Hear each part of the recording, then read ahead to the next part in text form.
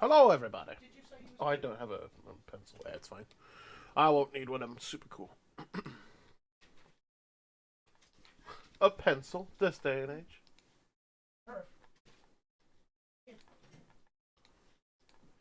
I bet she knows.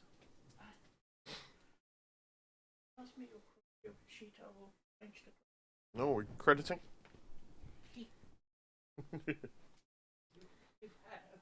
Get on the damn stream, you. I was on the stream. I have to do paper. You have to do paper. Understandable. Welcome back, Jonathan. Hi, everyone. It's me. We're doing the things. You did. You did. Oh, I know. Maybe it's just a Twitch thing. Then. Hold on. Must off. Must mute. Must off.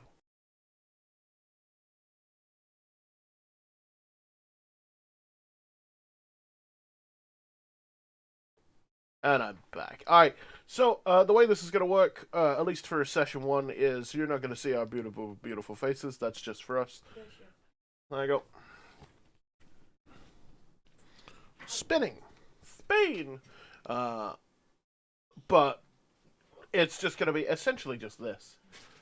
Lovely little, like, podcasty, sort of screeny, Medealies. Yeah. Cameras being utilized elsewhere. Session 2 will probably have more, more in the way of visuals. Excuse me, I'm dying. More profile pictures? No, actual faces with movement and live actionness. All practical effects. Vox is going to morph himself into a Wookiee. Right before our eyes. It'll be great.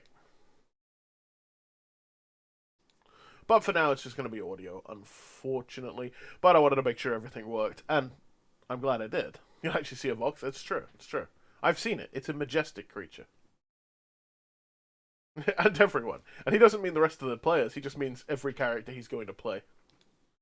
Literally all of them. There's no stopping him. He's a maniac. Maniac. On the floor. Alright, where the fuck? I need spells!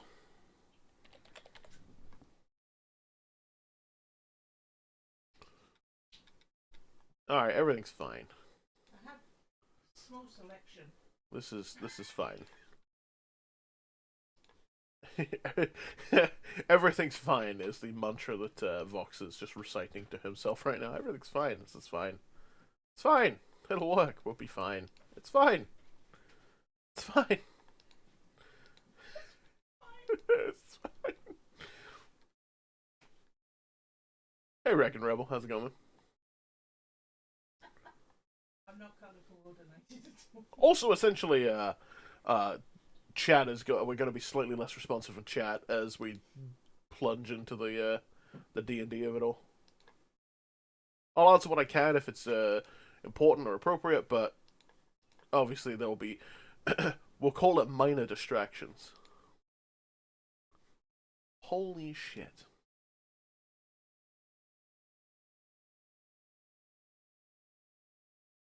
Fuck me.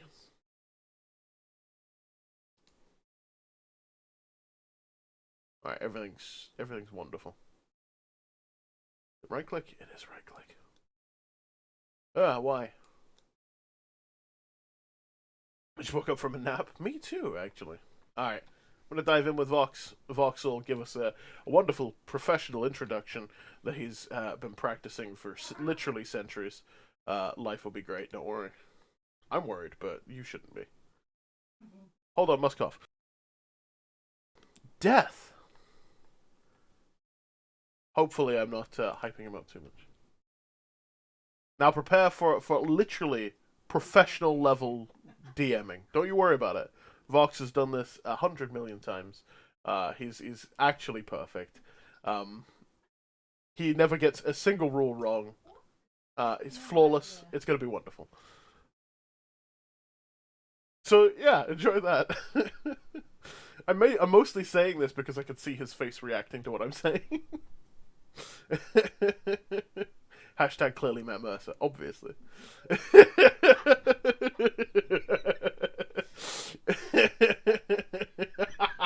Alright, going in. expressions. Hi, kids. Yes, you are. Hello, And welcome back. occasional hand gestures. I am clearly the most prepared DM ever. And No. clearly, Matt Mercer, there's going to be lighting effects, smoke. Yep. You know, we're going to have an intro that we all film together. Yep. Vox is So, Aarcon, literally go going ahead to... and play that. You got it. I just start moving the fucking arc boob around the screen. I just had to mute the stream. I was hearing everything twice. Oh, that's Oh, beautiful. I'm not even in the stream. All right, well, is everyone ready? I have to be. I'm a moderator. I don't know. Am I ready? I feel ready. Oh, that's what I was doing with the Kindle. Wakey, wakey. I was gonna pull Twitch up because Twitch likes Amazon. Or Amazon owns Twitch, so it, of course, like. Well, you'd hope it likes it. I don't know, some of the things I've seen on this site that I can't talk about on live streams. The less said. But before we begin, let's talk about tonight's sponsorship. No, you did. Raid Shadow Legends. It's like immediately. You couldn't even leave it to like a halfway point. You didn't even like Star Wars into it. It was like, oh yes, it's like the biggest question in Star Wars in recent history is who is Rey? Rey who? Raid Shadow Legend. All right, you're gonna come up with all of our adverts. I'm on it. Oh, but all right, if we are ready. I think we're ready. Sure. I like all the confidence. I was like, I think we're ready. We got a sure, and we got a. All right, well, the three of So you. dicey. She's very dicey. That I am. This is going to be pure and utter chaos, and I look forward to it. Did you expect anything less? Not really, no. Oh, also, shameless self-promotion. Sabine Wren. Oh, very Etsy nice. shop. Disney or Dream Wardrobe shop. Something like that on Etsy. They're beautiful. I feel Look like at, I would wear it slightly worse, but I'd wear it nevertheless. You can get the Mandalorian shirt, Oh. both pre and post shiny armor. I probably He's could on his pre. normal people scare him t-shirt.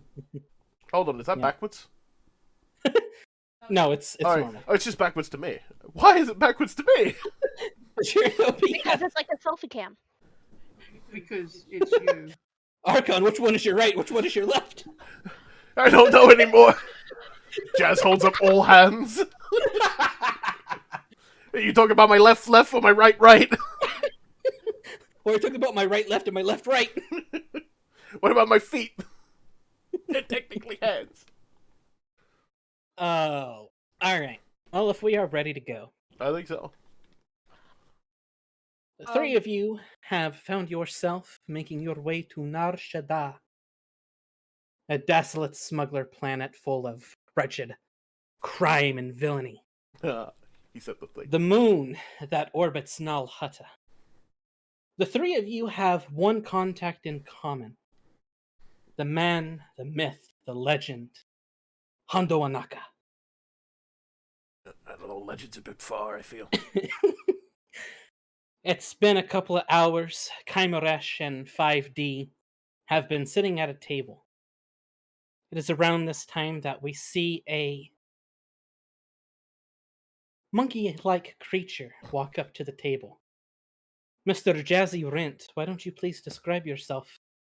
Alright, so Jazz is, essentially he just looks like a, your standard engineer, on break. He's wearing, like, full coveralls, but he's got, like, the top half undone, and he's tied the first arms round the front, and the second arms round the back.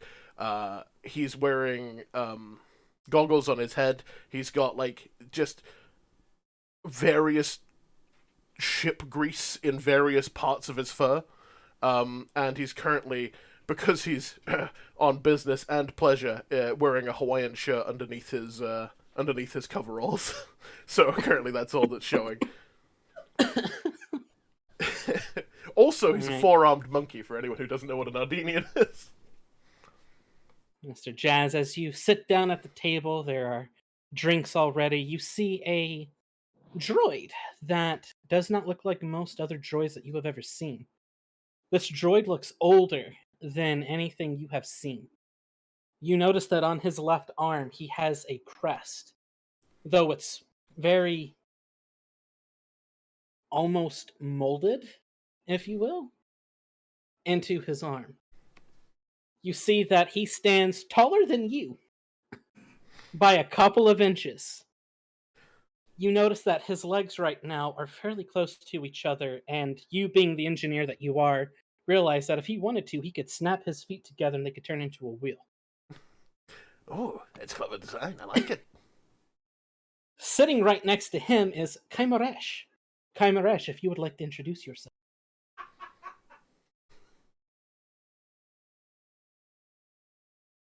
I'm sorry. Introduce, like, description? Yes, introduce Kymeresh.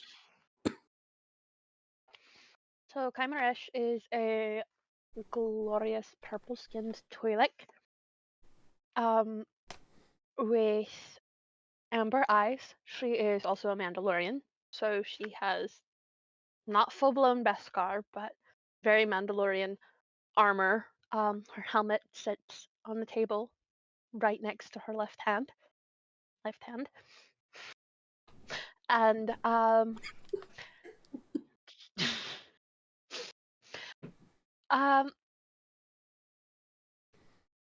she seems to be really relaxed when you look at her, but if you watch her eyes close enough, you can tell she's not missing much in the room. And the droid is clearly her best friend. It is at this time as you sit down, Jazz, and you're looking over 5D and Kymeresh. You both are taking drinks. She's watching the room. The music is blasting in this cantina. You see a bunch of different humans, aliens, Twi'lek dancers. When the crowd goes silent, as this 6-foot-tall figure walks into the cantina, she walks with purpose and stride. She's making a beeline directly for your table. I quickly Miss go through. Baeden. I quickly go through my notes. I was like, no, no, no, 6-foot lady, don't owe her money. No, no. Miss Baeden, if you would care to describe yourself. Well, as you suggested, I am 6 foot tall, a slim, willowy build. I have grey skin and grey hair, as of the Night Sisters. The sides of my hair is shaved, and I have the facial tattoos that go round the side, across the head. I've taken no notice of anybody else in the room because I know where I'm going. You see this Night Sister sit down right beside you, Jazz. Hey! 5D looks over at Kymeresh for a moment and gives her that subtle look of, I know you don't necessarily like this kind of people, but please don't shoot them. We're getting paid for this. My hands are still on the table. The three of you, Mine technically on. the four of you, sit down. You two, you three, you four may begin talking amongst each other. The noise in the bar continues back up as soon as Baeden sits down and they realize she's not here to cause trouble. That is a bold assumption. 5D is the first one to pipe up. Greetings, my name is 5D1D. Oh God, it talks too. Yes, I do. You talk? I talk. You can't stop me. Literally, people have tried. 5D looks directly at the monkey.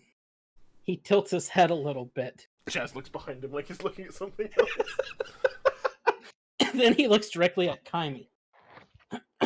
Then directly at Baeden. I like your tattoos. Thank you. You're welcome. So, is this Hondo person always this late? Yes. Oh, he's not here already? Looking around, you notice Hondo is nowhere to be seen. when he promised you all that he would be here waiting for you. Jazz goes through his like small notebook again. It's like, Cantina time. Okay, so Galactic. No, he's like 30 minutes late. This tracks. As you all sit there taking drinks, this Twi'lek server comes up to you. He's got bluish green skin. He walks right up to you all, holding a little notepad. How's the audio, Jonathan? Greetings. What can I take for your order? Well, okay, so do you have it's called an Ardenian surprise. Now what it is it's half a best way to describe it would be like an Ardenian mango and half an Ardenian lime squeezed together over ice. Sure, we can get that going. Kind of looks Do I over. believe him at all? Roll an insight check if you'd like. Yeah! Rolls! I'm excited.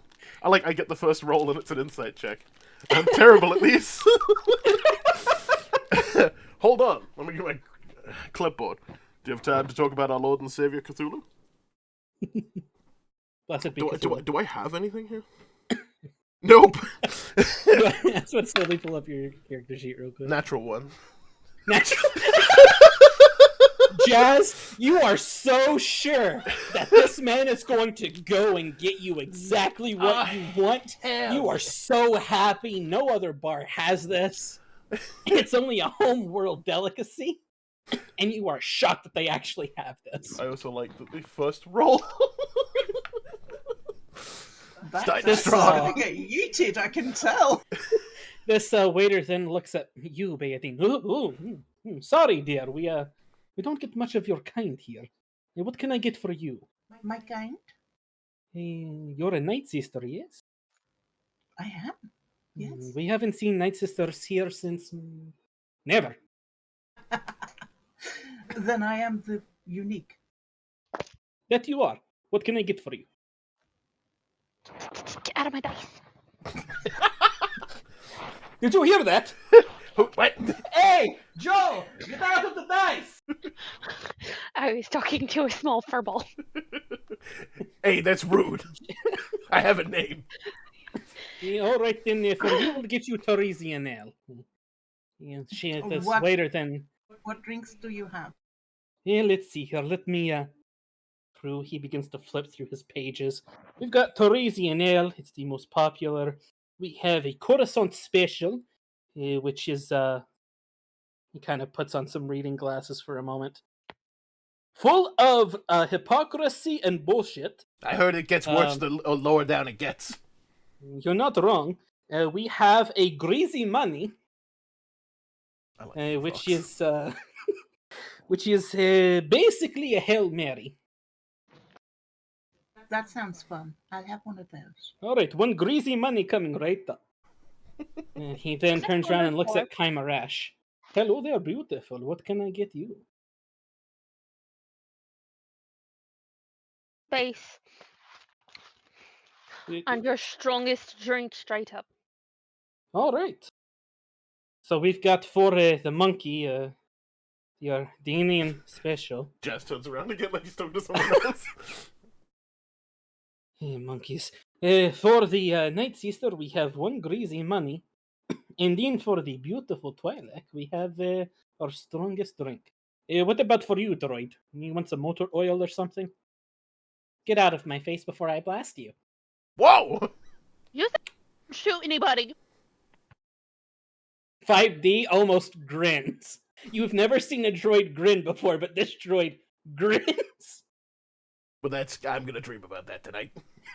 That was horrifying. The waiter walks off. You all kind of sit amongst each other in silence, this kind of awkward bit of, well, I guess these are my coworkers for the next little bit. When in the center of the table, you see something flashing. Sorry, do my very best as Jazz not to fucking immediately steal it. Is that supposed to do that? Jazz is gonna lean in real close and see what it is. As you lean in, you can see that it is a basically hologram communicator.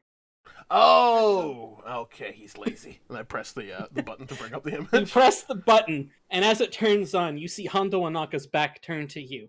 As you hear someone ping.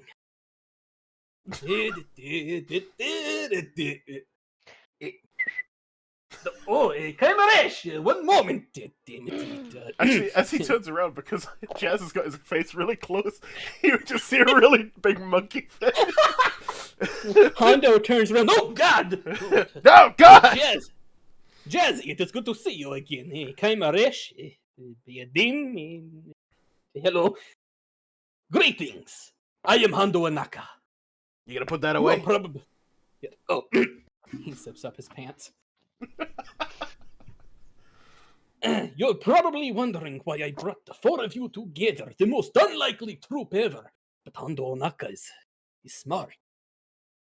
You know, the Mandalorian needed money, Jazz, you owe me. And, I believe Mother had words. oh, your mother had lots of words. That was a long night. He kind of rubs his back and his wrists. Jazz fully Anyways. believes that Hondo has had sex with Baden's mother. I rolled a 3. Hey, so, I have a job for the three of you.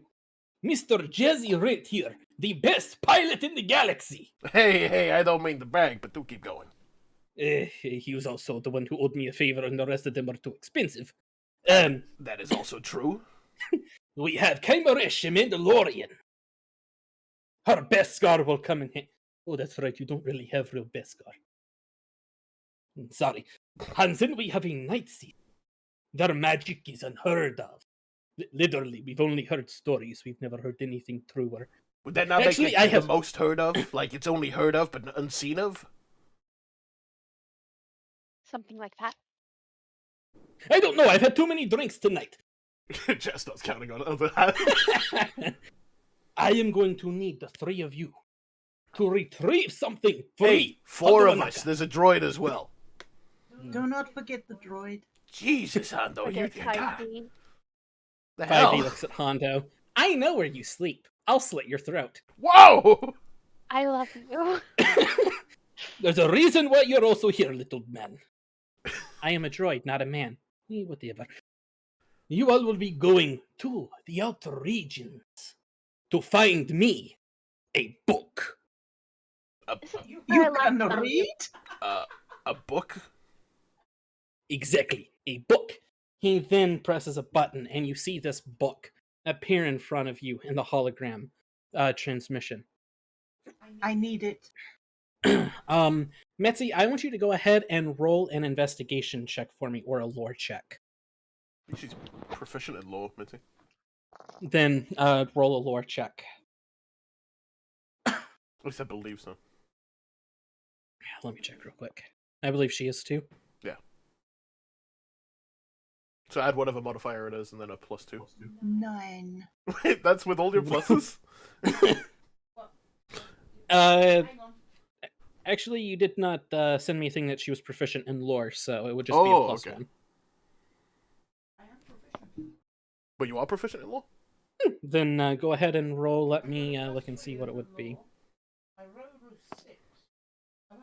You rolled a 6. You would add 3.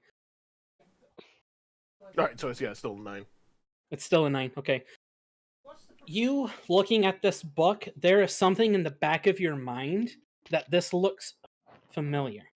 Question, sir. Yes. Do I add the proficiency bonus to that? If your little proficiency nodule is filled in, then yes, you add proficiency bonus. Yes. It's 11 then. Sorry. Ah. An 11? Okay. You still recognize it, but you don't know exactly what it is. The book, even in the hologram, looks old. It is transcribed and inscribed with different little things inside of it. The thing that catches your eye, Mitzi, is you notice that in the bottom left corner there's a little bit of Night Sister language written on it that simply reads death. Oh shit. There is, on the bottom right, a language that none of you all really know. On the top right is Ancient Mandalorian, which, Kymeresh, you slightly speak. Roll a investigation for me.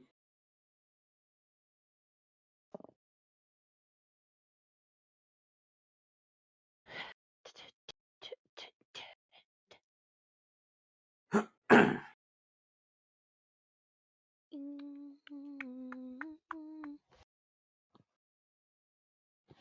14. 14, okay. You take a moment to kind of glance at it because you're learning to read Ancient Mandalorian right now. And on it, you notice it says travel. Then on the top left of the book is a language that none of you know. If you three want to go ahead and just roll me a general lore check, do that for me because I want to see if any of you would I'm excellent at lore, don't you worry. would know what this is. If any of you are book nerds or anything like this. What do I add to a general lore? Is it my proficiency plus my bonus, or Yeah, your proficiency should and your be- bonus. Yes. 23? 23. And Nice. and for some reason, Natural 18. Nice. Jazz got an unnatural 20, a modded 20. I'm out of 20. Okay, what Somehow did you get? Jazz knows, I don't know why. 16. 16. Okay. So, Jazz and Baeden, you two recognize Baeden. Sorry, I always want to say Baeden. Baeden. Notice the name of this language. Hold on. My notes. There it is. You notice this language to be ancient Selkath. And for you two, you know the Selkath come from the water planet of Manan. Jazz immediately hits his head on the desk. He's like, so we're getting wet. Is that what you're telling us? It's a book No. of wet. Jazz, are you alright? Have you been sleeping well? No, I have had some nights. The little hologram just pats you on your monkey head.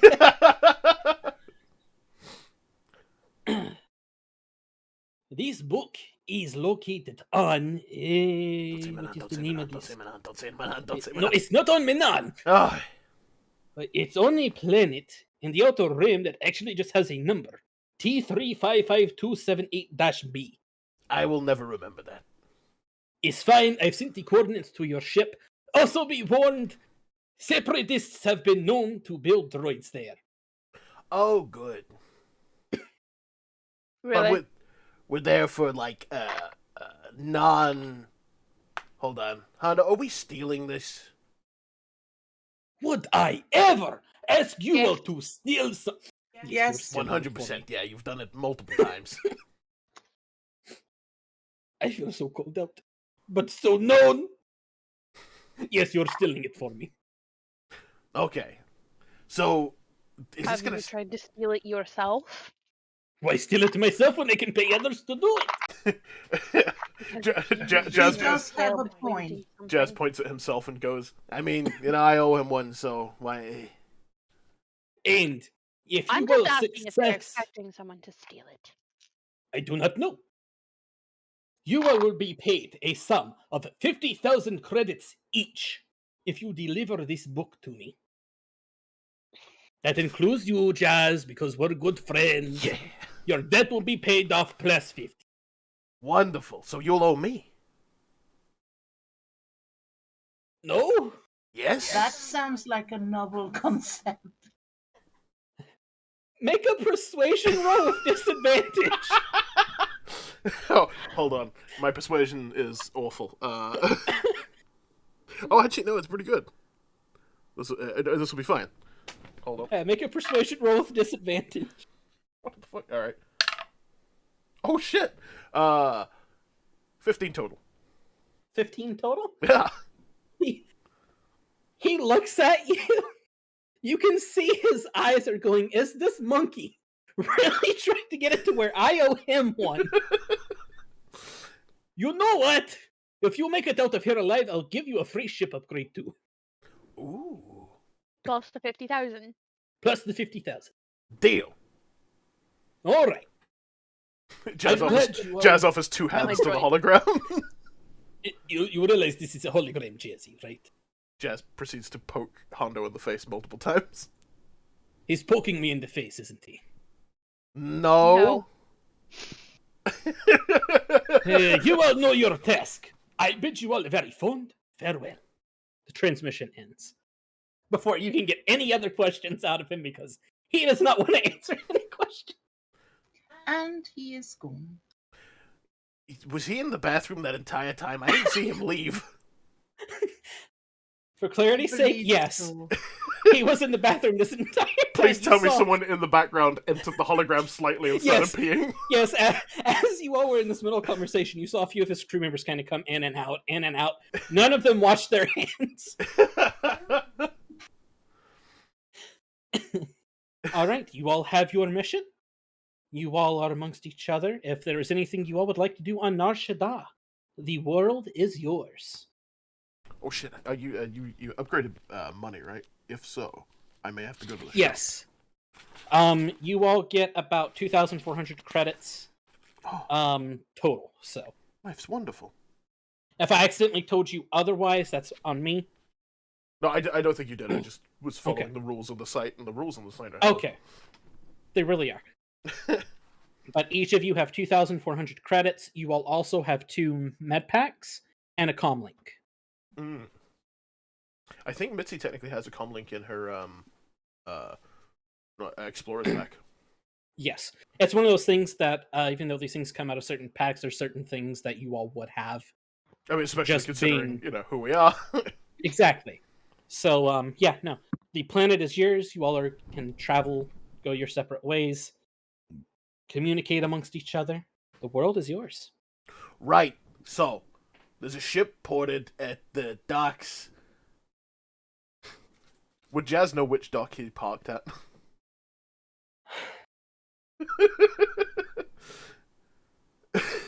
Roll an intelligence check. Oh no, I'm really good at those. +4? Yeah. 16. You know where you park.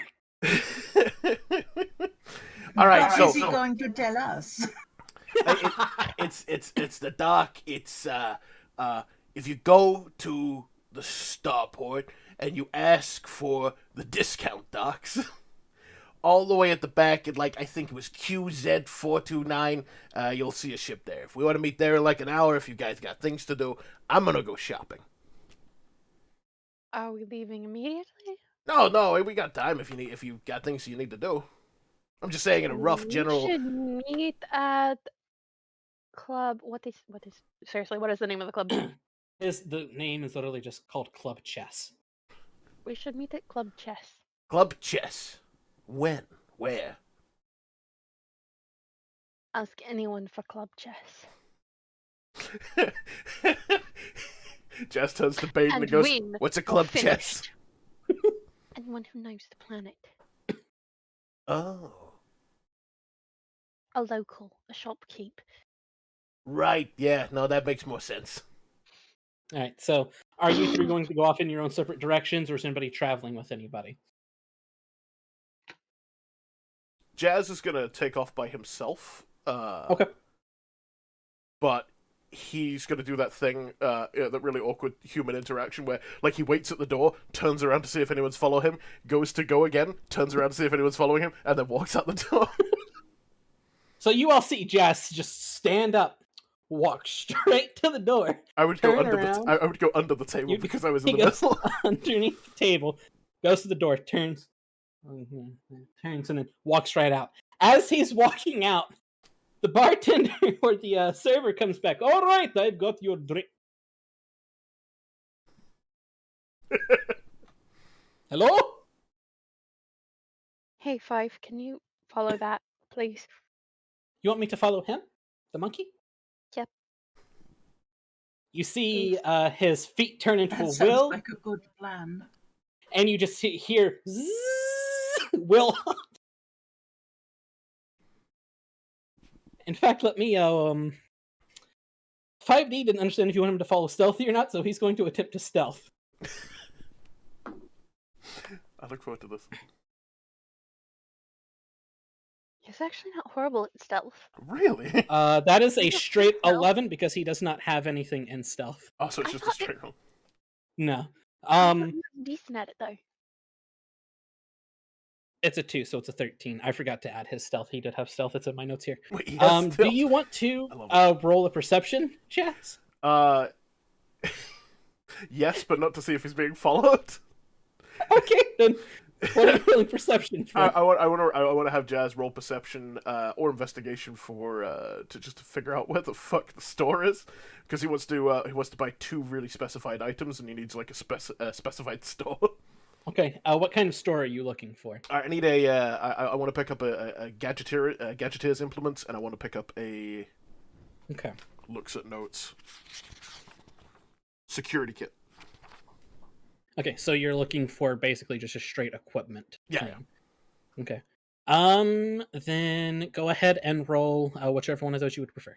That'll do investigation. Go for it. Ooh, 12 plus. Oh, I'm proficient. Dope. 18. Plus, an 18 total. Nice. I thought he was about to say plus 18, and I was about to go bullshit. Plus 18. I'm a genius. Right, so His maths is not that bad. so It's bad, but it's not that bad. it takes you maybe 15 minutes to find what you're looking for.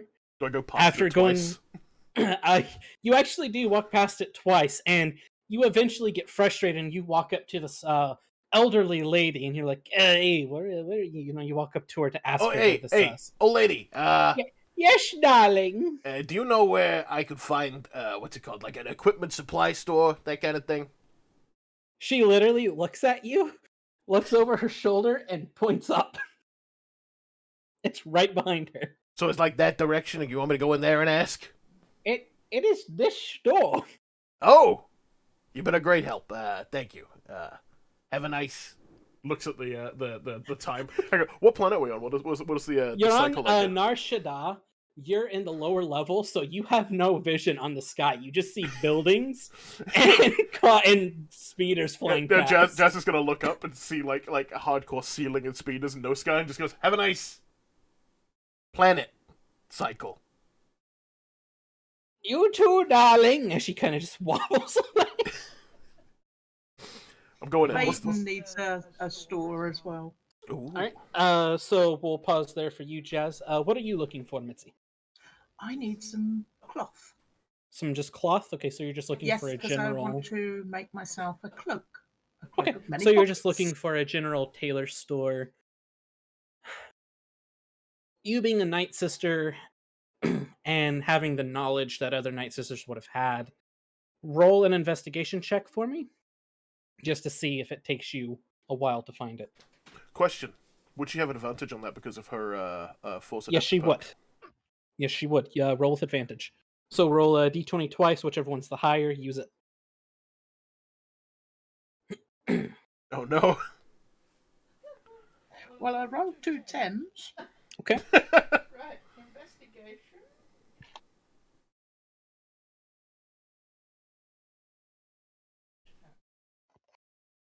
Yeah, if you don't have proficiency, it's just your modifier. Mm-hmm. So that's 12. 12. A 12? Okay. It takes you about 5 minutes to find it. As soon as you walk out the bar, you notice this Wookiee who is holding a little cart, pushing around, and you notice all these fine different cloths, furs, and things, and you realize this is exactly what I'm wanting. Oops.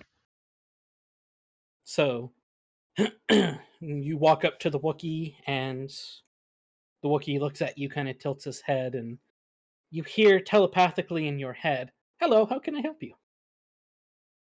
Telepathically back, I say, I am after some cloth. I wish to make an outer cloth with hood. You're looking for cloth. He begins I want rummaging. it in dark colors because the bright is not good for me. And he kind of gives you a thumbs up, and you just see this big Wookiee kind of slouch down going through his cart. You see him hold up a fabric, kind of looks at you, pushes it back, begins looking for more fabric. He pulls out a fur, shakes his head, puts it back, and then he pulls out this pure black, like obsidian fabric. He shakes it, and as he does, you notice that it is very elegant, and it moves perfectly with the wind. He looks at you, and he, I'll give you this entire roll here for 250 credit. 200. 225. 215. All right. Go ahead and either make an intimidation or persuasion. It's up to you if you're trying to intimidate him or if you're trying to, be sweet and innocent with him. My intimidation is very high. So it's up to you. Are you trying to intimidate this Wookiee? Are you about to intimidate this poor guy who sought the perfect clothes for you?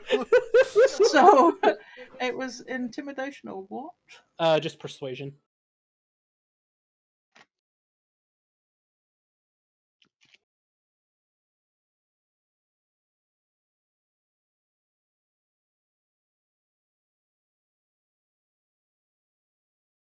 Mhm. 5. The Wookiee looks at you and tilts his head, and while Wookiees are furry and you normally notice they don't have an eyebrow, you notice an eyebrow raise with this Wookiee. Okay. I have to try. Understandable. He kind of hands you the fabric as you hand him the credits. Go ahead and mark off 215 credits. Okay. All right. Is there anything else you're looking for, Mitzi? I don't think so. Okay. Kyme, what are you doing? Going straight to my man. You're just going straight to chess? Okay. You know exactly which way to go. You duck between alleyways to avoid people because, ew, people. You eventually make your way to the That is bar and you mood. see it. you see this beautiful, elegant bar that you've seen a million times before. Lights are flashing. You see the same Gamorrean bouncer there. He kind of just looks at you, nods his head, opens up the little gate for you to walk in. You walk in, we'll get right back to you. Jazz! Yeah. You're walking around, and what exactly are you looking for? I'm looking for a security kit and a gadgeteer's implements. Okay, so give me a moment to just try and find that. So you can find the appropriate price and raise it by 200. Okay, so you walk into this shopkeep, and you notice that this shopkeep is run by a droid. You see the droid just kind of sitting there. Jazz is gonna look over his shoulder like double check. And it is at this moment that you're about to walk up and talk to the droid that you see a creature just pop up on the desk, and it's tiny. He's not even a foot tall. You see... Jazz is gonna have a reaction where he's gonna try and play it cool, but he literally just goes... You see this creature... Hello there, monkey boy. How can I help you? Jazz is gonna look behind him at the mention of monkey again. And he's gonna... As you look over your shoulder, he looks behind your shoulder too. What are you looking at? Don't worry about it. Hey, all right. I'm in the market for... Oh, a pencil. I found a... Mitzi just handed me a pencil. Jeez. The gods have given you pencil. You are very blessed. I mean, if you... Is this complimentary? Does it say the store name on the side of it? On the side of it says, buy your shit and get out. Alright, so I'm looking for a security kit and gadgeteer's implements. Alright, you're looking for a security kit. One moment. You see this tiny little creature crawl up the droid's arm, go into the droid's neck, and just floop, buries himself into it. The droid head goes ping, pops off onto the desk, and you see him. All right, let's see here. And you see the droid's arm begin to block you. No, he begins just throwing things to the side. You hear glass shattering. You Jazz is gonna look past him and see where he's just like leaning onto the floor. If you're actually trying to see, make an investigation check. Oh hell yeah! I'm like proficient in investigation of the game. Oh hell yeah! What's that? +6. Natural 20. You notice that he is throwing security spikes, med kits, cloth. He has even thrown a dead rat onto the ground. A rat? Jeez. And then finally hey, security kit. Boom, he places it down. What was the other thing you were looking for? Gadgeteer's implements, if you got them. Gadgeteer's implements. He again goes through throwing things. He accidentally grabs one of his employees that's behind the desk and throws them. You hear a Wilhelm scream as he goes flying out the window. He was a bad employee anyways. So he just continues to search and search and search, and finally, after about 5 minutes of nonstop searching, that's where I put my lubricant. He puts it away and continues searching. 5 more minutes go by. Here it is! He places them both down. For you, my monkey friend, who is blessed by the gods. Pencils. 2,000 credits. Well, labor spent, time done. I'll give you 500 for the lot. 500 for the lot. Let's make it 550 and you got a deal. I'm gonna say we'll make it 500, and then you got a deal. Roll persuasion. Hell yeah. Oh dear, that's not good. You see the problem. It's better than I thought. It's exactly 10. Exactly 10. That's actually exactly what you needed. Yeah. You know what? You're blessed by the gods. I like you. Here you go. Take your shit and get out. Thank you. I'll never recommend this place to a friend. Goodbye. As you walk out without handing him the credits, the droid arm just grabs you by the skull. Shit. Caught that, did you? Okay. He's gonna transfer over 500 credits. 501 credits. 501. Go ahead and mark off 501 credits of your stuff. All right. We now transition back to Kymeresh. Here you are sitting in the bar with Chess. You see Chess just kind of cleaning, a cup. Kymeresh, darling, it's so wonderful to see you. Oh, I've missed you. Darling, you look gorgeous. Where is your little droid friend? Following a possible problem. A An problem? unfortunate co-worker. A co-worker, I see. Darling, have you gotten yourself into more shit? More like, I wanted a little extra cash, and Hondo was offering. Oh, darling, we've both agreed that Hondo was bad news. But it was either Hondo or boredom. You were... It's fair, that's fair. Well, darling, where are your co-workers? I wish to meet them. They'll be here shortly. Oh, Well, when they lovely. finish their business. I All right. do have business to discuss with you. Then by all means, darling, what are you looking for? How is your armory these days? Darling, you know I have the best armory in all of Nar Shaddaa. Literally a blessed armory. Holy weapons. They do plus 10 to Night Sisters.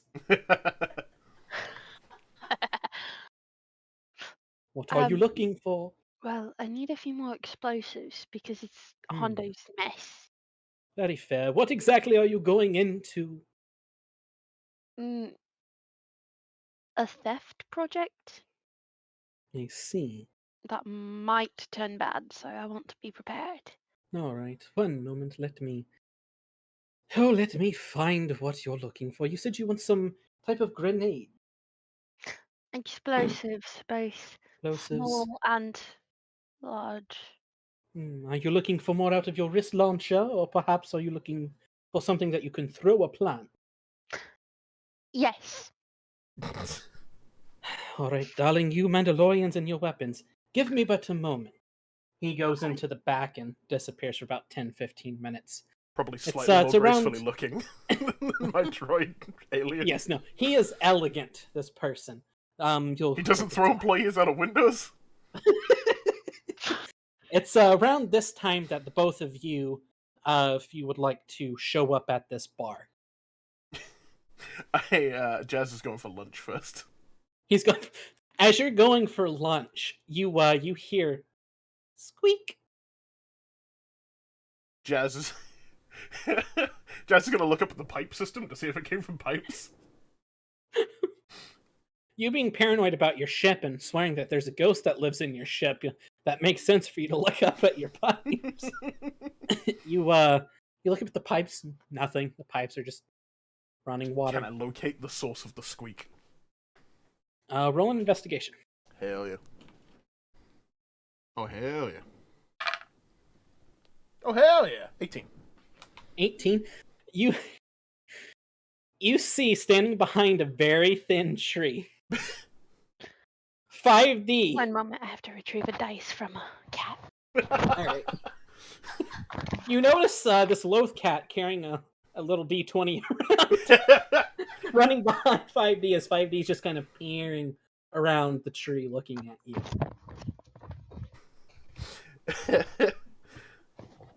Making, obviously hiding, yeah?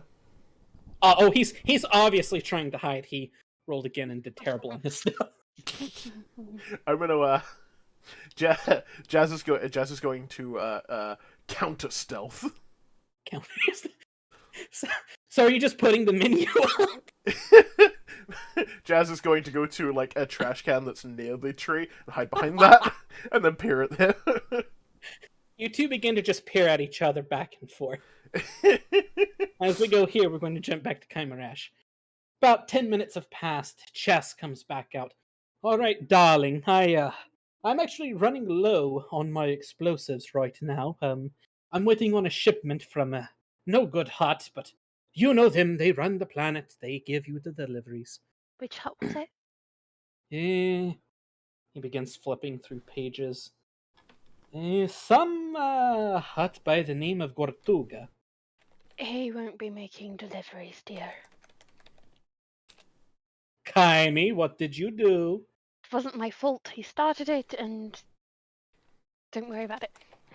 Then don't fuss at me when you don't get your explosives. He puts a tiny little square box, boom, on the counter and opens it. Inside, you see your very basic detonators and explosives. He closes the lid. Darling, for you, the friends and specialties, that'll be... I'll do 300 credits. For the lot?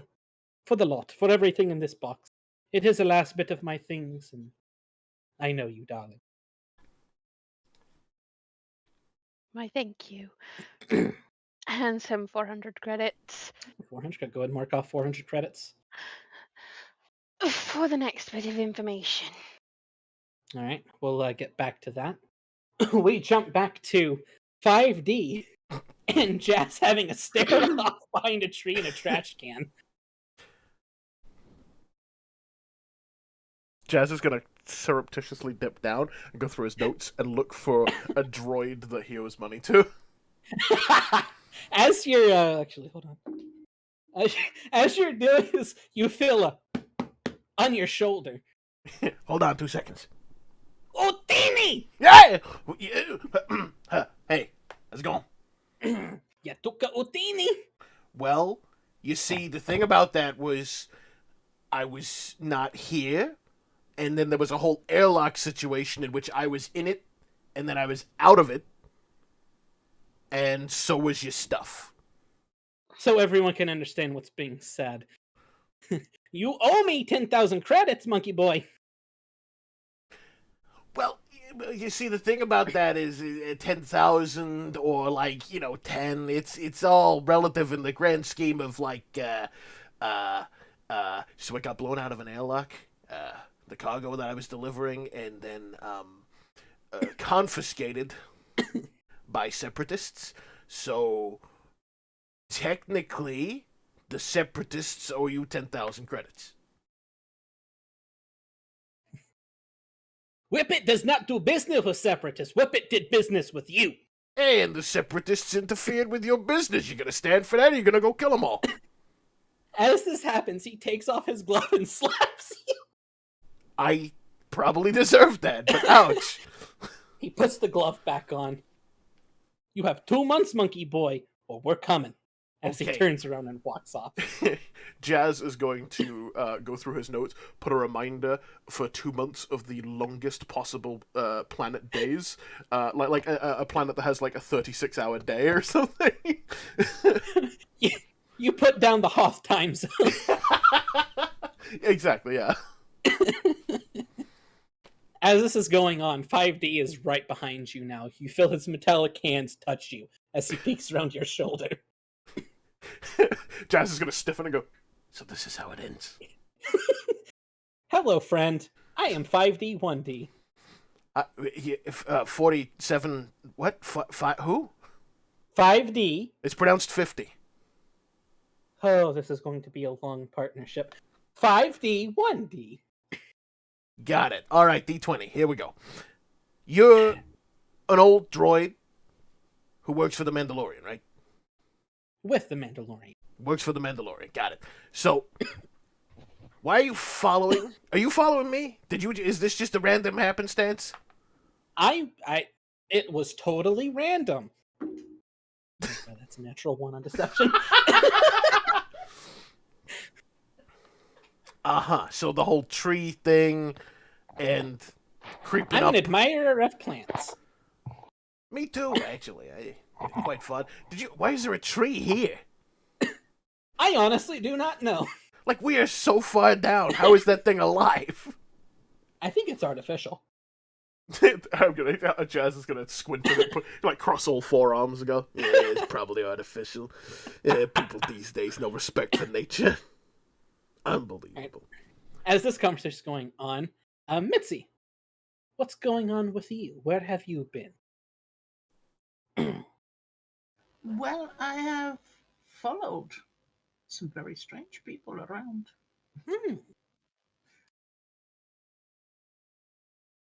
All right. Well, how do you know what they're going to do if you do not follow them? It's all right. We know that she is following around people, slowly making her way to the bar. We jump back.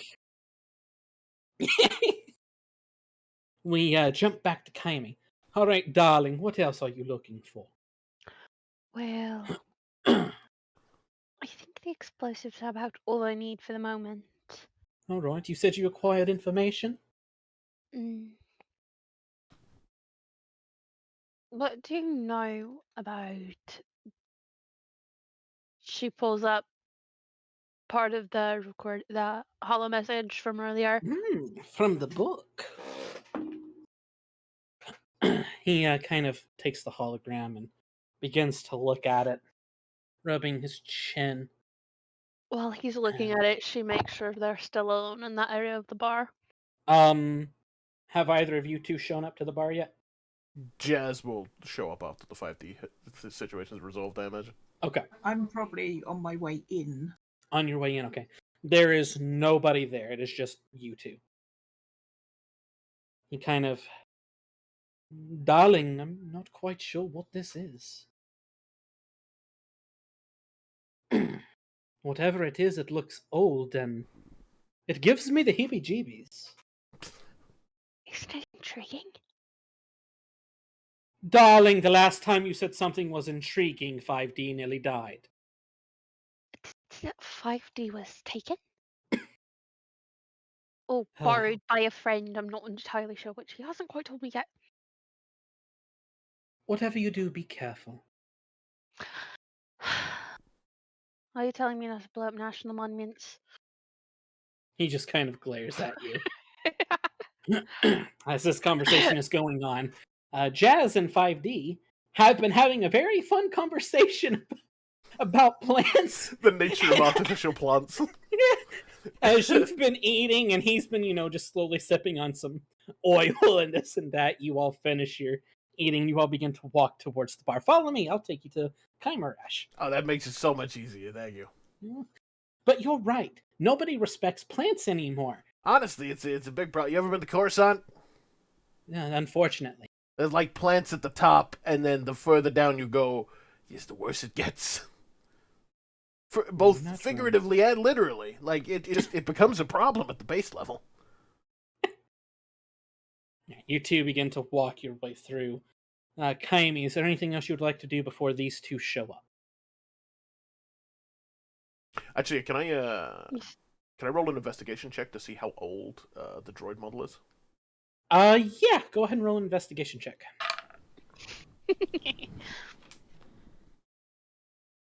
Curious monkey. Oh, always.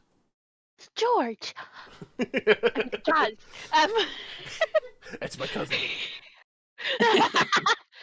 18. I keep rolling 18? 12s. Wait, 19. 19, okay. The only thing that you can gather from looking at this droid is that it is old. You look at the model of it, it's a model that you've not seen before. His head is differently shaped than most current model droids. He's smaller, but yet taller than most droids that were produced back in the olden era. So if you had to guess, you say that he is anywhere from 10,000 to 15,000 years old. What's the oldest droid models like active at the moment? Like the aren't like because he looks like he's got all of his like standard parts, right? He doesn't look like he's just piecemeal or parts. No, his parts look pristine. With your actual investigation check, you notice that he actually has a bit of Beskar in him. Some of his parts are made out of Beskar. I see. Okay. The current oldest droid would probably be the R1 units. All right. Okay. So it's not uncommon to use like older droid models, but like this is exactly out of the ordinary considering how old it is and how uncommon. Yes, this is droid type. Really weird. This droid almost doesn't look like it belongs in, for our terms, the Star Wars galaxy. Got it. Like the current modern Star Wars galaxy, which we are in the Clone Wars. It's Pathfinder. Which, by the way, I forgot to mention this at the beginning. We are currently about 2.5, close to 3 years into the Clone Wars. So we're nearing the very start of the Revenge of the Sith part of the Star Wars lore. That's for you, audience for those members.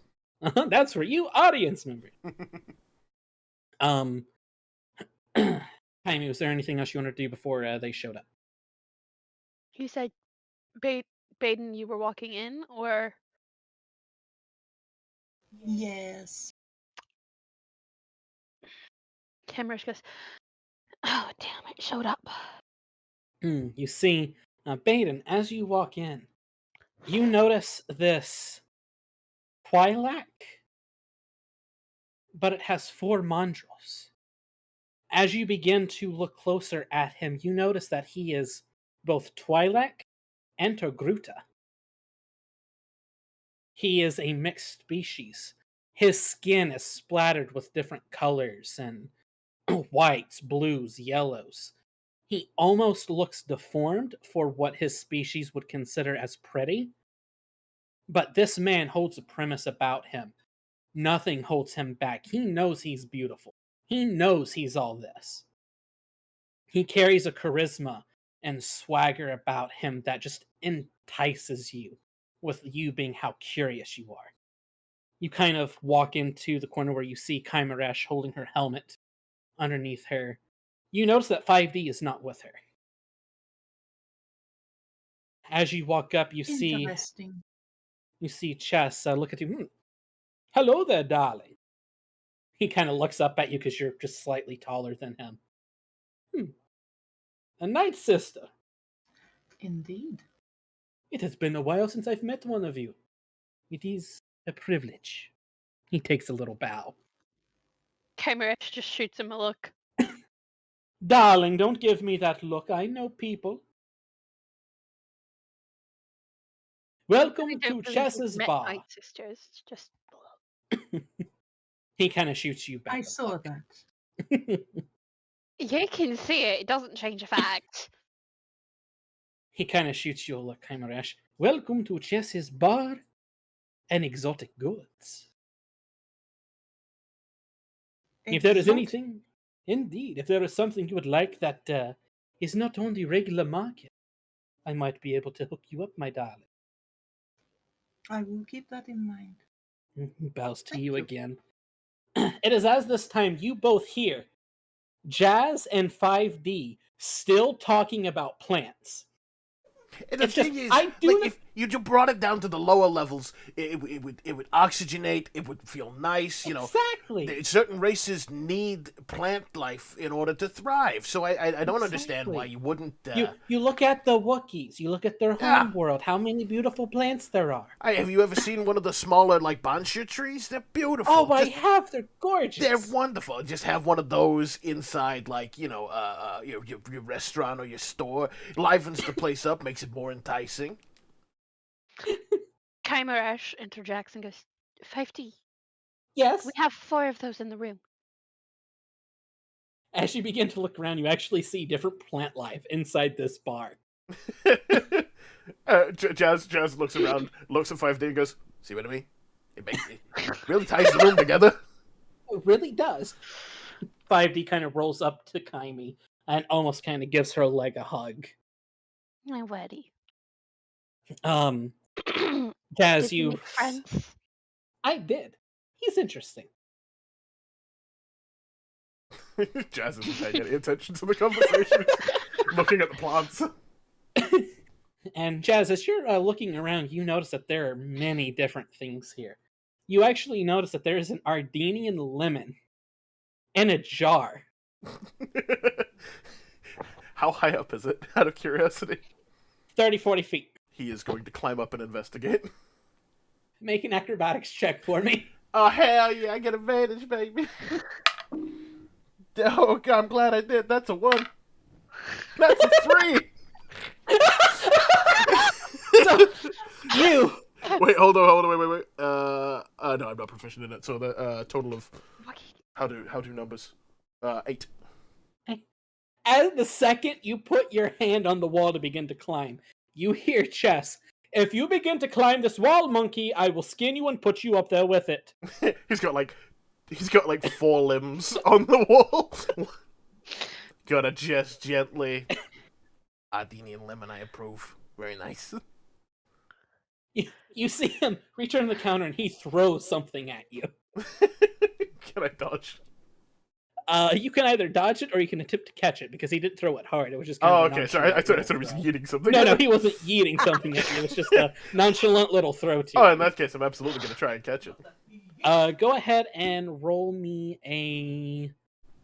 Go ahead and roll me another acrobatics. I was gonna say, what would that be? It's not climbing. I don't get advantage. It's terrible. I'll give you advantage since you have 4 arms. 6 if you include my feet. Excuse me. I'm glad I had an advantage. That was another 1. Put it in jail. I've only got 1 with me. It's the only one he's using. 10 total. 10 total. You throw it. You easily He you can't catch find it. his dice. He's You put pull them it somewhere. down, and you look at it, and it's another Ardenian lemon. Ugh. It's on the house, darling. Just don't climb my walls, please. You got it. And he starts peeling it. Pick up your trash. As you're saying this, one of those sweeper droids and goes back. Darling, when you own a bar... Jazz is gonna be like a half peeled lemon. It was like, oh, my trash. I don't have any trash. He continues throwing peels.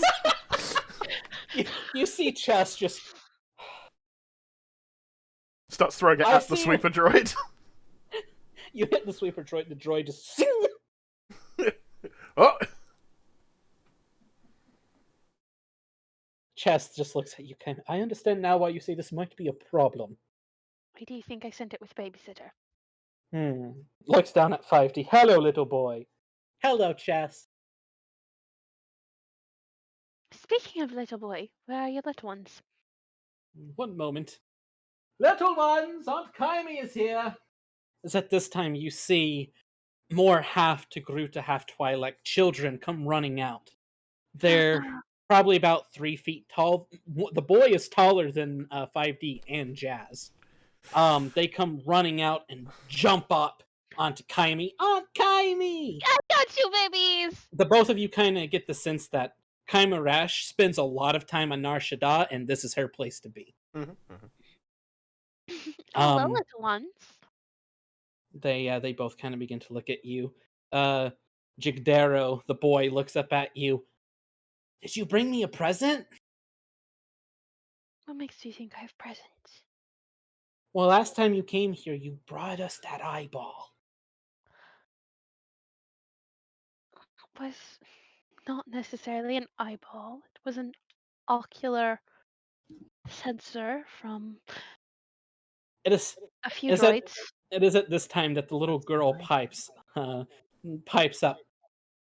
Kyme, it was an eyeball. I dissected it, and it had Jazz is like flesh in half it. eating a lemon, like. I'm sorry, what? The two kids instantly turn and look at you, Jazz. They both drop their jaws and slowly begin walking over to you. Hold They on. might Just have the- it bees. I'm gonna make a personal insight check real quick, and I'll tell you what I can roll. Uh-huh. Jazz rolls a 10 plus. Insight. Oh shit. 10 plus 1, so 11. Does he think these children are a threat? Let me roll something real quick. Are they bigger than him? They're The bigger boy than me. is. The girl is about the same height.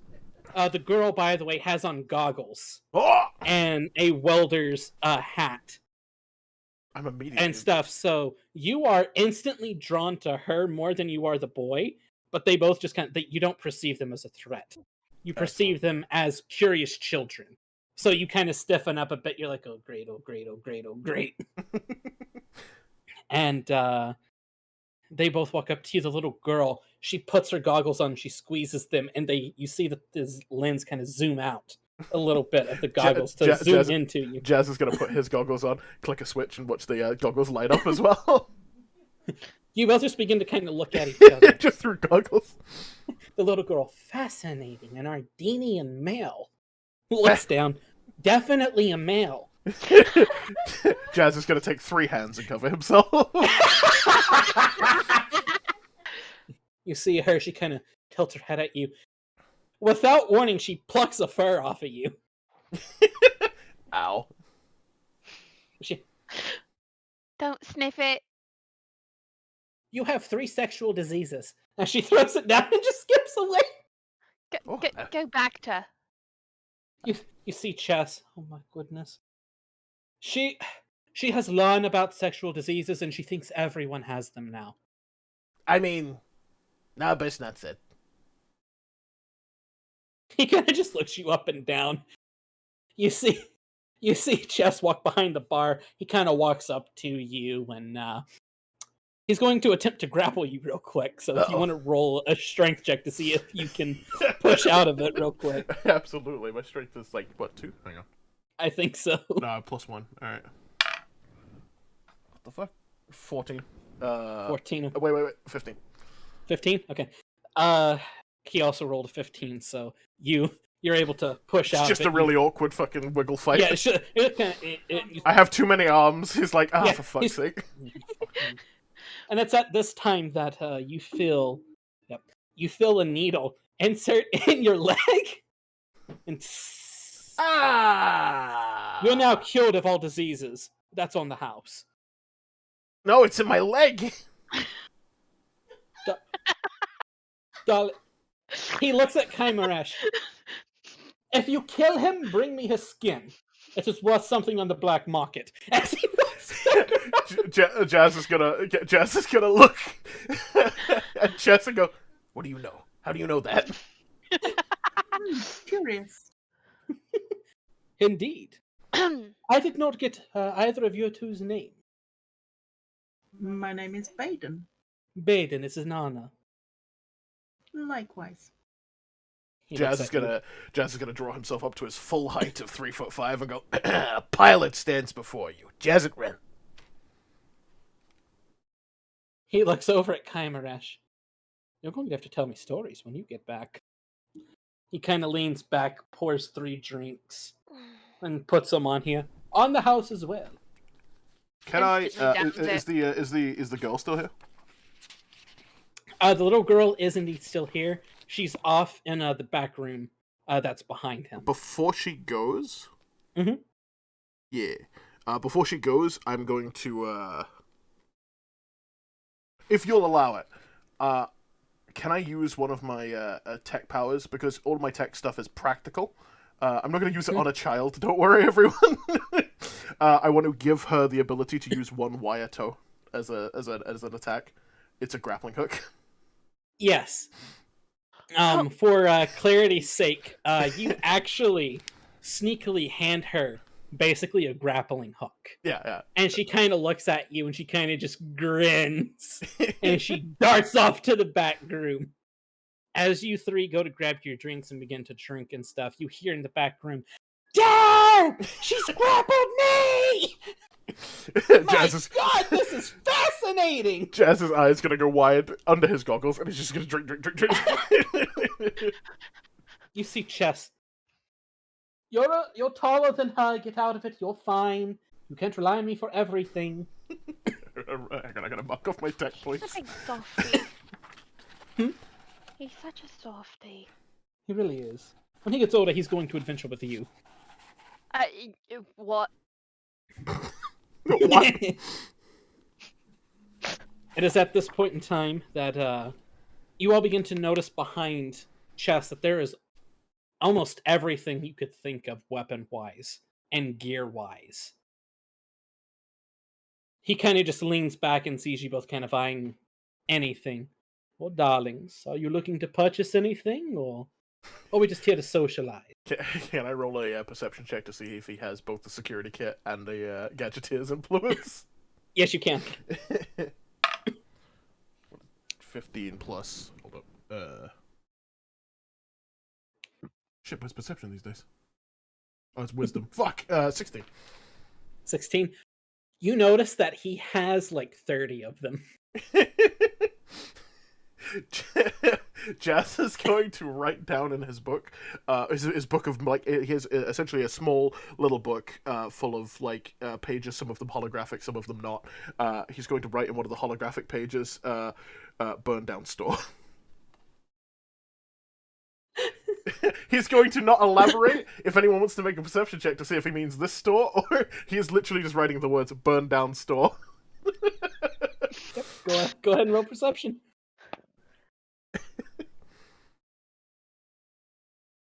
Uh-oh. I take that's 3 and 17. Are you trying to hide anything, or are you trying to deceive them? Okay, then you can just go ahead and tell them. No, it literally just, it's a page that's written that just says "burn down store." Do you want to elaborate on that? Elaborate on what? Oh no, it's a very good lemon, thank you. No. What you wrote on the page. Oh, it's a thing I gotta do later. What store? It's a store I got ripped off at. It's gonna put it's in one of his many pockets. Chess hears you say that. Oh, darling, you didn't go to the little man with the robot, did you? You know, the fuck of it is I did. I didn't realize this was a store. I thought this was a club. I was under the impression that... It's not at all. Anything's a store. That is fair. Yeah, that's my bad. Little guy, robot, he threw his employee out the window. So if you're in the market for an employee... As you all are saying this, Chess is actually a few stories lower. You see... Ah! Yeah, that was him. Poor Bill, he always gets thrown out windows these days. That was Bill? You mean like He the has Bill? a safety net. The Bill. Ah, yeah, and I heard about him. Oh. Is the safety net still down there? Or... Darling, I'm not quite sure. I should have probably grappled him on the way down there. As you're saying this, you see a grapple. Poof! I got him! Jazz is not going to tell anyone, but he's secretly very proud of the girl. The world is proud of the girl. This little girl, by the way, is strong. You just see her heaving up a fully grown human male. Yep. God damn, she drinks her milk, eats her eggs. She's She strong drinks one. her blue milk. Yep. Would anyone else like to purchase anything from Chess?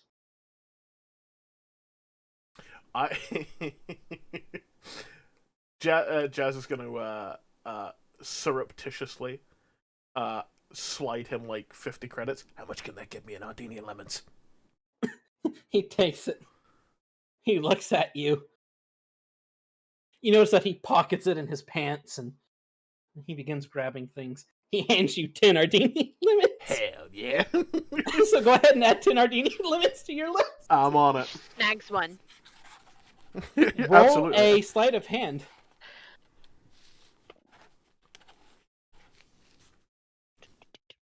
I'm going to wait. See if it's 10 or 15. 9. What was it? 15. 15? Do you want to roll a perception check? God, no, he's too Jess? excited. So 9 Ardenian Okay. lemons. So you just snag one and put it in your pouch. 5D kind of looks at you, looks back, looks at you, shrugs. Not the worst thing he's ever seen you steal from someone.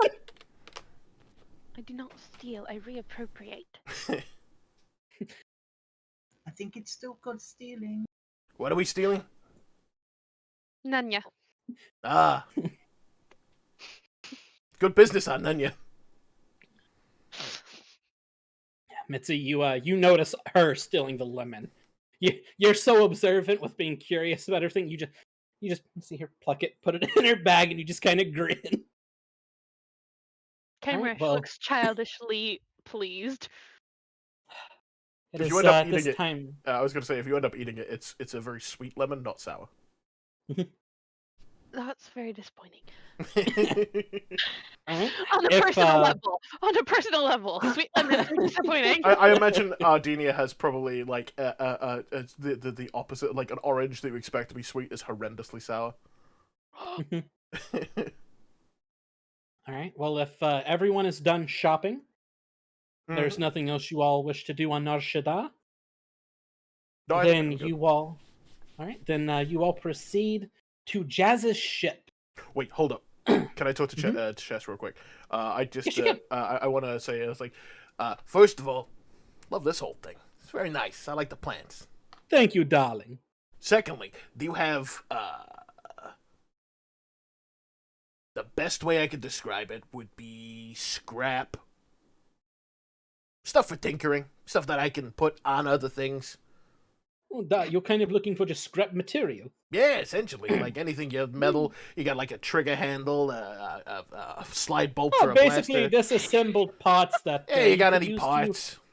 Parts, let me, one moment. He kind of goes down Might and have to negotiate with a 5-year-old on those.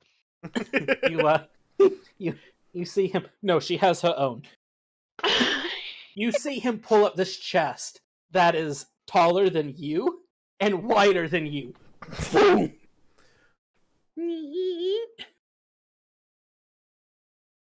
Jazz is going to climb up half of it, peeking.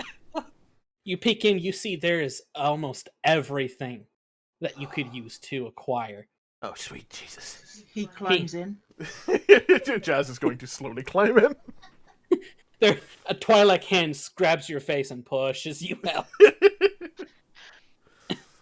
If you would like this whole thing, it will run you about 1,000 credits. 1,000 credits, the taxes.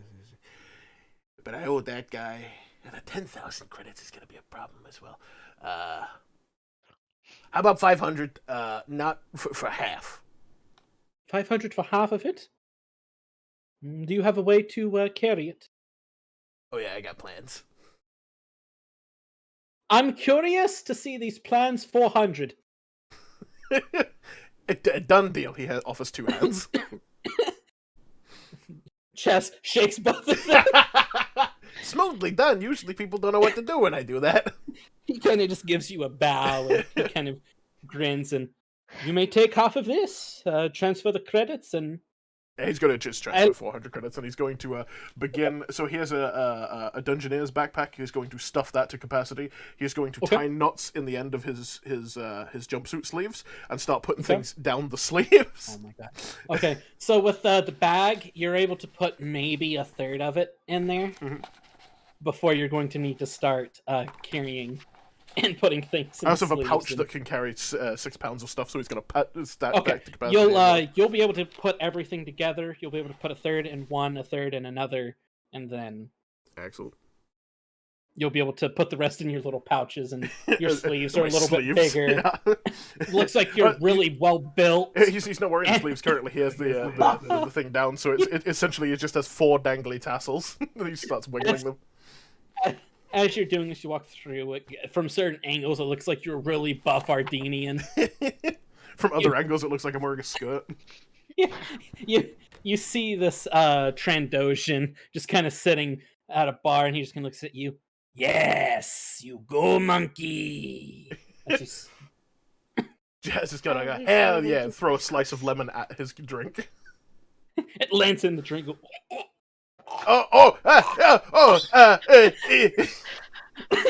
You see Chess.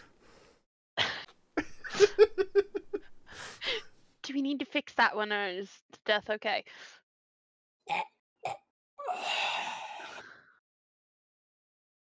Darling, get the pouch. You see the kids right now holding a blanket. They throw the blanket over the Trandoshan and eat him out the window. Jazz is gonna go, that's not how I thought the day was gonna go. The kids just kind of happily go back as you're saying this. Bill kind of walks out. I have been falling for 30 minutes. Hey, sorry, that might have been my fault. You okay? Yeah. I'm gonna assume not. He walks up to you with the shiv drawn. Hey. By the way, also you're fired.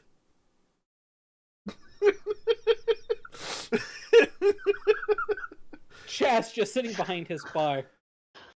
Darling, change the sign till it's been 0 days since our last bar fight. And with this, it is time for us to have a makeshift roll of initiative. I did it! I knew it was gonna be me. Alright, so there is no action. Yeah, no, there's no battle map for this. I'll just explain things to people. I was disappointed. I rolled a natural 20 on fucking initiative.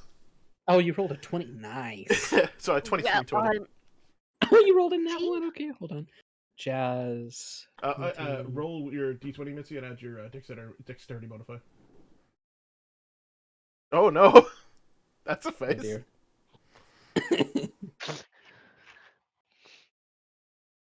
18 for me. Don't know if you heard it. 18? Okay, I thought you said 1. 18. Okay. Mitzi? 18. 1. 18. 4? Oh no! Wait, that's your entire... Did you roll a natural 1? Maybe. So there was a natural 1. Oh, that's funny. Oh, Alright, so at the top of initiative order is Jazz! Hell yeah, baby, I got What would plans. you like to do? Are we killing this creature? You see Chess just sitting behind the bar. Whatever you do, don't get blood on the new carpet, please. It's okay, I'm just gonna knock him out, it'll be fine. Actually, I can, I forgot I have Chess's bar here. Yes, you do. Oh, It's one of my okay. favorite places. Put it up! Hold on. I'll put it here. I don't have any battle map things planned for just so we know what we're looking at. Bill. Yeah, I'm going to go ahead and just put you all on the battle maps here for a second. So give me just a second.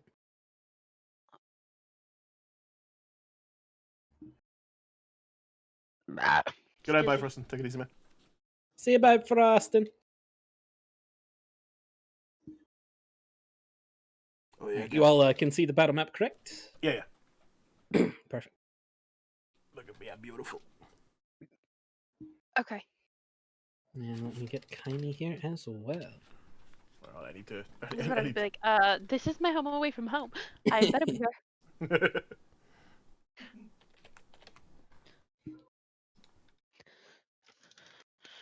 Damn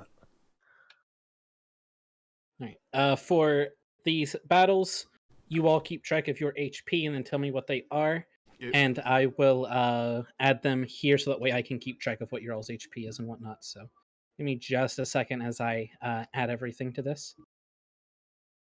I was wondering who was going to have the first impromptu fight. Hi. I'm shocked it wasn't me. I'm honestly shocked it wasn't you either. I'm impressed that out of the two of us, it was definitely like Mitzi. Probably not. Like Baeden, too chill for that. I feel like either a Mandalorian or a fucking smuggler is gonna start the first fight. All right. Mandalorians don't start fights. They finished. So you all are ready. Jazz, what are you doing? I have plans. Terrible plans. All right, so I'm going to. All my spells. All of your spells. I'm going to use the tech power warp strike. Okay. What exactly does that do? I'll explain. First, I need to hit him. Okay. If you're doing a tech thing, does it say in the thing that you have to roll an attack? Yeah, Because I have to roll an sometimes. attack to in order to see if this Okay. actually works. So. All right, go ahead and roll your attack. Racing tits, man. Oh no. Wait. 10, I think, total. 10 total. Yeah. You miss. Son of a bitch. As you go ahead and attempt to cast your tech power, you do it. He's close enough to you that he grabs your hands. No. Also, everyone would have seen that Jazz pulls a wrench out of his tool belt, flips it, clicks a button, and a blade comes out the back of his wrench. All right, so I did not explain this to you all before. The way we do combat here, everyone has 3 actions, a bonus action, and movement. Cool. Wait, 3 actions? So So I can swing again? You can go again if you would like to. I'm going to try and cast it again, because it's an at-will power. Go for it. Oh, yeah, baby. Could you repeat that for me? Yes, you have 3 actions. 3 actions, which means you can attack, use a force ability, or attack, anything like that. Anything that says it's an action, you have 3 of those. You have 1 bonus action, which is like taking medkits, and things like that. And then you have your movement, which everyone's movement is about 30 or 35 feet. I've wrote it down in here. Everyone here has about a 30-foot movement radius, so. Except for 5D, 5D, when he has yeah. a wheel. Yeah, when he By has the a way, wheel, is he he moves still 45. wheelie? He is still willing right now, yes. So I hit... Wheeling what and did you dealing. I hit for our total to try and hit was 20. Wait, it's stupid. Let's see if he has an AC of 25, my man. No, you hit him. Okay, good. Not only do you hit him, but you hit his children. Just generations of damage. His children are gonna grow up going, ah. Emotional damage. Which, you know, considering that their father is Bill, the guy who gets thrown off of Noshadar a lot. All right. So, what do you roll for your attack there? It's 1d6. 1d6. Go ahead and roll your d6 worth of damage. And I will explain what happens with Warp Strike as well. Yep. Warp Strike. There we go. All right. I have it pulled up as well. I have it in Force Powers put up so that way I can read it as well.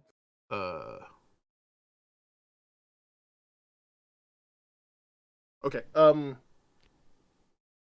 4 damage total. 4 damage total. All right. And people will see that Jazz gets caught in an attack. He spins the wrench around, whacks the guy, and as he does, Jazz just disappears like he was a hologram and reappears behind the man. You'd like to reappear behind the man? All right. You want to appear about here? Yep, that is good. right, and perfect. then Warp Strike as a function, he can no longer take reactions. I'm just going to walk over to the bar and eat a lemon. Because I could just walk away from him, so without incurring So if he attack can't of opportunity. react to it, he doesn't get an attack of He opportunity. doesn't for get it. reactions anymore. I'm going to walk over to a bar and eat a lemon. It's like, you could stop this anytime. You walk over there to that little bar, just take a seat, begin to eat a lemon. All right. Next up in initiative order is actually him. as you're eating the lemon, he's going to pull out a blaster for an action, and he's going to attempt to shoot you twice. Chasmid Lemon is gonna go. Not account for the fact he tried to stab me. Probably has a blaster. Everyone has a blaster. Why didn't I? So, the first attack misses. That's a natural 1. Just a blaster that passed me. I was like, oh well, easy. The blast goes past you and singes your lemon. Ooh. Second attack is a 16. Shit, I don't think that hits. Oh no, it does hit. Just. Yeah, it just hits. Okay, so that blaster is 1d6. You take 3 points of damage. I will go ahead and mark that off of here. Yeah, I'm gonna write that down as well. Mm-hmm. That ends his turn. Next up in initiative order is Kyme. You said 3, yeah? Yes, correct. You take 3 energy damage. Son of a bitch.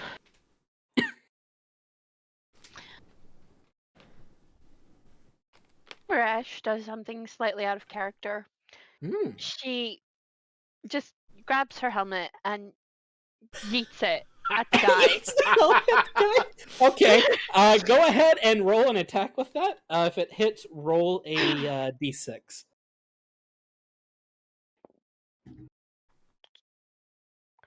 That is 13 plus. What is That would be your strength. Since you're throwing it, would be your strength. 17. That hits. Jesus Christ. Go ahead and roll d6 worth of damage.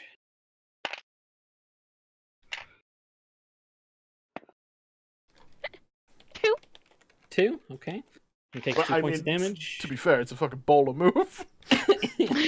Just whoop, it hits him in the back of the head. You see this guy as he's attempting to reload his blaster. It just whoop. The fuck? Face me. He has no interest in anyone else in this party but Jazz. Do you really want to start a fight with a Mandalorian? Never seen a Twilight Mandalorian piss off the wannabe. Oh, he's gonna dear. Die. Alright, we'll say that was a taunting. That's 1 action. So you have 1 more action.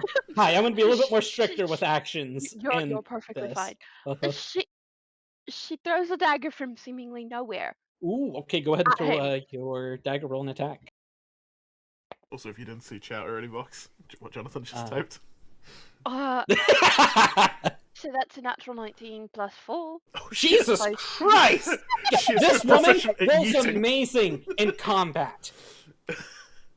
That hits him. I don't know why, but that hits him. That's a D4, I think. Yeah, it's a D4. Yeah, vibro daggers are D4 kinetic. So go ahead and roll a D4. 3. 3 points of damage. You want the dagger sticks in his arm. No, motherfucker! First I fall out, then I fuck you. And then she goes back. She goes over to him and picks up her helmet. Like she gets up in his face and picks up her helmet. You just walk up. We'll say for clarity's sake, you're not on the table. You're just right beside it, and you just pick it up. You pick up your helmet. You put it on. Yes. You put on your helmet. You now notice for the first time Kymeresh and her full Mandalorian get up. Looking like a badass, I don't doubt. Mm-hmm. What color is your armor? It's mostly blue due to her affiliation, but it also has like purple streaking in it. That's definitely just for aesthetic. Okay. So let's see here. It is now 5D's turn. 5D for his entire round of action is going to attempt to roll up. Yeah, he's going to roll up behind Jazz. Look at you and go, these trees really do tie this place together, don't they? Honestly, right? They like it's kind of beautiful. All right, Mitzi, it is now your turn. Did you see the level? 5D is not interested in this fight right now. He thinks it's stupid. All right, Mitzi, it is your turn. This is going to get dark really quick. Oh, I look forward to it. What are you doing? Hello, Hondo. I'm going to cast Enfeeble. Oh no. Ooh. It's cruel. You'll like it. What's I need the a wisdom saving throw. Okay, what do they need to roll higher then? I think it's a 17. You need to roll higher than. That is a 2. He does not succeed, He surprisingly. does not succeed. I now have to roll a d12. Woo! Necrotic Okay. damage. Go for it. The poor fucking guy.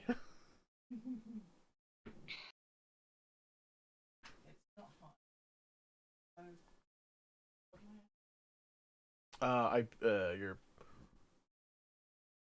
I actually don't know. Hold on, let me help. $4. 2 seconds. It's all the spells in the world. Indeed. 1d12 of necrotic damage otherwise too. What level is that, by the way? It's an at-will ability. Oh, an at will. That's beautiful. And it's a horrifying too. Stop. And it does more damage if they're missing health, which is just mean. Yeah, he's missing, missing health, health. so Yeah, he's definitely missing health. I think it's just a d12. I don't think there's... Wait, there should be pluses to this, right, Box? I'm currently looking for it. You said it was an at will. It's a force. Enfeeble. Enfeeble. I'm just saying that the most things like have a plus to them. And I don't know if That's it's weird. it's probably her spell do attack not modifier. see it. It's more than likely her spell attack modifier. Which is a plus EN 6. or IN? En. There it is, enfeeble. It takes 1d12 necrotic damage. If it is missing any hit points, it takes So it's 1d12. With force abilities, you don't roll to attack; they just do damage. No, I mean specifically if there's a plus to the damage. I don't think so. If it doesn't say, Yeah, it doesn't then say it anything, doesn't. but also the same. Then it doesn't. been So known it's to just a lie. one. It's only a low roll this time. He's only taking 4 points of damage from Only me. Still 4 points necrotic of damage, though, the poor man. Still 4 points of necrotic damage. Jeez Louise. And you just see this witch just kind of casually lay her hands out, and him just go, ah! Does anything Oh, visually happen to fuck. him? Fucking witches. You see his veins in his neck turn this black and run up his skull into his eyes. You're welcome. It is at this point that it is now your turn again, Jazz. Hey. Actually, no, Mitzi still has 2 more actions. Sorry about that. You're just gonna... Okay. Then, Don't she want just kind to of... kill him too quickly. She just kind of... Out of curiosity, can I use one of my actions to try and persuade him? Yes, you can. All right, Jazz is going to continue munching the singed lemon. He's going to pull out a lemon as well and put it on the table. And going to go, why don't you calm down, have a lemon, we can discuss this like gentlemen. Roll a persuasion roll with advantage. Hell yeah. Because this guy is looking fucked up. Yeah, especially considering what just happened to him. I don't think... hang on, he's- Baeden's not in his line of sight either, so he has no idea where that came from, right? No, he doesn't. Technically, 5D is sitting with him, so 5D's kind of blocking. He's bleeding out the back of his head where the helmet hit him. He's still got those little black necrotic streaks in his neck. And Kymeresh never pulled the dagger out of his Nope, arm. and he has a dagger sticking out of his shoulder blade right now. It's a 19 persuasion. 19. Sorry. It's been a week. Hey, had I just been literally thrown out of the store that I was working for, I'd probably be in a bad mood too, friend. Here, have a lemon. He takes the lemon. Kaimi, I need you to go up and pull the dagger out and roll a d4. She does not pull it gently. That's fine. Roll Walks up, D4. shink. Oh no, she makes it worse.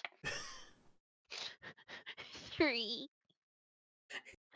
You see him take the lemon, and you see Kymeresh walk up behind him, yank the dagger out, and he goes, ugh, Poser my ass. boom, and falls over on the ground, unconscious. Can I roll a non-proficiency medicine check to see if I can get him up? Yes, you can. You can roll a medical check to see if you can get him. And medicine's in here, right? Or Yes, yeah, it's wisdom. right above the P's. Oh yeah. 18. 18. You nonchalantly, while sitting in your chair, spin the chair because these are spinny chairs. Hell yeah. And he's kind of half laying on one of the chairs, and you're just eating your lemon while your 3 other hands go to work. You patch him up. Yeah. I'm gonna put like one of my feet hands on the side of his face, and with the other foot hand just pat him on the other. Come on, wake up, wake up. I had the strangest dream that it wasn't a dream. No, it wasn't. He looks down and sees that his arm is patched up. He turns around and looks at Kymeresh. I was mistaken. There are indeed Twilight Mandalorians noted for the future. He kind of Remember gets the up foundlings. and begins to limp out of the bar. Chess is just sitting there at his bar. Oh, darlings, darlings, darlings, darlings. Jazz is gonna I yell didn't after him. kill him. That's fair. Jazz is gonna yell after him. Hey, Bill. What? Pick better places to work for. As you're saying this, Chess, I'm short a bartender on the weekends. Hey, Bill. Work here. Yeah, sounds good. I'll start tomorrow. As you hear him off in the distance, just throw up in a trash can because of the necrotic. Yeah, still the in his enfeebly is system. fucked up. He's gonna feel awful for like the rest of the day. All right, so we are now out of combat.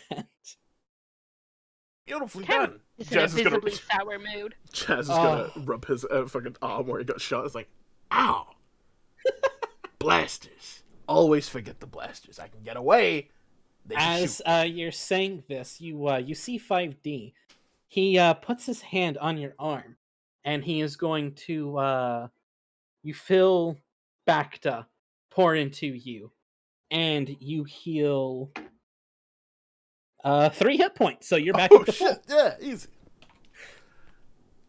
Hey, wait. Oh. Well, thank you. You're welcome, friend. With that out of the way, Jazz is gonna look the at party. Chess real quick and say, sorry? I think? I don't know that was my fault entirely. Darling, when you own a bar, you're used to it. He grabs the lemon and throws it at you. Grab it out the air. I was like, yeah. That's for the other one that you lost. That's now an Trandoshan throat that you won't get back. That was I was gonna say we managed to get out of here without killing anyone, but no, yeah. Shit. Chess. You definitely killed someone. Chess just kind of looks at Kyme. Kyme, darling, Well, you have fun with these two and be nice. nice is my middle name.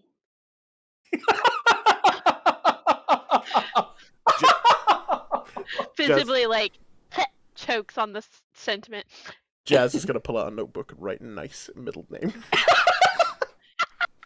With that being said, you all then leave Chess's bar. You now know that this is probably the spot to come to when you're on Nar Shaddaa. It's the only spot I'll go. You then head to Jazz's ship. Jazz, if you would like to describe your ship. All right. So, upon entering, you see this really well maintained a really well maintained ship. It's got printed on the side in Galactic Basic Wookiee script and Chiss. It says the Birdsong. And it's a really well maintained ship, despite the fact that you can clearly see that it's seen some shit, but it looks maintained nevertheless, like well kept. Welcome to the Birdsong. First rule: I don't have rules. No smoking. As you say this, you see 5D jokingly have a cigar, and just pressing it against his face. You can smoke. That's adorable. All right, you all are now in the ship. I will say it will take you all approximately 2 days to get to the planet that you're going to. So you all now have the next 2 days to kind of mingle, get to know each other, Yeah, I'm gonna talk, rest. I'm gonna introduce everyone to their rooms. So it's like, Okay. essentially just I'm not gonna move anything on the map, but essentially just showing people that there are 4 rooms up there. You just take whichever one you want. And Jazz is gonna explain it. It's like, all right, pick whichever room you want. I don't particularly care. We got it. We got an area for sitting for casual conversation. There's a storage over there. We have a medical bay. For some reason, don't go in engineering. Just don't go in engineering. And yeah, that's it. Pick your room and sleep there, I guess. All right. So Jazz, you go up to your cockpit. I'll go ahead and move you into the cockpit. This is just where the little tokens will stay for now, even if you all move throughout the ship. You begin putting in your coordinates. 5D looks at you, Kyme, and goes, "You pick a room. I'll power down wherever you sleep." So you two go ahead, pick whichever room you want.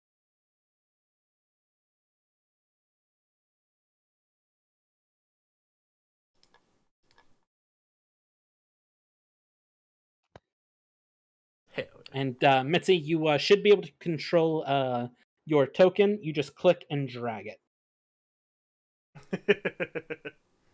Yeah, what are they? Same with you, Aarcon. You should be able to just click and drag Jazz. I'm here, and now I'm here, and now I'm here. Yep.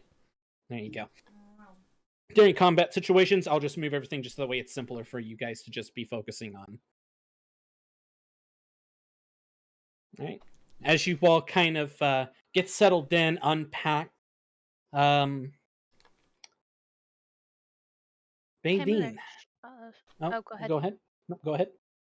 Kymeresh locks the door and squirrels away a few things. There will Or be searching plenty. for room for There secret are compartments. so many secret compartments. It's actually silly. Great. As you all are going through the ship, you also notice that there's little holes in the wall.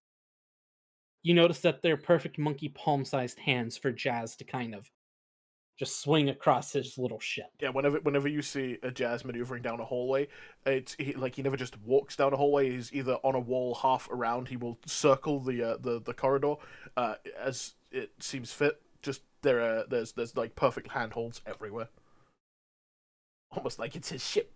Hey. All right, so you're looking for secret compartments and stuff to store away your items.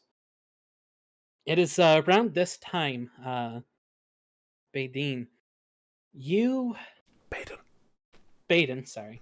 This is going to be a thing that's going to take me a while to get used to calling you Baeden. My ADHD brain goes, that's Baeden. Baeden, I'll just have to remember Jaden, but with a B. That shouldn't be too difficult. Baeden, Let's think you Baeden Black instead of Jaden White. there you go. You as you're sitting there on the bed, this is the first time Yeah, typically Jonathan. that you've been in a bed that is kind of comfortable, kind of soft, because you're used to kind of Dathomirian practices. Curious. Yeah, you're just kind of you're bouncing on it a little bit. You kind of get this childish grin on your face. You're just fascinating. It's at this time, Kymeresh, I want you to roll a perception check for me real quick. You hear a voice in your head. Daughter, Mother. have you begun the trip? Yes, we have begun. Very good. You said perception? Yes. Alright. That was 13 plus what's my perception? Where's the thing? There it is.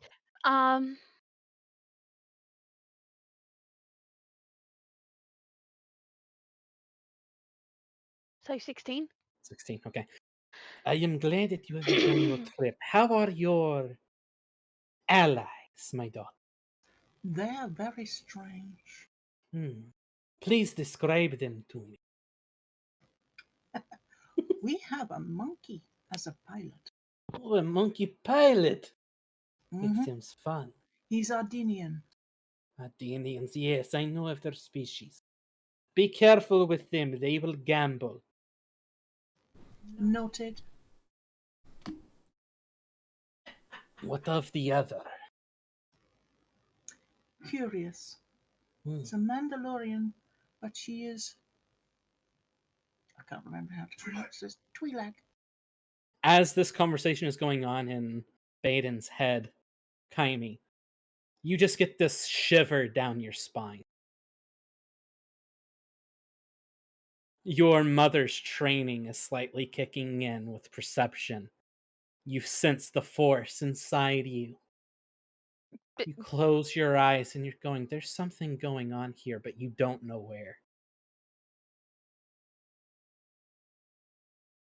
She has a robot. You robot, you say? I have never seen one like this. It's at this time that you feel the Night Mother tap into your mind, your eyes glossing over white. Your breath goes shallow as she is just looking through your eyes and your memories. Kymeresh Fast. makes a loop of the ship. Okay, as you're making a loop through the ship,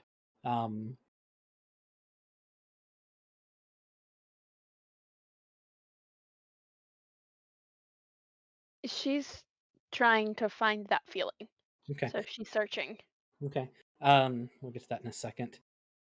The Night Mother taps into your brain, your memories. As she sees this droid, you just simply hear her chuckle a little bit. My daughter, you are going to learn quite a bit. And that is my job. You are not wrong. I would like you report within the next week. Okay, Mother. May the Night Sisters guide you. And may the Night Sisters be at your back. As this is going on, Kaimi, 5D has actually powered down to kind of go into a little rest mode because he's been powered up for a bit.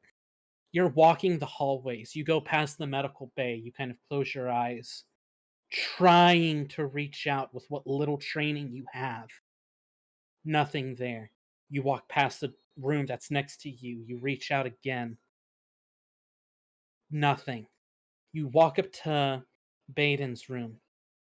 Roll a perception check with disadvantage.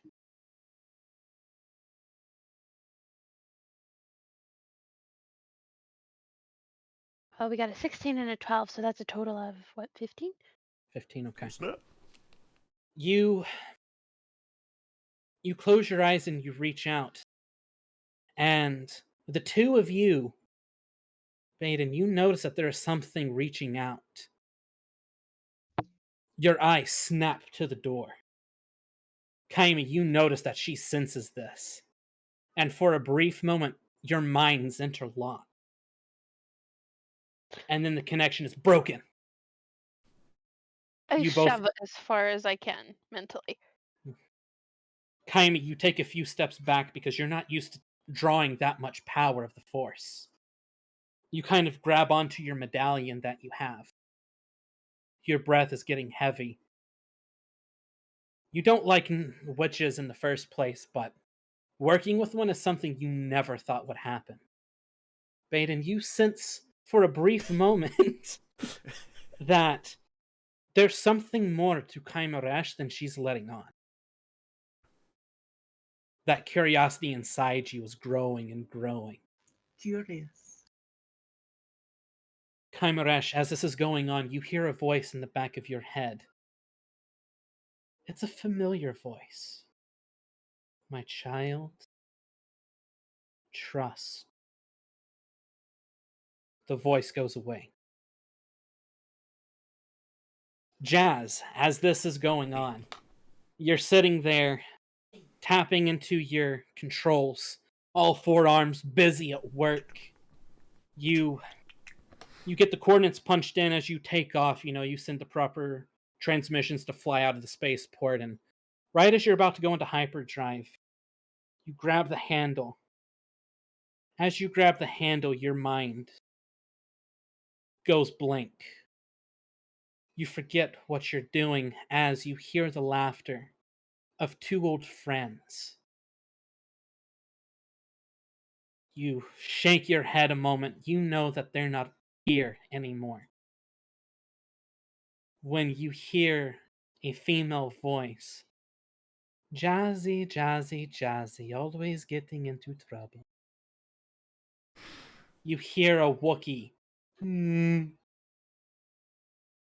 As you snap back to yourself and you jump into hyperspace. Get it together, Ren. As you jump into hyperspace, you hear in the air vents.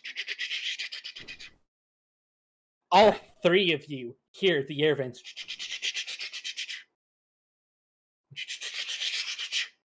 It stops, Kymeresh, right at your room. You notice that there are vents that go along the rooms to get air conditioning, heat, oxygen, this and that in. As you're looking up, you see these two big eyes glowing in the dark. It scurries off. Baeden, you look up and you see it as well. It look at you. You hear that noise, Kymeresh, and it goes down to where the cockpit is. Jazz is already like he's mid swing down the hallway with a blaster in his hand. you hear Jazz going doom doom doom doom. You both exit your rooms, curious what was going on. There's a monkey swinging at full speed going down the ship. He's got a blaster. He's like, "Don't worry about that. It's fine." Are you quite well, Jazz? That's fine.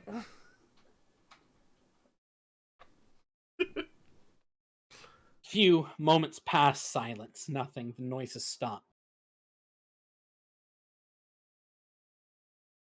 Jazz is gonna slowly sheath his stuff. He's like slowly walk back. He's dragging his wrench. Ship's haunted. And walk back to the cockpit. Goes back into her room and like ties a little piece of food dangling from the vent. Is it dangling outside into your room? Yeah. Okay. As this is going on, a few hours pass. I assume you all are kind of just in your rooms doing your own thing, kind of getting adjusted to everything. Jazz will basically always be in the cockpit.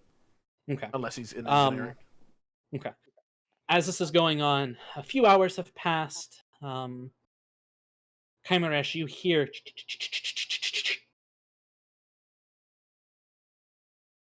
Hi. the vent poof pops open. You see jumping down, whoop. You see a loath cat.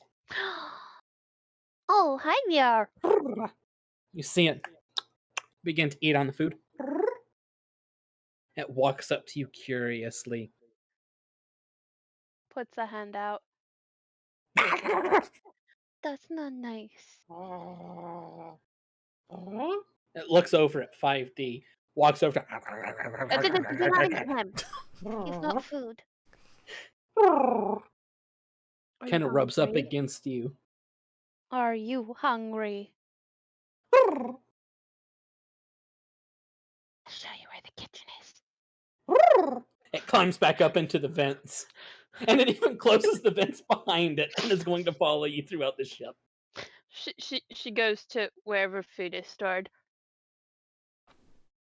You all begin to go just through kind of storage areas, and even though it's not shown on here, there is kind of a little kitchen area in this ship. They're probably in the crew, whatever it's called, milling about area, passenger area. Yeah. Yeah, the passenger area. You kind of go there, and you see a game table there. You also see a deck of Pazak cards there. With this going on, the ship is yours for the first night of space travel. You all can do as you wish. Jazz is gonna, Jazz is gonna meander about, periodically listening to vents, but mostly like he's just got headphones on. He's listening to. You'll like this, Vox. He's listening to the same song that plays at the beginning of Jedi Fallen Order, and he's just he's removing panels, going in, tinkering, fixing things, pulling out welders. Putting out his goggles, looking back down again, putting the vent panel back on, going elsewhere, engineering, maintaining more stuff. He's just making sure his ship's in working order. As you're doing this, I want you to go ahead and roll a technology check for me. Oh, hell yeah. It's my jam, baby. It's your ship. I will give you advantage on this, too. Because you know this ship inside and out. And I already have advantage. Because it's a ship. Fair enough. Well, that's a 3. Let's see if we can do better than that. Hell yeah. 15, 16, 17, 18, 19, 22. 22. 22 alright. total. How about you? Baeden, are you also out kind of just carousing the ship a bit? Yeah, I think so. Okay. Both of you just see this Ardenian swinging, and you hear music blasting out of his headphones, and you just see him welding different spots. You see him kind of dancing a bit, and you see Jazz in his element, which is ships. He might actually be useful. And he doesn't hear that at 5D. all. 5D then powers up and rolls out of the room, coming looking for you, Kymeresh. He sees you, he just rolls up to you and kind of pop. You see his legs. Jazz, this actually catches your attention because technology. Yeah. You see his legs that are will form. Pink, shroomp, feet slide out, and he chunk. Jazz is gonna like mid weld go. Ooh. That is cool. Go back You to see welding. 5D just give you 2 thumbs up. He'd be looking down. Alright, the ship is yours. You all can peruse, talk amongst yourselves. Or if you would like to take your first full night's rest, we can do that as well. That is up to you 3. I'm down for whatever. Jazz is milling around. If people want to talk to him, he's about. I'm starting on my cloak. Okay. You're going to be starting on your cloak. I want you to make me 1 moment. Go ahead and make a performance check for me. She has proficiency in synthweaver's tools, if that helps. Okay, so it'll be with advantage. And with the tools on top of what your proficiency is, add a +2 to it. Because this is something that Night Sisters would be used to doing, making their own clothes and whatnot, so. We're just doing skill checks for the fun of it. What? What are you after? Just a performance check under charisma. Roll a d20, add your charisma if you've got anything in performance, and then add your the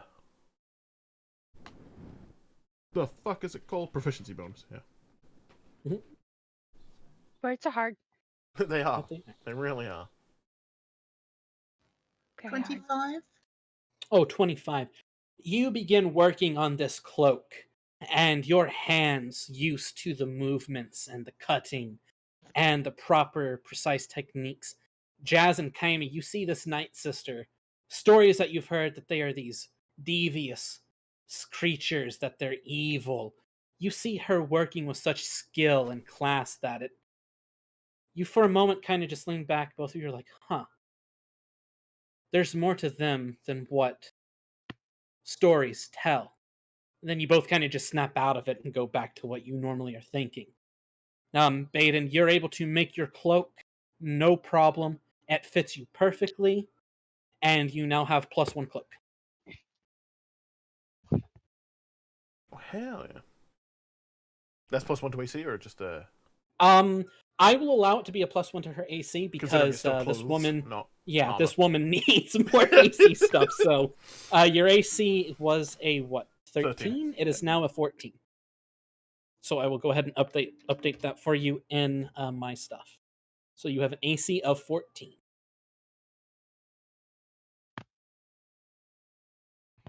All right, so Jazz, you're just kind of perusing through the ship. Yeah, just doing standard maintenance, repairing things Okay. that need repairing. Open to conversation, but not actively seeking it. Okay. If any of you would like to talk amongst yourselves, go ahead. If not, then we will conclude the first night. Actually, Jazz will seek out the droid. The droid? Okay. We'll say at this point... Before Jazz finds the droid, she'll see we found a pet. Kyme, sorry, wrong person. Are you talking to I'm Baeden? gonna look, yeah. I saw it. It's so cute. It likes food. At this I point will in time, make sure there is food available. as you two are talking, Jazz, you hear... I'm running through the ship with a blaster and a wrench again. What are you doing, Jazz? There's nothing there. I heard it! A ship might be haunted. Might, a little bit. No, It could be haunted, I think. I would know. I would know if it was haunted. Definitely ghosts, or at least one very small Jawa. No, there Um, is nothing. I 5 didn't hear anything. Are you sure you're okay? 5D out of his recorders, you just hear Houdini! Jazz fires down the hallway. Go ahead and roll an attack for me. Oh hell When yeah! Jazz isn't looking. Kymeresh high fives the droid. 16. Hold on. Plus, it's a dexterity. No, it's a strength weapon, so plus 1. 17. You see the splash ball go off, and it hits a control panel on the wall. Jazz does the full he does the full Doc Brown from Back to the Future. Goes and then quickly runs over and starts preparing. As this is going on, red lights in the ship are. It's fine, ignore it. Go back to your rooms. It's fine. Everything's fine. He gets an extinguisher. Everything's fine. It's cool. This happens all the time. It does not. He's lying very obviously. You hear in your head, Jazz. Would you stop shooting the ship? Upon hearing a voice in his head, Jazz immediately starts swinging the wrench. Roll me another attack, please. Jazz is Baeden. Fucking 2. A Wow. 2? A total of 5. A total- 2. You see him, and he actually somehow manages to shrink cut himself. Yo!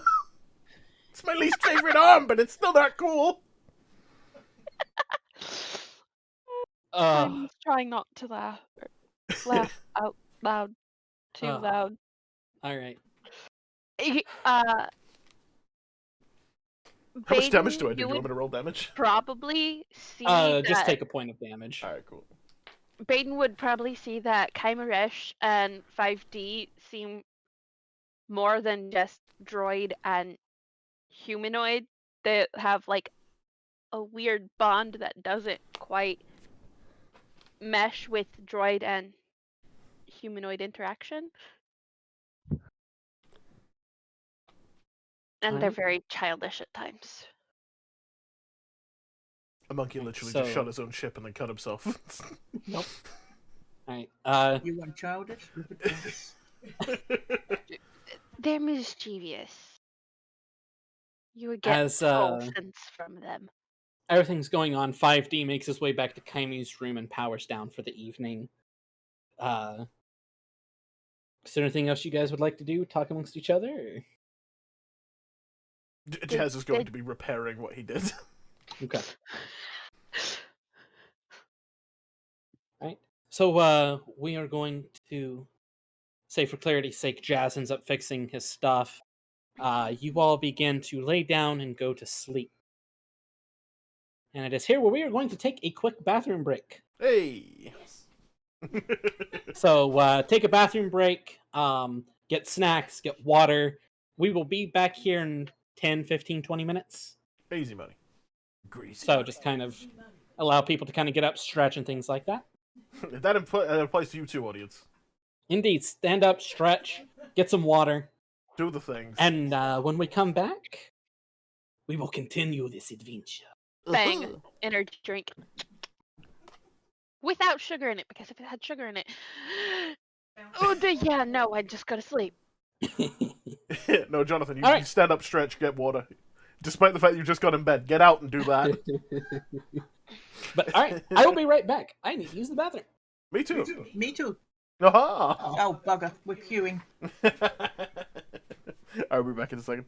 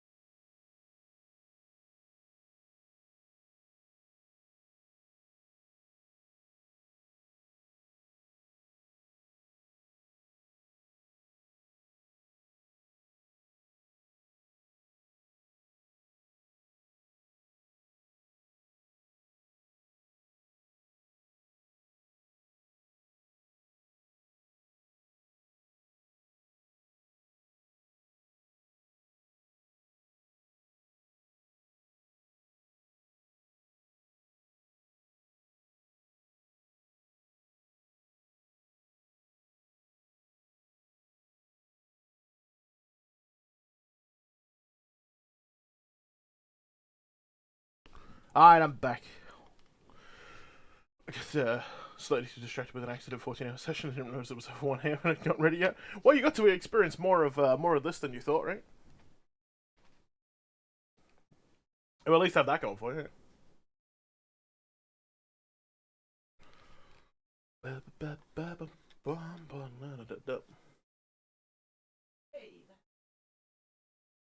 Yeah, listening. Exactly. Well, to be fair, you don't have much visually at the moment. Hello. I return and I have Pop-Tarts. Hello. Come here, babies. Really? Jackass. I'm actually holding a treat right now. They're favorite. They're crackhead favorites, and neither one of them want to come over here and get it from me. Come, kitty. I need to see you. Ricky. And not little shit. Little shit is being the most. No, his one. Ah, she's not a My little little- shit. She's an angel. She's an angel. We only have Vox's account to go on usually. Maddie is the cutest. She's currently in the kitchen right now wanting all the food. So cat things. Yeah. Mhm. Come here, baby girl. Can I have you? Can I have you? We'll continue the story as soon as I scarf down these Pop-Tarts. Can I have Scarf you, baby away. girl? No, we gotta have Can I see? cat first. Well, I might upset her just a little bit, but you need to see her in person. She's the cutest. Yeah, Jonathan has been playing Dying Light, forgot what time it was, and has just been distracted with Dying Light and this. That's beautiful.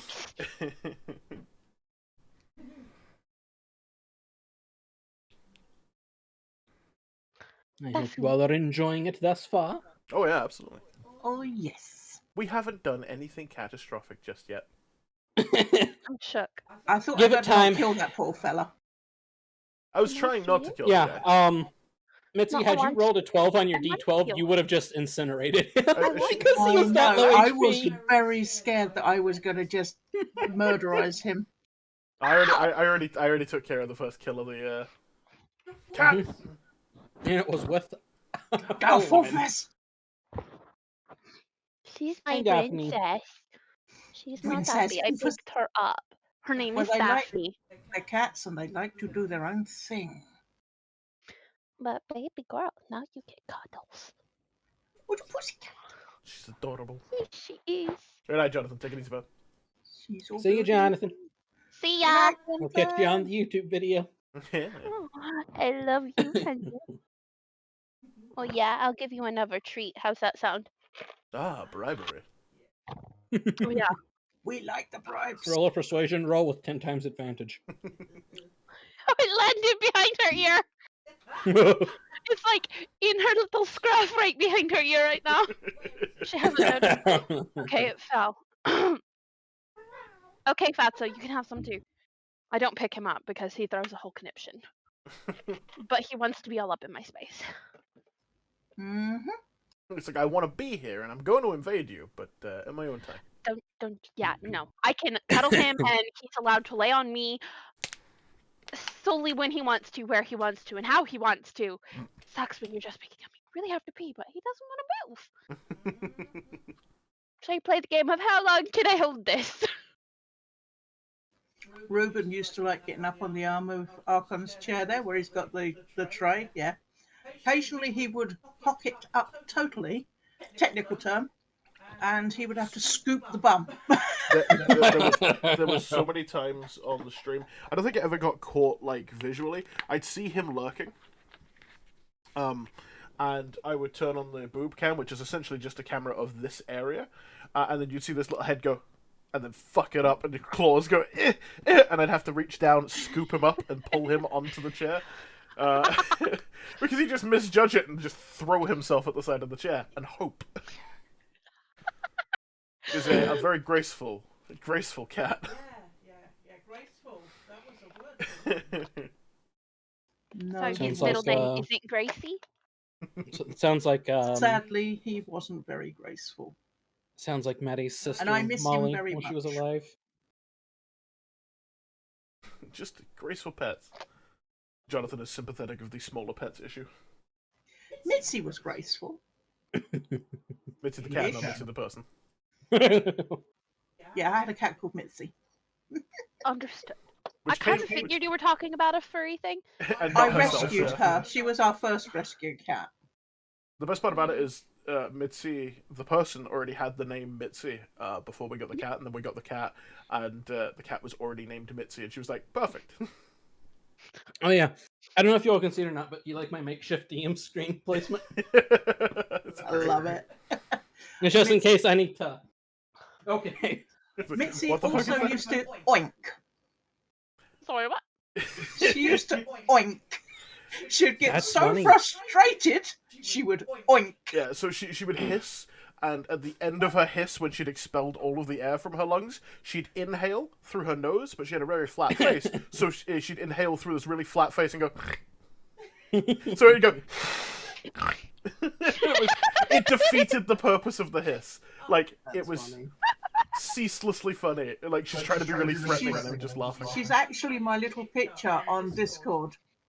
Oh yeah, Okay. the picture Mitzi has on her Discord is actually the cat. That's hilarious. That's amazing. She also Alright. used to wag her tail when happy. Yeah. Oh, I've my had cats who do that. Ricky will wag his tail a little bit. It's in a very cat-like manner, but he's still it's waving when he's excited, and he Who will used to greet me wag at the his door. tail?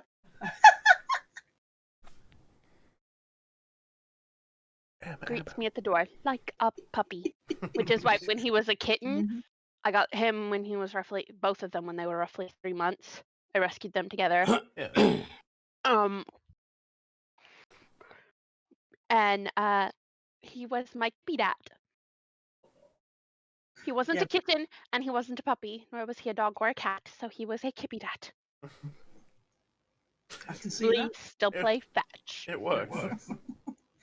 Yeah, both of mine came in well into double digits, and they was both rescues. We're just adopting old cats. Understood. I found kittens. They were the only 2 kittens at the shelter. And where it was what town it was in actually had like Old Town Main Street kind of thing.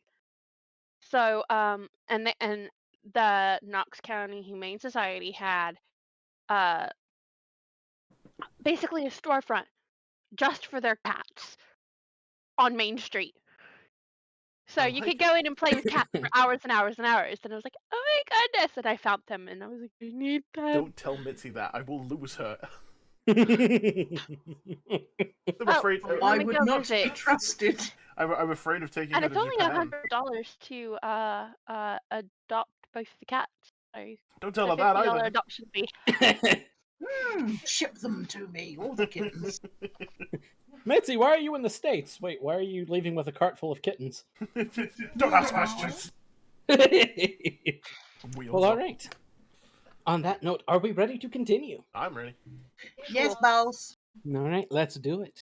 All right, so all of you find yourselves asleep in. 2 of you find yourself asleep in an unfamiliar place. Jazz, you're asleep in a very familiar place. Throughout the air vents, you can hear Jazz snoring very loudly. Mm-hmm. If you want to locate it, he is in a hammock in the cockpit. I mentioned there was going to be a hammock. Jazz, 2 to 3 hours after being asleep, you begin to dream. A very familiar dream. It's one of the reasons why you do not sleep well and why you don't sleep that often. But being a pilot and smuggler, you do have to sleep from time to time. You find yourself on your ship. You find yourself with 2 familiar faces. A woman who is blue, named Tracker. You find yourself with a Wookiee, whose name has gone missing from my damn notes. There it is. You want to tell your age? It's Tirchuk. Tree shock. Trishak, thank you. Huh. Both of Oddly them familiar. are sitting beside you as the 3 of you are being held in place. you see a very familiar figure. You see a Mandalorian in armor. He has a cape down his right side. One of his underlings walk up to you wearing pure black armor. As this is going on, you hear them talk to them. The shipment's lost, sir. What should we do?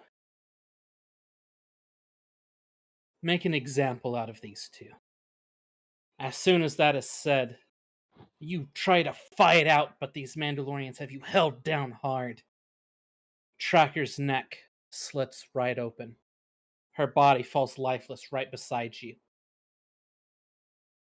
The Wookiee's head is cleaned right off of his neck, and it is thrown down before you, the body shoved.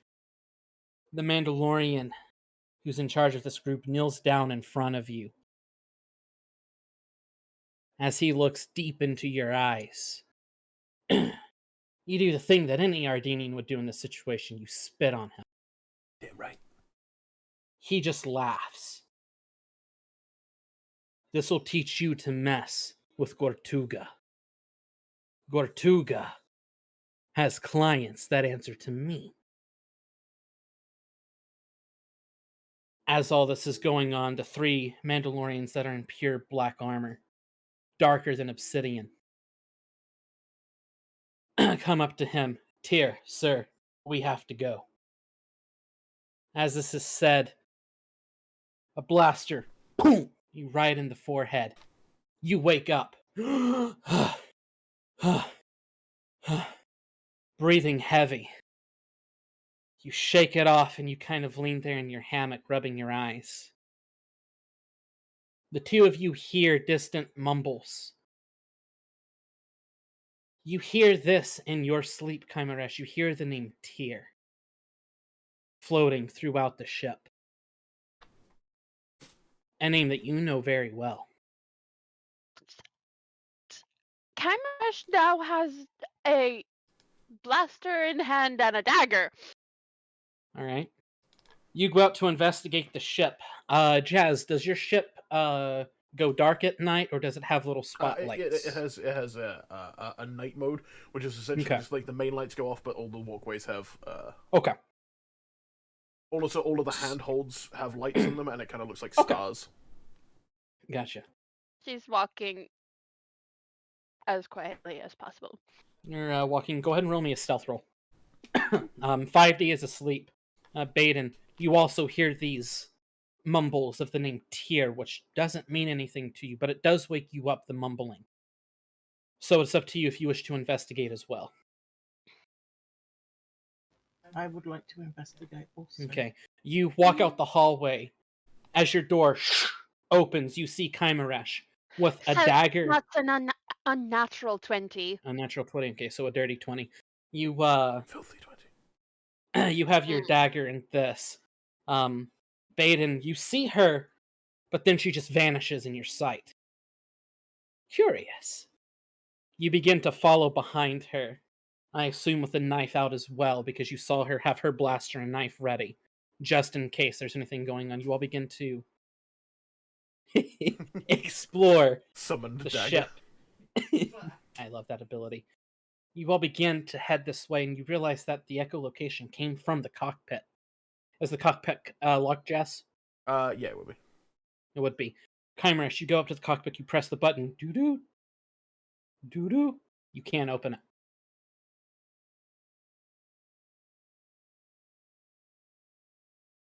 Jazz, you hear someone trying to get into the cockpit.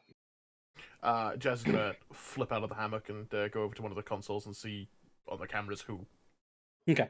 You turn on the cameras. You rolled a dirty 20. Roll a perception check with the cameras. Yeah. What do you want me to add to that? Just a perception, or do you want me to use technology? Just use your perception, because you're tired, you just had a nightmare, you're not necessarily thinking straight, so. Natural 20. Natural. You see it as Kymeresh doing her Mandalorian training hidden, and it kind of makes you grin a bit. You're like, oh, that's cool. Like she's standing under one of the cameras that's really obvious, but then Uh-huh. there's a second camera just peeking in a Yeah, different she angle. doesn't realize that there was a second camera there. You also see Baeden slowly sneaking up with a kind of astral dagger, kind of. Jazz, not for the first time today, and probably not for the first time this week, is going to go, oh, so this is how I die. What would you like to do, Jazz? Jazz is going to press the button on the intercom and say, this is your captain speaking. If all residents would please return to their quarters and not bleep my door. Thank you. Bleep. You just see the little red light. Beep. Jazz is gonna walk over and just Open the door. Jazz is gonna walk over and turn it open, unlock the door, but like so it jams halfway because it's an awkward door, and it's just gonna. Yep. The door just kind of shrunk. You just kind of see half his face because he was expecting it to open widely, but Jazz just doesn't move. You just see half his face and body. What's up? You want to tell me what that was about? What? You came up to my door, you rang my doorbell, and you want to tell me to tell you what? So we are in Ardinia. We have this thing that we do. It's called sleep. Sometimes people enjoy it and don't like be woken up by doorbells. You definitely woke up before the doorbell. You stopped snoring. Impossible. I would never. I sleep like a rock. I'm maybe going to ask you to roll a deception check because you were lying through your teeth. She's. You were going to roll deception, yeah? No, don't roll. There's no point. She's just giving him the fuck look. Like, how dare you try to lie to me? Okay, have a nice night. Boop. Puts her hand in the door. That will hurt. Your hand gets caught in the door, and you have searing pain, burning sensation running through your fingers. Jazz opens the door again, but to a smaller degree. Don't break your hand. You probably need that Puts for his armored foot in the door. steel. Well, now The I'm door tries not to going to. I was like, now I'm not gonna shut the door because I know I like. Why are you wearing armor? Were you sleeping? Yes. Jesus. What's up? What do you need? Want a lemon? Holds up a lemon. Takes it.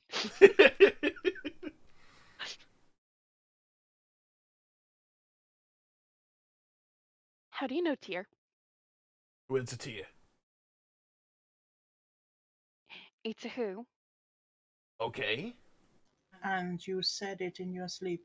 I didn't say shit, thank you very much. You practically yelled it through the vents. No. Jazz looks up and where his hammock rests and sees a vent and is like, maybe. You want to tell me how Tyr? No. I don't.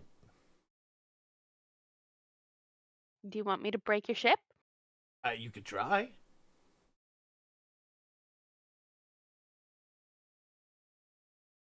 Kymeresh, I'll roll. remind you, Kyme, that we're actually on the ship. So don't break it too bad. Kyme, I want you to roll an intimidation with disadvantage.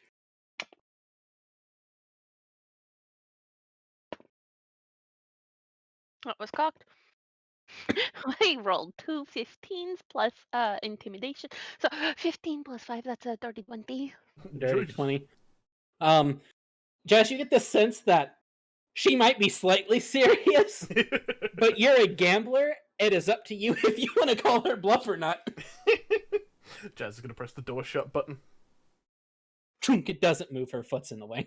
He's still gonna climb into the hammock and go to sleep. How is the hammock attached? Probably it's attached. So it comes out of one of the storage bins, and it's attached to the storage bin very heavily, but it's like clipped on the other side. Really easy to break if you wanted to shoot the clipped on side. Kymeresh, kind of like her arm in there and heats a dagger. Roll an attack with disadvantage.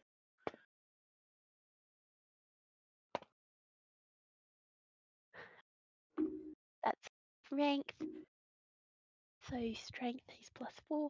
That's 15. 15. The dagger ting I'm keeping doesn't that. hit the hammock. Say what? It doesn't hit the hammock. Or was you talking to Jazz? Yeah, no, it doesn't hit the hammock. It just goes over it and lands near the air vent. Jazz says, I'm keeping that. Sure you are.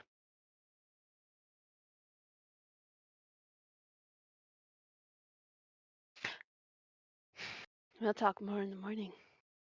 Oh, I'm sure. You remove your... Blessed dreams. Jazz opens the door a smidge so she can get her foot out, and then shuts it again.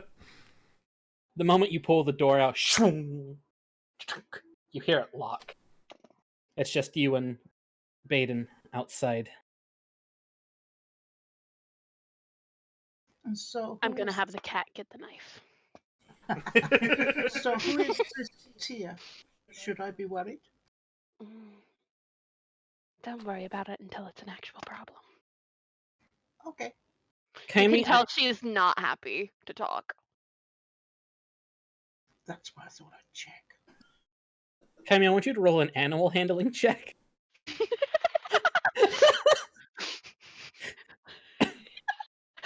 You have to persuade the cat out of my room.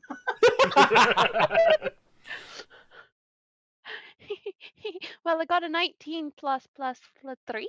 Because Yeah, I plus made a 3. little bed and everything. The loath cat is inside Baden's room. She guides you there to show her, and you kind of talk to it. You want to help me? I'll feed you.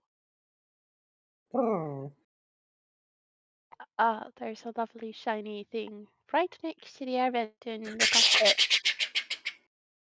Just instantly you said shiny, and it's in the air vent going towards the cockpit because it knows it's where all the I'm shiny not stuff sure is. you're going to get shiny back. Hold on, I need to roll for something. Oh dear. Jazz, as you're almost asleep, you don't hear the creature go through the air vents. But what you do feel is the hammock being sliced down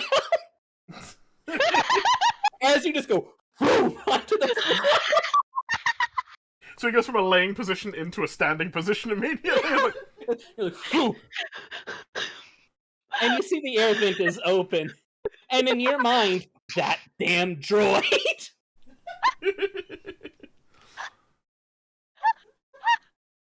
Yeah, Jazz is going to firstly glance around to see if the dagger then got yoinked. Oh, the dagger's gone. Yeah. Go. Aye. Okay. Close the vent, string the hammock back up, and climb back in. You fall back asleep easily enough. The loaf cat comes back to you. It's got the dagger in its mouth. Hi, can I trade you food for shiny? The dagger right into the wall. And like seafood delicacy. That concludes this evening. You both end up going back to sleep. You all get full rest. You sleep a full 8 hours. Your hit points, tech points, and force points all come back. Jazz, you are the first one to wake up. I'm gonna do some tinkering at that time as well during the long rest. Okay. What type of tinkering are you doing? I'm gonna attach weapon mods to my wrench. Go ahead and roll a technology roll. Excuse me. You got it. 10 plus a million. I'm not even joking. Hold on. Technology I'm proficient in, so that's plus 6. Hold on. And I'm using the arms tech implements as well, which I'm an expert on, which is another plus 4. So, shit, what the fuck did I say? 10, 6, 4. So 20. Numbers, yeah. So you got a dirty 20. You are able to attach your mods to your weapons that you want. Go ahead and add those bonuses to your weapon stuff. You got it. Baeden, you're the next to wake up. You kind of get up, stretch a bit, do your kind of morning routine, little meditation if you'd like. Kyme, you did not sleep good at all last night. You've heard a name that you've not heard since The about last 6 encounter? months. About 6 months. You get up, you go out, you go to eat food. 5D is actually out and about, just exploring the ship. Find anything fun? Let me roll something real quick, and I will ask you,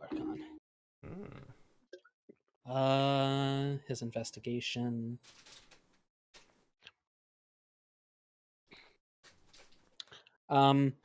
So he got a 25 for his investigation. Look around. Would he have found anything hidden? Plenty of things hidden. Okay. We're talking like stocks of food in hidden compartments. We're talking like vague weapons here and there. Just like your simple blasters and stuff like that. Like basically, picture it like if anyone's seen the original Punisher film. There are weapons in like almost every compartment. Like there's weapons under tables, there's weapons under chairs, there's various knives. There's like some of the weapons have weapons inside them. Like there's a blaster that has a knife inside its handle. What else? You probably wouldn't have found any money or any credits or any credit chips. Okay. Actually, no, there would be a surprising absence of any money. Okay. You see 5D kind of look at you. I think he's a Mandalorian. He shares your religion of weapons. Let's chalk that up to sketchy trade deals. And Jazz and Baeden, as you all are kind of just going around, you actually notice that this droid blinks. It actually blinks. And it's kind of a little off-putting. Curious. That is entirely unsettling. There's nothing wrong with him. I never said anything wrong, just unsettling. As the second day goes by, you all Says the have... talking monkey. Just You walk up... The day is yours. You have another day to reach the planet where you've been sent to. Beautiful. Alright, cool. So whatever you all would like to do, the day is yours. Jazz is first and foremost going to prepare food for everyone. Okay. It is an odd assortment of like mostly just fruits. Some fruits in bowls that have like clearly been like steamed fruit. Some fruits are just like sliced and placed in bowls. But like there is an assortment of fresh and cooked or steamed fruit for anyone who's interested in like the next day. Jazz is nowhere to be seen. It's just there. Yum. Is there any actual meat? There is no meat. That is disappointing to you, the Mandalorian. Raised you're by the saying- Togruki. You say this, and 5D opens up a little compartment, and little meat sticks pop out for you. Thank you, Duff. Eats fruit and meat vigorously. You all have a fresh meal. You all feel energized for the day, but again, it's just a day of traveling in space. More reading. Baeden pulls out a book and begins to just kind of read. And It's slowly accruing power. Kymeresh spends a good portion of the day in her room. The door is actually locked. The only person who can get in and out is 5D if he chooses. Wherever you go, he's going. So if you're going to your room and you lock it, yeah, he's just gonna be there. Yeah, so I guess I lock the door and can occasionally be heard from the hall, um, like muttering and like filtering through things. Okay. Any conversations that wish to be had throughout the day, or I am absolutely going to do a tinkering check, and I'm going to send you what I'm trying to make, or at least start. okay, yeah, go ahead. Send it my way, and then roll a tinkering check. Hell yeah. And I shall be looking over his shoulder. Okay. Jazz, what are you doing?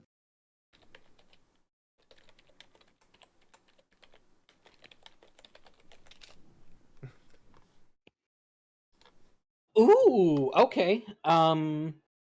With the scraps that you have from Yeah, I don't mind if chest, it's not all done at once, but I'd like to at least make it will not be all done at once. You'll have to buy a few more components. Hell yeah. You're going to be building the base for this right now. Yeah. Kind of just the basic setup for it. Go ahead and roll me a tinkering check. Also, if anyone looks at the schematics, they are like the most chicken scratch. Like, clearly he had an idea, and then he started drawing up an idea, had a second idea, interspersed, started drawing over his previous drawing. They're real hard to read. What did you say, tinkering? You want yes. technology? Yeah, technology. Sweet. But this would be with the gadgeteering implements, Yes. right? Alright, cool. Correct. So I got all kinds of proficiencies and shit. It's great. Yes, this is stuff you're good at. So. We got hope. That is a 12, 18, wait, 22. Okay. It takes you a couple of hours because you have so many ideas running through your head, Get and you're kind of distracted, just eat fruit trying as to well, just Mhm. come back. You're trying to kind of get the base shape for what you're doing for exactly who you're trying to do it for. After a few hours go by, you know, welding, hammering it. This can be heard throughout the ship, but Jazz is laser focused. He's also got like And loud you, headphone music as well, so if you approach him, you can clearly hear music. And a Baeden looking over his shoulder. Yeah, Baeden just kind of. Jazz doesn't notice. Like they Yeah. move in tandem. She can like follow him around and they don't notice. It's like a beautiful little dance that you two are pulling off together, and you finish it after a couple of hours. You have the base of it done, Mhm. and the main systems of it done. You are missing two more components, which is the fuel and the actual energy stabilizer for it. Yeah, excellent. So the base of it is done. You just have to add the extra stuff to it. Yeah, all To make it all functional. of this would have been, if for anyone interested, would have been going down in the engineering room. So if anyone was interested, they could have gone there and seen. But like again, like looking at what he's building, it's so scatterbrained. Like he started at like the middle, worked on the beginning, started like fiddled with the end, and then it's come together. He's like he does it like he essentially is doing a jigsaw from the center. That's that's how he works. Ugh. Alright. Anything else you guys would like to do? Talks amongst each other? Any questions to be had? Or About just after midday, Kymeresh comes out to like the passenger area Mhm. and just starts working on some of her forms, okay, just practicing practicing with your her forms and vibro stuff. sword Okay. and occasionally heating a dagger or Mhm. two at safe-ish spaces in the wall. With everything in the ship, Jazz, I would assume that you would have like little targets for Oh, practice absolutely, and yeah. whatnot. So you're able to throw daggers at the little dummies and whatnot. So And Jazz will Baeden. walk past at some point, see all the forms and the eating of the daggers, and just go, nice, and then run off back to engineering. Yep. Baeden, you're curious about this too because this is fighting techniques which catch your interest. Because you are curious about all sorts of the fighting forms and whatnot, and it looks like a master at work. This just honestly looks more like Mandalorian Tai Chi. Mhm. Just more of like almost meditative for her. Almost imagine you won't get this reference, babe, sadly, but imagine Orem in the bathhouse right now. Preferably with slightly taller and more clothes. Yes, she has on her full armor. You all rarely notice that she does not have her armor on. She'll take her helmet off, but everything else is on. even when she's sleeping. Almost always. Actually, Jazz is going to ask about that, but he's not going to ask Kymeresh. He's specifically going to ask the droid. Hey, so what's with the whole armor thing? What do you mean? Well, you don't usually see Mandalorians outside of their armor, but usually the common knowledge is that most people take their shit off to sleep, right? Mandalorian's armor is basically a part of them. The only time that I have seen Mandalorians truly take off their armor is to bathe, or if they have dishonored their creed. Oh, well. Or to properly clean it. Or to properly clean it, but Kaimi has me to properly clean her armor, so... Fair enough. Just curious. It's a... Oh, don't. Goodbye, monkey! Jazz comes back and is like, sorry, I was that was rude. It's just... it's more of a kind of them thing that their armor is special to them. It has been passed down from generation to generation. Something stirring within me to shout right now, but I won't. Kaimi, would you have her symbol anywhere on your armor? It would be pretty much ever so slightly darker color than what's on her shoulder. So you can see it but in the it would light, be difficult to certain see. lights. Yes. Yeah. It's basically like a different shade of the exact same, and her shoulder like armor piece here, and it's on her left arm. Okay. Would be would probably be deep purple with an even like ever so slightly darker version of her symbol on it. Okay. I would like for both Baeden and Jazz to roll an investigation check. I'm gonna pass on that because Jazz won't be looking for it. Okay. We'll leave the curious one to be curious. Yeah. Well, we'll let her because she would know of certain things, so.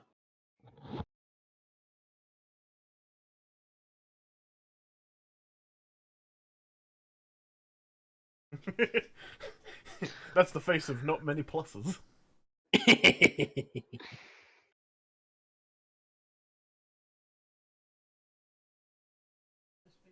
Just your investigation. And whatever the modifier is, I think it's intelligence. Yes. Because I don't think you have proficiency in investigation, right? Oh, shit. What you get? Unnatural 20. Oh, a natural 20? Unnatural. Oh, unnatural. Okay, I was about to say, she got a filthy 20? Okay.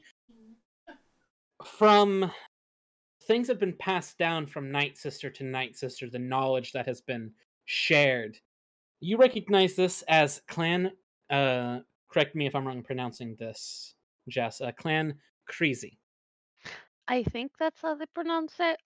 My brain just very makes it, super Midwest and Kyrzy, but Kyrzy is fine. Kyrzy or Kyrzy. You would know that the leader of this clan would be one Bo-Katan. A name that you have heard in your little bit of travels. She is a freedom fighter for Mandalore. Also, if that's done, Jazz is going to go to his database and look up the symbol that's on 5D's shoulder. 5D's shoulder? Okay.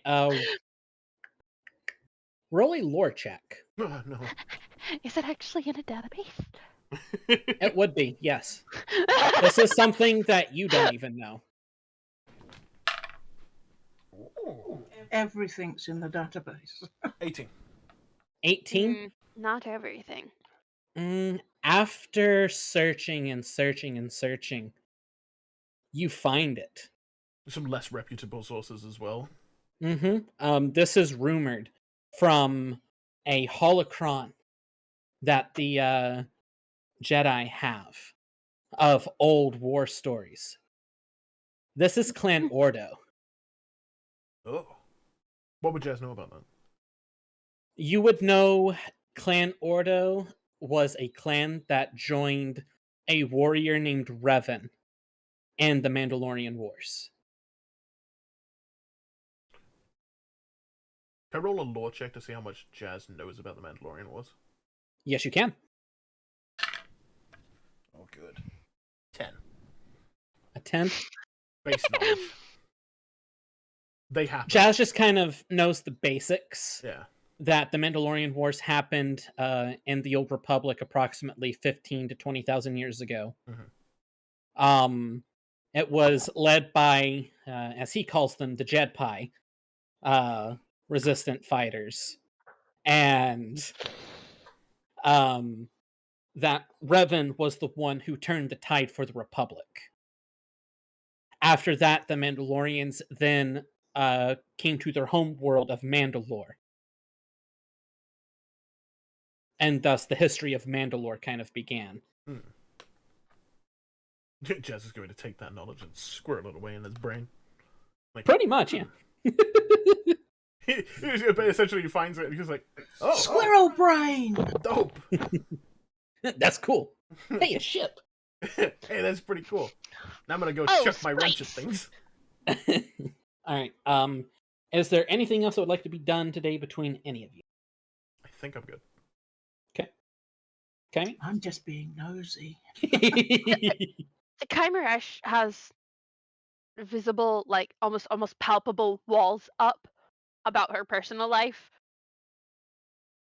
Like she's not into conversation that's not about the job at hand. Mm-hmm. Welcome to Night Sisters. The worst part about Baeden, and I would describe this for Mitzi, is that she seems like an open book, but written in several different languages. Like, you can ask her anything, and she'll answer, but you might not always understand what the fuck she's talking about or what the fuck it means. Alright, then with that, you all go to your respective chambers as the tiredness begins to hit you of travel throughout the day. Just throughout the day, you've been checking on the cockpit, making sure you're on the right track. Yeah. You are. You know that you're approximately 12 hours away Cool. from jumping out of orbit to the planet. I'll wake everyone up in 8 hours and discuss battle plans. Right. So you all fall asleep. You get a full night's rest. It's an uneventful evening, just sleeping. Jazz, you are the first one to wake up. You begin to wake everyone up. You all begin to gather in the main passenger area. The day is yours. You are now approximately about 4 hours away from the planet. And it's up to you. What would you like to do? Before he summons everyone, he wakes everyone up, I think Jazz is probably going to call Hondo. Okay. You call Hondo. It rings a couple of times. He doesn't answer at first. You try again. You son of a... Hey, what? Hello. Hey. How can I help you? Oh, Hondo. God, it's you. What? What can I do for you? Have you already lost? What do you mean? No. A worse pilot than me would take us almost like a week to get here. I've done it in 2 days. 2 cycles, Hondo. Yeah, a pilot who could get there in about an hour, but okay. Continue. I mean, yeah, a pilot with one of the fastest ships, sure, maybe, but you know the Songbird. What did you want, Jez? I'm in the middle of something. I got distracted. You say that as you see 3 different women in the background. Well, you're certainly in the middle of something. You should get out of there and let them continue. You see them, they have whips and chains and things. Make it quick, please. Yeah, that's what they're going to be saying. So,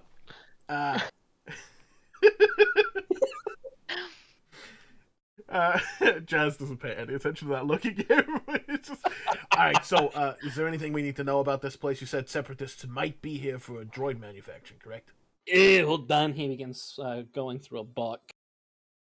My latest scouting party, there is indeed droids here. Okay. It is a planet that is currently being occupied by the separatists. He sends you coordinates to a town. I suggest landing here. This is where freedom fighters are. They might be able to help you take you to this location. You are Excellent. looking for, pay attention to this. I got it. You are looking for a hanger named Mango. A mango called Hanger. Got it. The other two are smarter, they'll figure it out. Right. So, okay. So, what's the situation like? You said freedom fighters. Is there an active battlefield, an active war, or? It's the Clone Wars, my guy. There's always an active battle going on. It's entirely fair, actually. Right. Anything Last else? I heard that the Republic was ran out of here due to low supplies. The freedom fighters have been fighting on this planet for the past 2.5 years. Oh, all right. Cool. Got it. Thank you. I think that's everything. Unless you not told me something. You mother.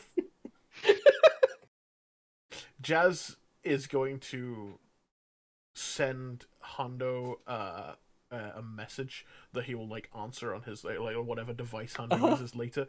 That will give him an electric shock. Duly noted. So at some point later, he'll see a message, Jazzit rent. He'll open the message, and it will just shock him. And it'll just be a picture like essentially a gif of Jazz going with all four arms. Yeah. Alright, so the party gathers together in the passenger area. You all are waking up, drinking your space coffee. And Plenty of fruit, by the way. plenty of fruit. Something you haven't noticed, there's meat now on the table. Jazz, you have no clue how this meat got here. Jazz is gonna look at it and go, whatever. This may as well happen today. Sure, meat happened. I put this here. It's up to you. All right, so I spoke to Hondo. We're heading to a mango called Hanger. He says it exactly like that. There's a small, not rebel town, but sort of a freedom fighter town. We're heading towards. We might be able to get information. Separatists are there. It's an active war zone. But we should be relatively unmolested moving in and out, considering none of us have like Republic colors or Republic affiliations and what have you.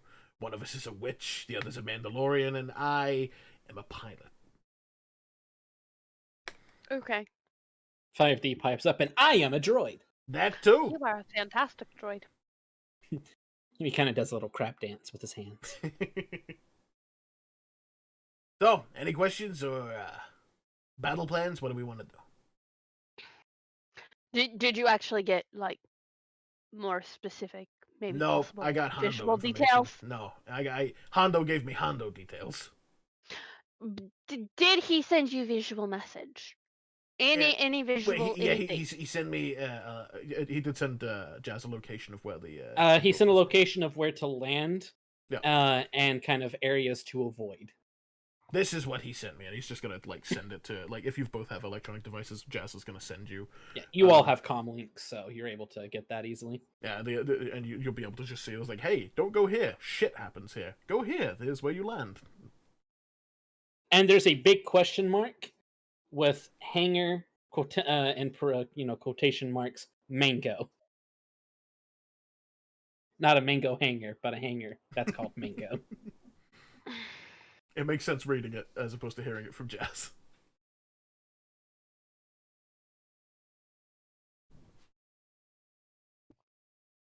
So what's the deal? We go in quick and quiet, loud, proud. We need to ask around, right? Do we have anyone subtle? I am great at diplomacy, let me tell you. I could talk to fur off a Wookiee. What? You started a bar fight. No, I didn't. He started the bar fight. I'm pretty sure you instigated it. I'm fairly certain I just informed him of his current unemployment after he fell for 30 minutes. It's fine. If anything, he overreacted. I was fine. He was passing on information. Clearly. See? She's on my side. Why are you on my side? Do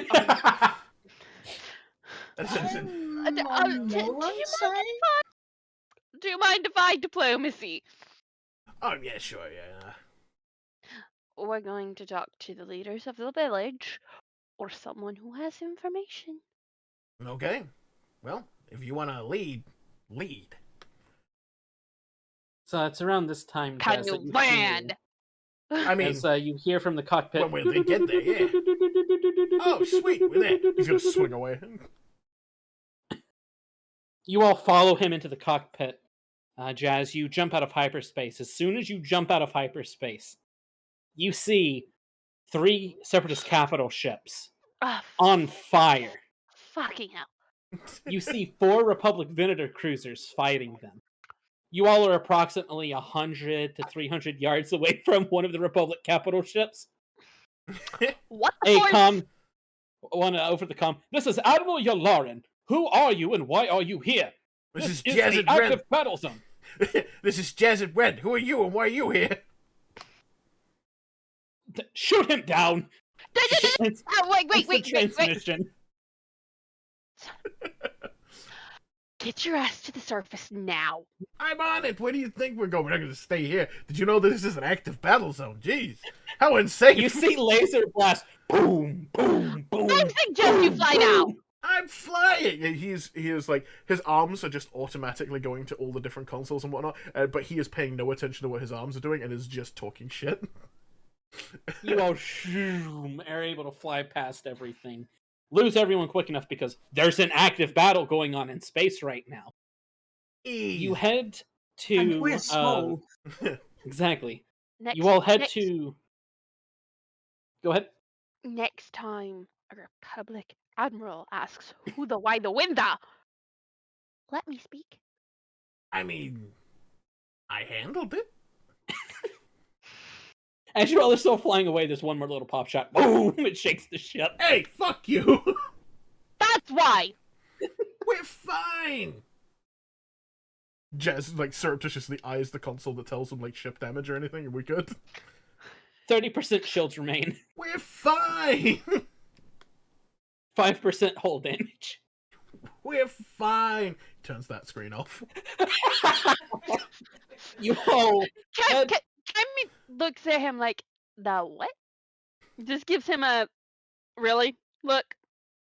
We're fine. The ship is on fire button is on. We have a protocol for this. It's called hit this button here, and it just like extinguishes whatever. See, we're double checks. Does that extinguish crew quarters? It does not, thankfully. It only extinguishes the fire. He goes, you see, we have No, we're good. Just you'd go back to a room filled with foam. You all land on the planet. You notice this kind of basic looking village that kind of looks like it's been made for the Resistance. Like this is not their actual home. You notice that there is skyscrapers off as you're flying through the planet. You all land, you all leave, and you all begin to traverse the streets. Do we need to of this... to check in with a hangar or anything, or is it just like free for all? This is just a free for all. All right, cool. Jazz is gonna put on the standard frequency for like flight control and just say, "Hey, this is the Songbird requesting permission to land. We're just gonna land in the open field if that's cool with you. If not, I don't care."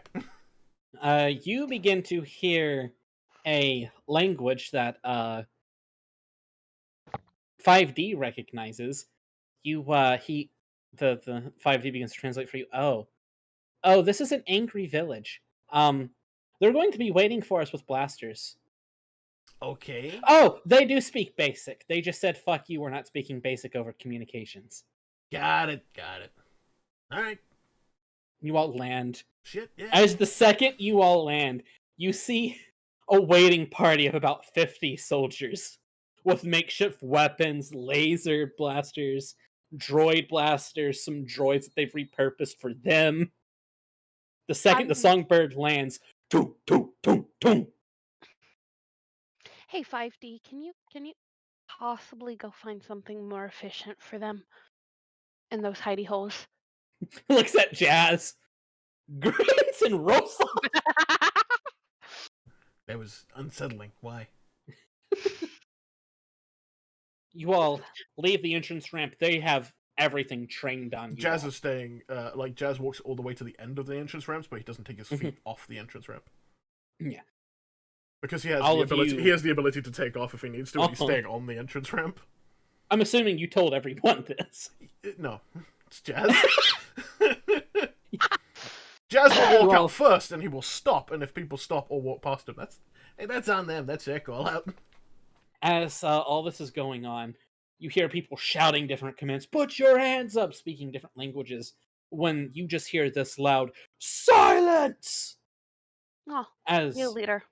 you see this 8-foot tall humanoid-looking creature that you're not entirely sure what exact species is. He's missing an arm, but the arm that is missing has a giant blade on it, and he's shoving people past. And he kind of stops, and he looks at Jazz, staring down at you.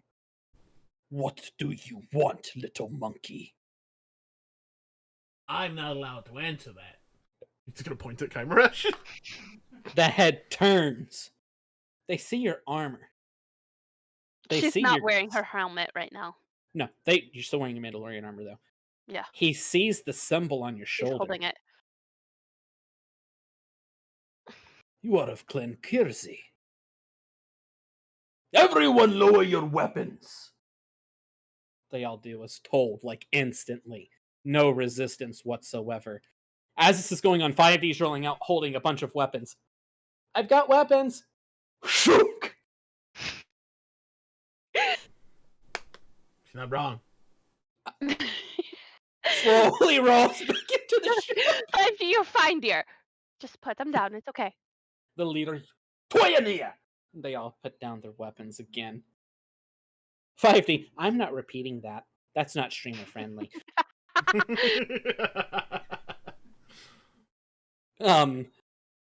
Why do you come to our planet? Well, we need to recover a lost item. We're in the middle of a fucking war zone. Hey, I'm willing to help to a new degree. Points, gestures to the weapons. In exchange for a little bit of time.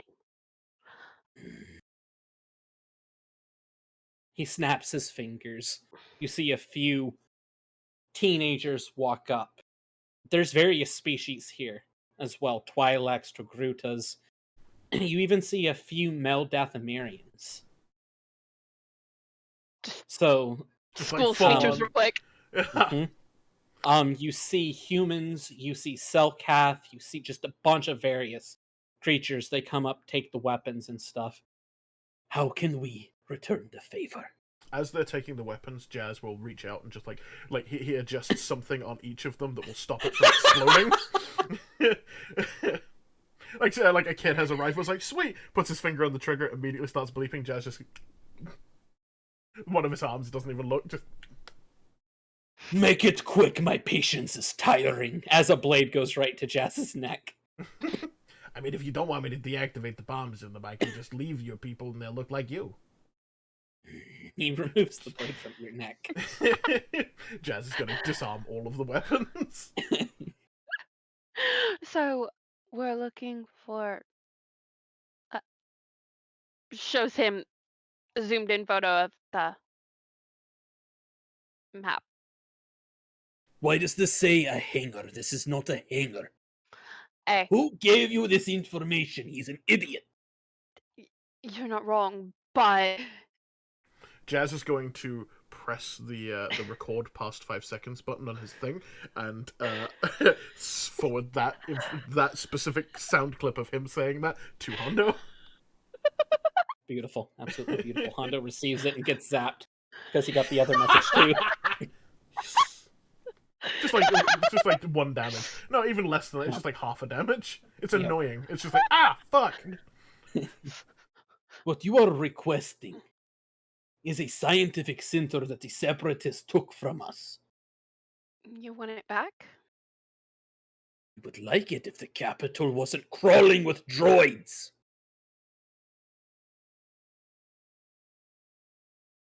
You must have a few secrets. He kind of motions forward. You see this lady walks up. She hands you a tablet. This will take you through the sewers up into the science laboratory. Okay. It is heavily guarded. The series or the lab? Probably both. Okay. He turns around. He kind of looks over at Jazz, looks at your ship. You have hull damage, and walks off. Kymeresh just glares at Jazz. Jazz makes no eye contact whatsoever, just staring at the guy. This is why you don't address admirals with the voice of an idiot. Well, I mean, it's fine. Hole just gently smoking. A panel just boom off the ship. That's meant to happen. Another one, boom. That's not. The ship kind of. Okay, that does happen a lot, actually. Jazz presses a button of the thruster, just rewrites it. We're You all very, begin to... very, like, left-weighted. It's a problem. And the design of this ship and the way the struts come out, You all begin to walk through what is a jungle planet. You all traverse for a couple of hours. Jazz, You're having the time of your life because there's low branches. You're swinging. Yep. You're doing flips with the swings and everything. I was going to say, like, Jazz was like, if it's a jungle planet, he is not on the floor ever. Yep. You all eventually come to the outskirts of the city after traveling for about 3 to 4 hours. You see a little sewer grate, which has led you straight to it. What would you like to do?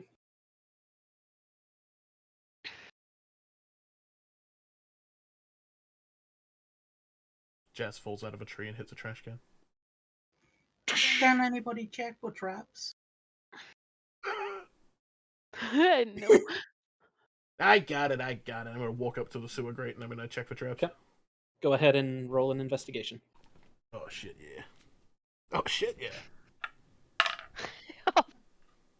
16, 20, 22. The sewer grate is not trapped. Lock. It's just your normal old sewer grate. Jazz just flips it. And it just boom, boom, boom, boom, boom, boom. We're good. I didn't know if it was like the source on the fall. No. Well, yeah, here's the thing. You'd expect it to be trapped, considering this is a way in and out. Why would they not, like, but... Don't like, speak it into the universe. but, Do not. Yeah, Do not. no, I mean Nah. them. The ones Are you that all into going the universe. to... I what is said- the marching order going to be going down into the sewers? Jazz is going to be at the back. Damn, that's where I was going. Oh, no. Kymeresh does not lead. Middle. Middle? Kymeresh refuses to lead. All right, 5D will lead. the man... well, hold on, wait, no, we do this way. Me and the droid can lead, you take up the rear, witch in the middle. Agreed. All right. As this is Did he going call on, me a are you bitch or a all... witch? Yes. Witch. As all Remember that. this is going on, are you all doing this stealthily, or are you all just going to... Oh, if we're doing it stealthily, I'm gonna cast a little something. Yeah, if you all want to do this stealthily, go ahead and do it, and roll your stealth checks. Hold While fire. you're doing that, I will be right back real quick. Yeah, no worries. Does you have the potty? I think he does it. I'm going to go ahead and use one of my abilities, and I'm going to smuggle us all in. Which means, after I've cast it, everyone within 30 feet of me gets a +10 to stealth. Oh shit! Well then, my Oh, yeah. stealth is currently 34. Holy shit! Yeah, everyone gets a +10. Oh, I need to roll for. Basically invisible. I don't get penalty on stealth because I don't wear armor. Huzzah! What is that? Oh, my 16? armor is designed for stealth. So it's dexterity. Yeah, dex. And you add your standard modifier plus the 10. The 10 is just on top of what your total is. Shit, what was that? 16. 24 for 5D. Jesus. I get 25. So I have a 34 for stealth right now. Hmm? I have a 34 for stealth right now, sir. Damn. Yeah, I cast an ability. I cast Smuggle. Ah, So everyone gets a basically a 25. path without a trace. Yeah. Also 34. 34? Okay. I rolled a 19 plus my normal 5 and then Hey, I got 25. I'm not that dexterous. All right, you all begin to slowly. Actually, I need to roll for 5D. He What gets is a plus the 10 as well. bonus? Oh, Plus I 10. Plus rolled 10? for 5D. Oh, did you? I What did got you a get? 24. 24. Okay, then you're good. So he's You also all are good. 34 as well. Yeah. It's just So invisible. you all are sneaking past the grates. As you all do, you notice that there are patrols set up in the sewers. Just you see B1 battle droids flanked by a few B2s. You all begin to traverse your way through, following the tablet to where you need to go. You all I would have handed the tablet to 5D. you all begin to just go through, jump over. There's a few close calls, but you all are able to kind of hold yourself back. Jazz, you yourself are impressed that you're being this stealthy. It's not a challenge. It's not a challenge to F it up. You all eventually get How to close where you're could I going. get without being noticed? You all do eventually get to where you're going. You begin to climb up the ladder. Open it up. 5D scan for traps so it wasn't trapped. He slides it back, and he kind of looks down at you all. And so hold on. Jazz and 5D were in front. Yep. Baeden was right there, and there's Kyme. You all then begin to climb up and head up into the science laboratory. As you all begin to climb up and enter in this hallway, it is pitch black.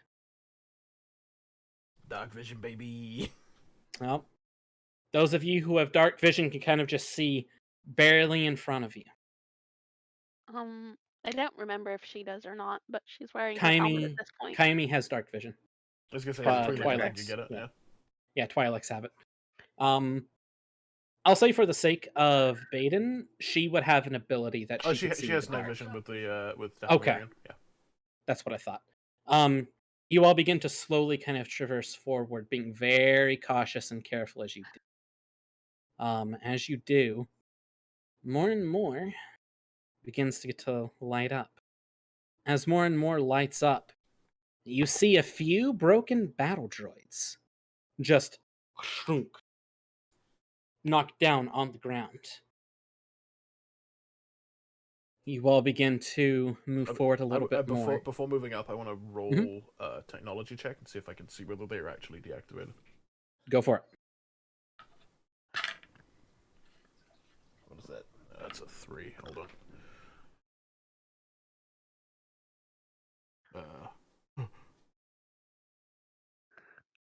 10 total. A 10 total? Yeah. Ooh.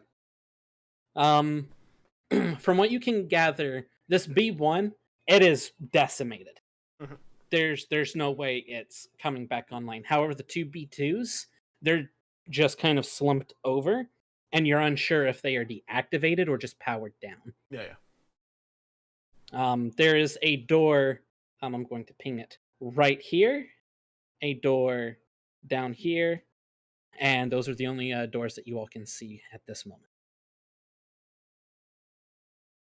Jazz is going to roll up to that first door and give a listen. Okay. You begin to walk up. 5D kind of flanks behind you. Listen. Go ahead and make a investigation check for me.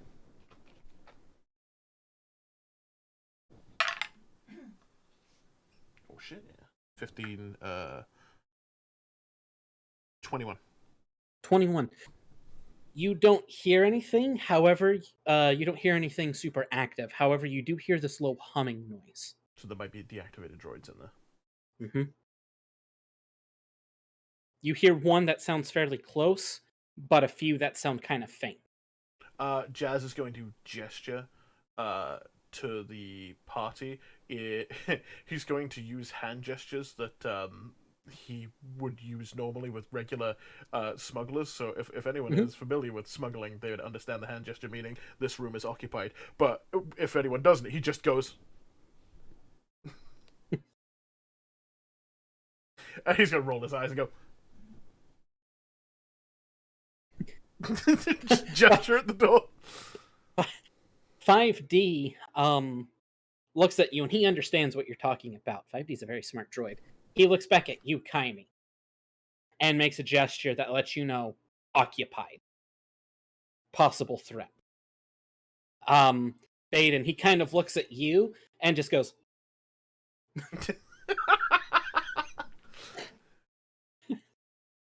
Universal So- gesture for, oh god, don't go in there. he points to the door. He kind of looks at you, Kyme, to whisper to her what I'm saying. Just don't. All right, I speak into your head and say, okay. Don't. are you saying that loudly? Jess is gonna lift her hand up like, Just her, like, everything mentally just wall. She actually would have a mental block. You notice that you can't peer into her mind. I wasn't Actually, for hearing. this- I was just talking. For this, She doesn't like that at all. Mitzi, I want you to roll a I want you both to roll a charisma check. Are we having a charisma off? Well, Yes. fuck, that's a nat 20. so be the natural. Let me see it. Okay. So 25. Just add your straight charisma modifier, Mitzi. It's +5. I wasn't that far off. I was 22. Oh! 22, okay. You attempt to speak in her mind, but as you do, you notice that there's this almost mental block. It's okay. We just talk out loud then. Jazz is gonna slowly put he's just face palm with like 3 of his hands. As Baeden says this, Jazz, you begin to hear that humming. Jazz is gonna gesture to the door and then take 2 steps back and pull out his blaster. You pull out your blaster. As soon as that happens, the hallway lights turn on. Jazz is gonna look up and just. You notice the 2 battle droids down at the end are also damaged. They're broken. However, these 2 B2s, floomp, floomp. I need everyone to go ahead and roll initiative. Hell yeah. Do you have a volume control? Yes, it's in your head. No. 15. 15, okay. Dirty 20. Dirty 20, nice, very nice. I also want to point out that you have gone first in every single round of combat so far. I have a good dex.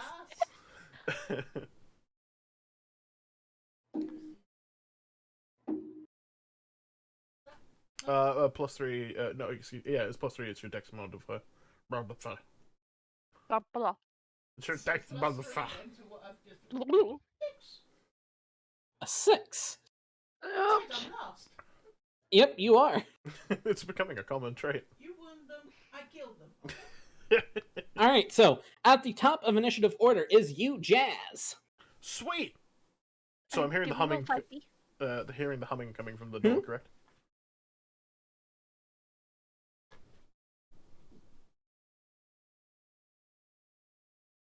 What's happening? Hold on, what did you roll, Jess? I said, did you roll for 5D? Yes, Okay. I did. I was just checking. Alright, sweet. Yeah, no, I rolled for 5D. I'll 'Cause at one always point roll you for. had me rolling for 5D. Yeah, I'll roll for 5D until I tell you otherwise. Thank fuck. How far away are they? In They are approximately 5, 10, 15, 20, 25. They're about 30 feet away from you. tight. All right. Mm.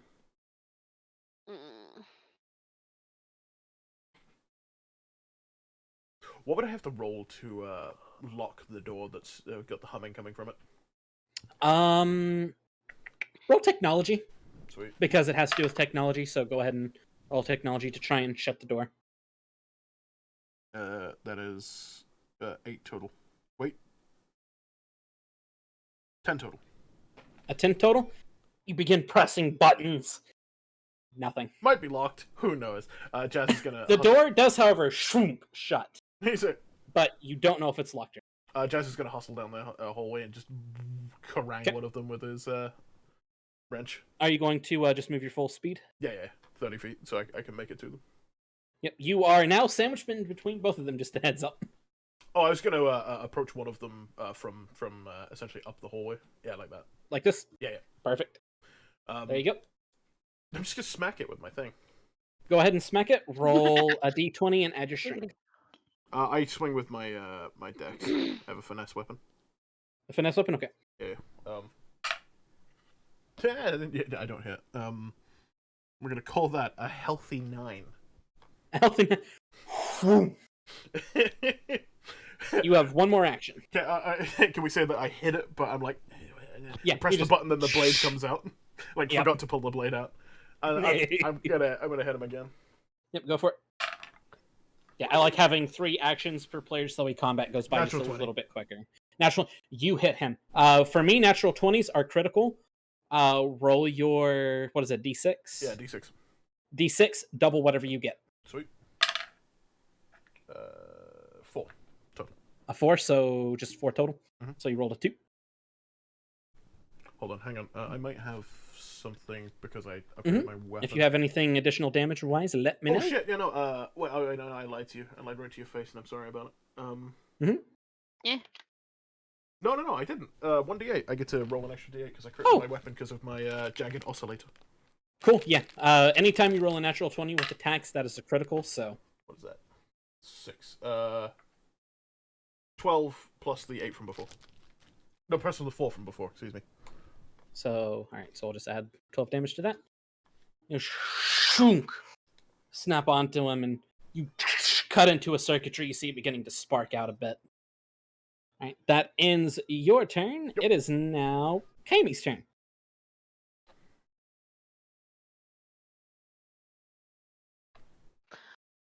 So, Kymeresh kind of bebops up the hallway to about where the down B1 is. Okay. She pulls her blaster, her Okay. needler. You pull out the needler. Okay, beautiful. It doesn't have the DD stuff in it. Yeah, no, you don't have any of that stuff. It just does basic energy damage. Which I believe it does 1d6. Oh, A moment. I'm trying to find the thing. Why did we not write this? Like, Oh, it's 1d4 for your needler. that's right, because it doesn't. Yeah. Mm-hmm. Yeah. I will edit it in there for you. Okay. Done. Sweet. And shoots 3 times at the one on the opposite side of the hall from Jazz. Go for She's it. not shooting for Jazz. Okay. If you're just shooting it 3 times, go ahead rolling 3 attacks. I add what to the? Needler, I believe, is your dexterity. All right. So Yeah, dexterity. 9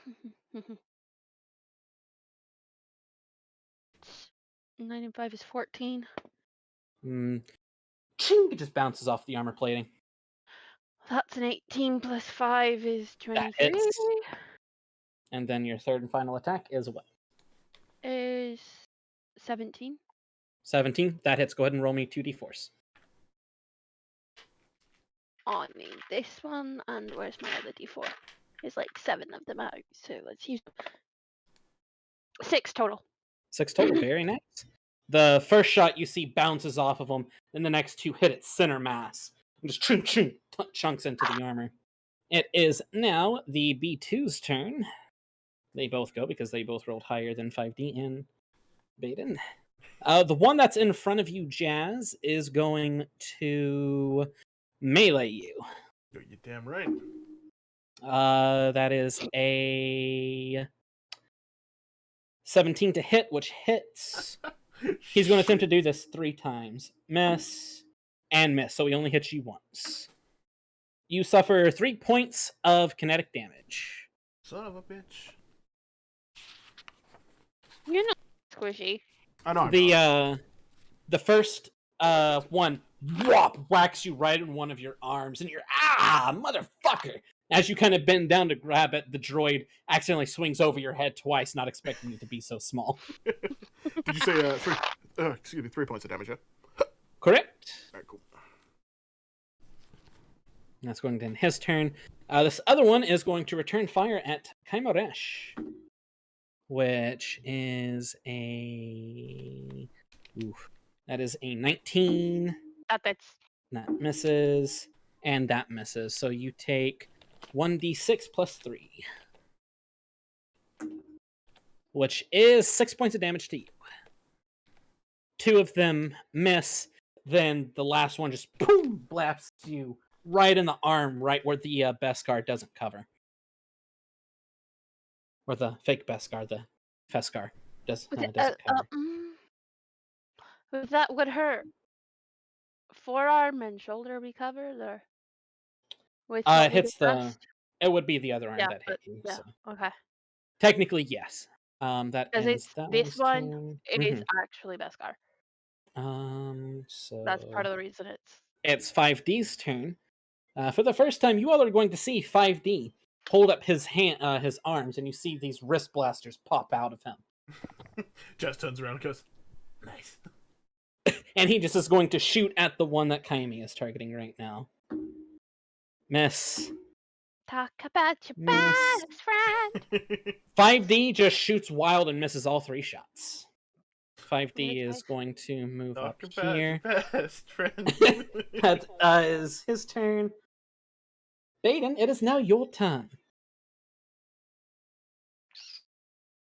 Nice. I think I would like to do sap vitality, but I'm going to use a point to make it not touch. I can do it at distance. All right. What exactly are you doing? Sap vitality, the spell. Sap vitality. Okay. Let me just check something real quick. It should work on droids. Yeah.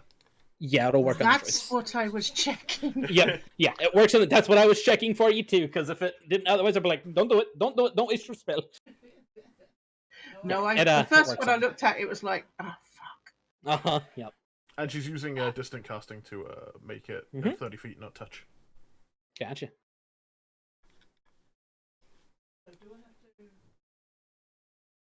I don't think you... It says melee attack, so if it becomes a ranged attack, Vox, does it then just become a ranged force attack?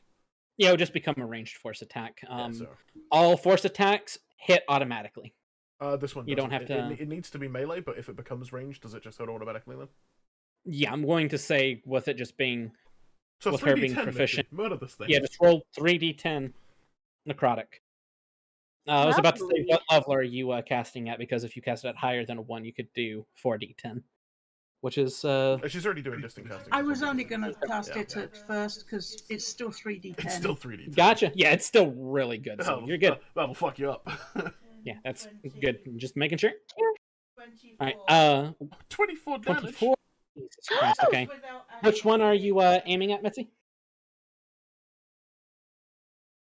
I'll aim at one that hasn't been damaged. Okay. Then the one that's not near Jazz. You watch as this necrotic form of energy. It has been damaged slightly, so you're fine. Yeah, it just hasn't been as damaged. Shoots out of Baeden's hands and fingers. Her fingers almost kind of curl and crack as it does. As it hits the droid, you just see the droid turn into complete and utter ash. Just destroyed. Insta rust, just gone. It's dead. It's gone. You're welcome. Jeez. Blech. She says under the helmet. Alright, you still have 2 more actions, Mitzi. I shall do it again at a different one. Okay. I would say you can just as opposed to wasting a force point, you could just enfeeble the one I've hit because it's already damaged. Yeah. So you don't have to cast that waste a force point casting distant casting again.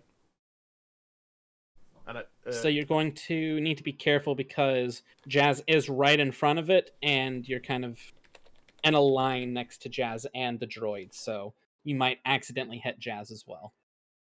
this isn't. She doesn't. The enemy just has to make a saving throw. This is an auto hit. Okay, cool. What saving throw do they need to make? Wisdom. They have to beat Wisdom? Mitzi's, I think it's 16 or 17. They need to beat. Okay. That is a natural 20. Oh shit! Yeah. Yeah. Yeah. They wait. Hold on.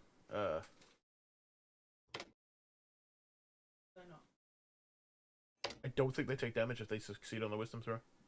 What's the spell? Enfeeble. Enfeeble. Mhm. The one we talked about earlier. Yeah, it doesn't say it halves it or anything. I think it just misses. Oh. The dark energy courses from your hand at a creature within range. The target must succeed on a wisdom saving throw. If it is missing any hit points, it takes 1d12 necrotic. Otherwise, it takes 1. It doesn't have a failed saving throw. I think this is just a poorly written spell. I think so too. We'll say for this, it just bounces off of the droid. So since it rolled a natural 20, She's got one more as well. So. mm-hmm. No, it's only if it's not damaged. Yeah, I think the spell just misses. At least the way it's written here.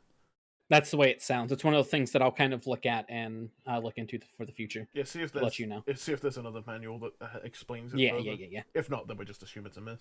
Pretty much what I do. I have a GM binder folder place that I go to kind of look around. So you have one more, Mitzi, if you want to try and enfeeble yes, it you again. have one more action.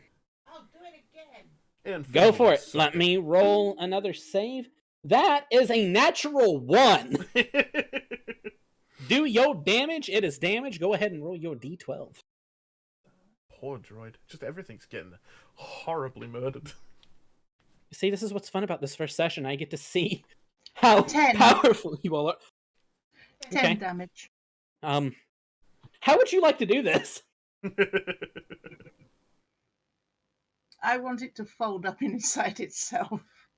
You watch as this necrotic beam of energy just shoots over you, Kyme, and over Jazz, and just lands on top of the droid, and the droid just... Kymeresh naturally takes a knee and turns back toward her, like defensively. Jazz is just gonna look at his wrench like, did I do that? You're at 0. And you're at 0. All right. So for the sake of this, we will still be in combat. Just because you all don't see anything doesn't mean there's not more there. That was a door near Jazz, correct? The door is, yes, it is actually right here. Oh boy. I'll go ahead and just move this guy down 1, so that way it's and it's back at the top of the turn order, so it is you. You can move up to 30 feet if you'd like to try and go in here. I'm gonna cock an ear to the door next to me. See if I can perceive anything. Go ahead and roll a perception check then. What the hell is my... Oh, it's +1. 15. Wait. 15? 15. In here, you hear no humming whatsoever. Jazz is just gonna pat the door and say, clear. Okay. As you pat the door, it's clear. Are you wanting to go inside, or are you wanting to head back to the door that you closed? Door I closed, I think. Okay. You go ahead and head up that way. The door is Can I roll right another here. perception check just to see if that door is, if shit's... Oh, go for it. Yeah, let's see if things are fucked in there. 13. 13. You begin to look at the door, and you realize, oh, it's not locked at all. Jazz just gonna stare at the door. It's like, shit. Well, he's going Right. to. I think you don't mind us readying actions, right? Not at all, as long as you tell me what Yeah, action you're readying and what exactly for. Jazz is gonna double hand his wrench and like hold it, and if the door opens and a droid comes out, he's gonna whack it. If a human comes out, he is not going to whack it. Or Gotcha. humanoid.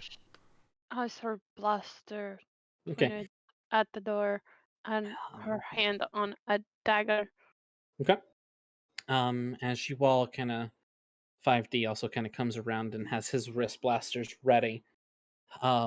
These wrist blasters, if you're curious what they kind of look like, if you remember the super soldiers from Stargate, I like that. that's kind of what they look like. As this is going on, let me go ahead and roll for things and get things ready. Okay. Few moments go by. You're just standing there. You're ready with your blaster and stuff. And Jazz, you're kind of knilled down to so the blaster can go over your head, but you can still Yeah. strike. It's almost you all are almost working in sync without even realizing it. A few moments pass. Nothing.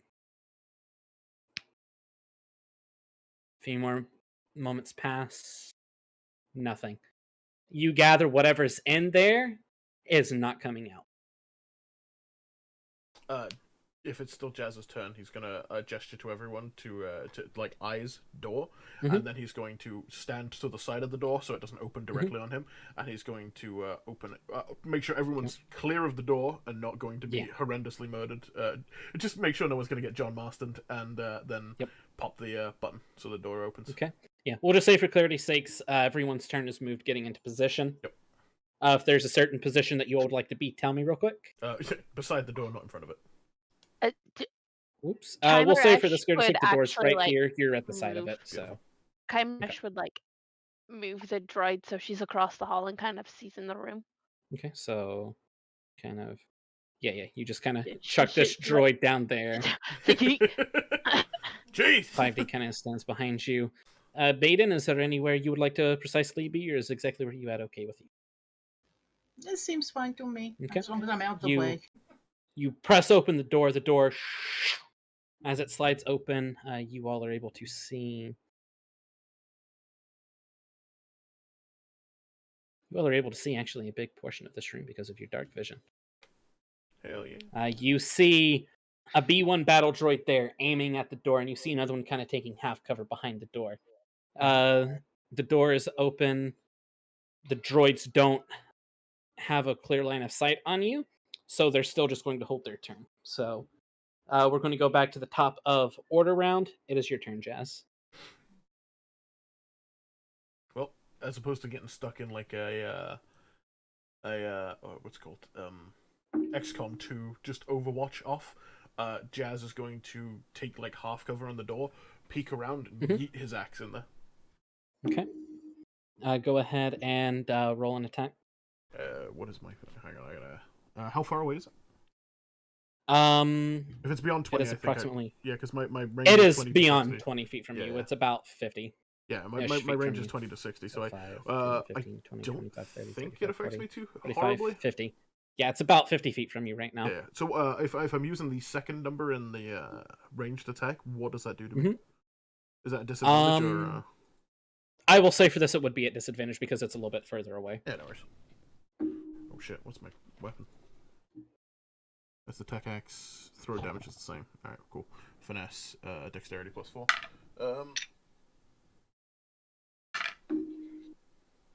13, 14, 15, 16, 17 total.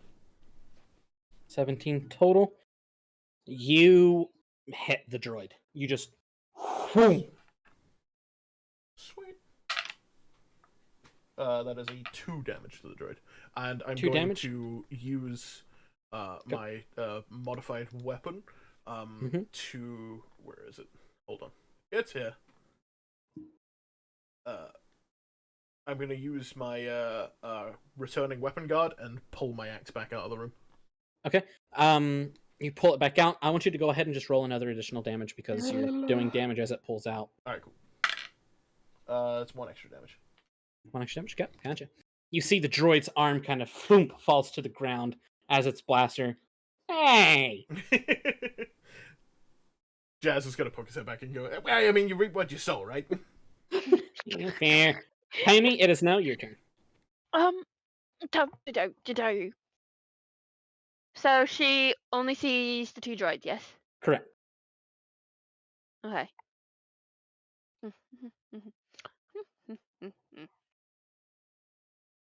Just real quick, let me check something. Let me see if one of my favorite things is a thing. Da-da-da-da-da.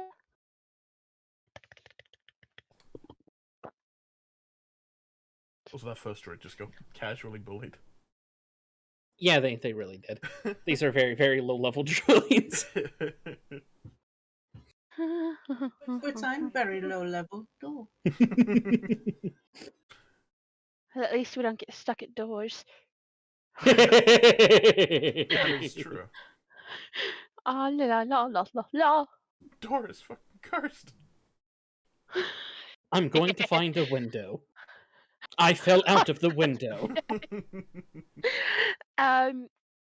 Okay, so Kymeresh casts one of my favorite things, Barrage. Yep, Oh. I figured that's what you were going to do. That bleep scared the shit out of me. Yeah, you're gonna hear because if you have everything like put into this the website here, you can just click it and it'll automatically cast it for So, you and you can see it. But you all having the actual character sheets also work, so dividing. okay. So basically 2d6 for each droid. Okay. I will say for the clarity of this, since you have such control over this, they will hit each droid. So go ahead and roll your damage. What exactly is happening? What's For those She is shooting basically a barrage of missiles out of her wrist pad.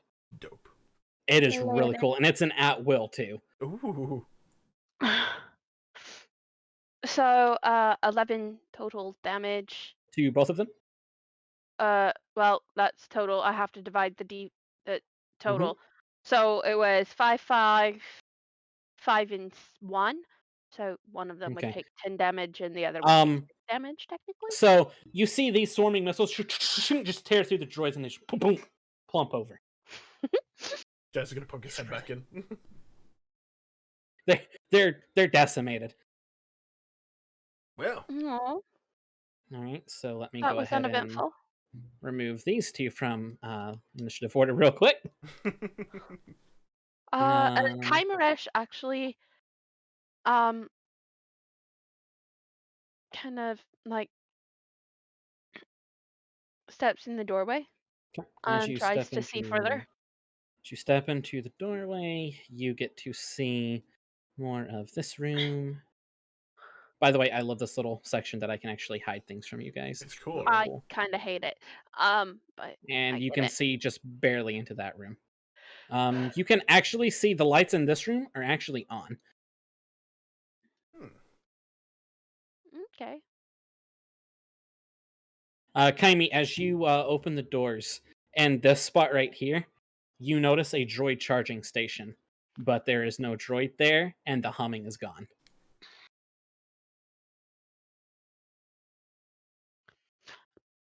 Kymeresh takes one of the small placeable charges and just on the Places it charging station. on the charging station, okay? Like sets her wrist pad. Right, you still have plenty of movement. Okay, so she definitely You move. went and did that. So yeah, you have about 10 feet of movement left.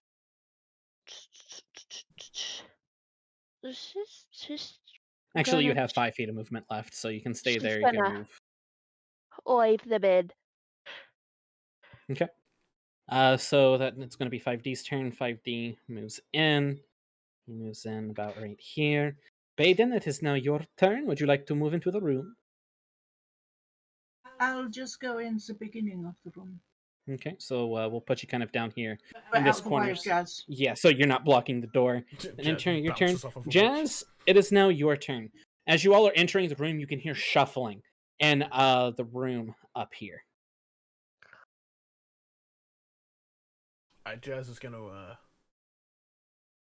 book it to the as far as I can into the room. Okay.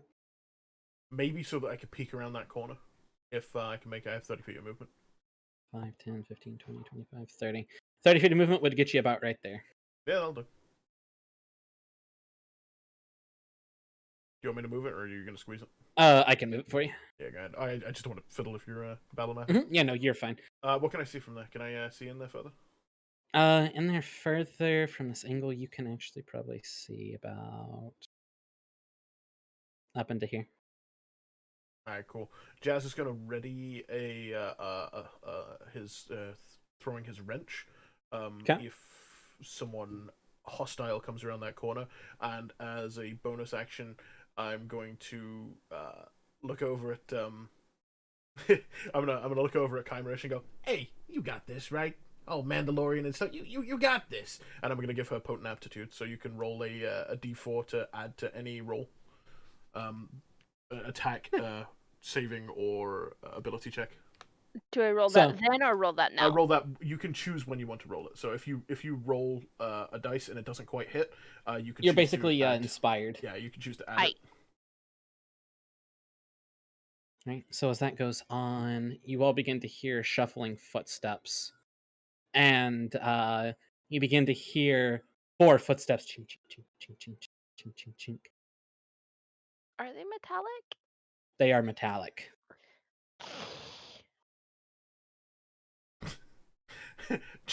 Jazz is going to have terrible deja vu because he heard a hiss. It was like, "It's my ship. It's in here too." All right. Kymeresh sometimes makes sounds that almost sound like angry Togruta noises for reasons unknown. All right. It is your turn, Kyme. Would you like to move anywhere? Yada yada. She scooches forward to I think about max her movement. About 10 feet in front of the droid nearest the door. Okay. That's where you can go with your max movement. They've just shuffled theirs, and it's 5D's turn.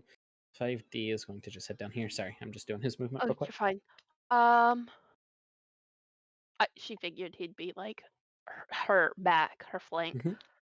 Because he's lovely like that. Can 5D see into that room yet? 5D can only see about what is shown there. Because 5D sadly does not have night vision. Poor droid. He can see in the following dark us by like holding on to us. He can see in the dark about 10 to 15 feet in front of him. Which is normally all he needs because Kymeresh. Yeah. So it's a thing that can be upgradable for him. It's just not been upgraded. That explains why he missed horrendously down the hallway.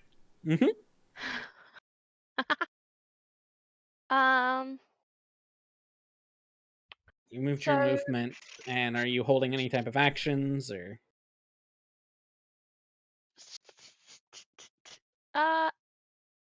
She's gonna hold her actions. She's not gonna fire unless fired upon or threatened. Okay. Sounds good. Baeden, it is now your movement. You have 30 feet of movement. I will do the 30 feet of movement then. That'll put you just barely in front of Jazz. Not for long. Alright. Jazz, it is now your turn. Alright, those panels in the middle there next to 5D, are they scalable? Like, are they floor to ceiling, or are they like just shelves?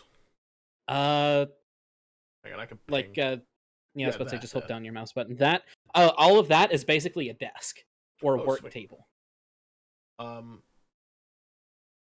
Well, in that case, Jazz is going to use. He's going to be on it. I can tell. Yeah, using his movement, he's going to either like scramble onto here, or at least maybe even scramble underneath, so he could see into that. Like into here. Into here, okay. You're going to be able to see pretty decently. Seriously, hold on. There we. My controls were being weird. You can see about that far. You see something, but you can't quite make out what it is. God damn it, the suspense is killing me.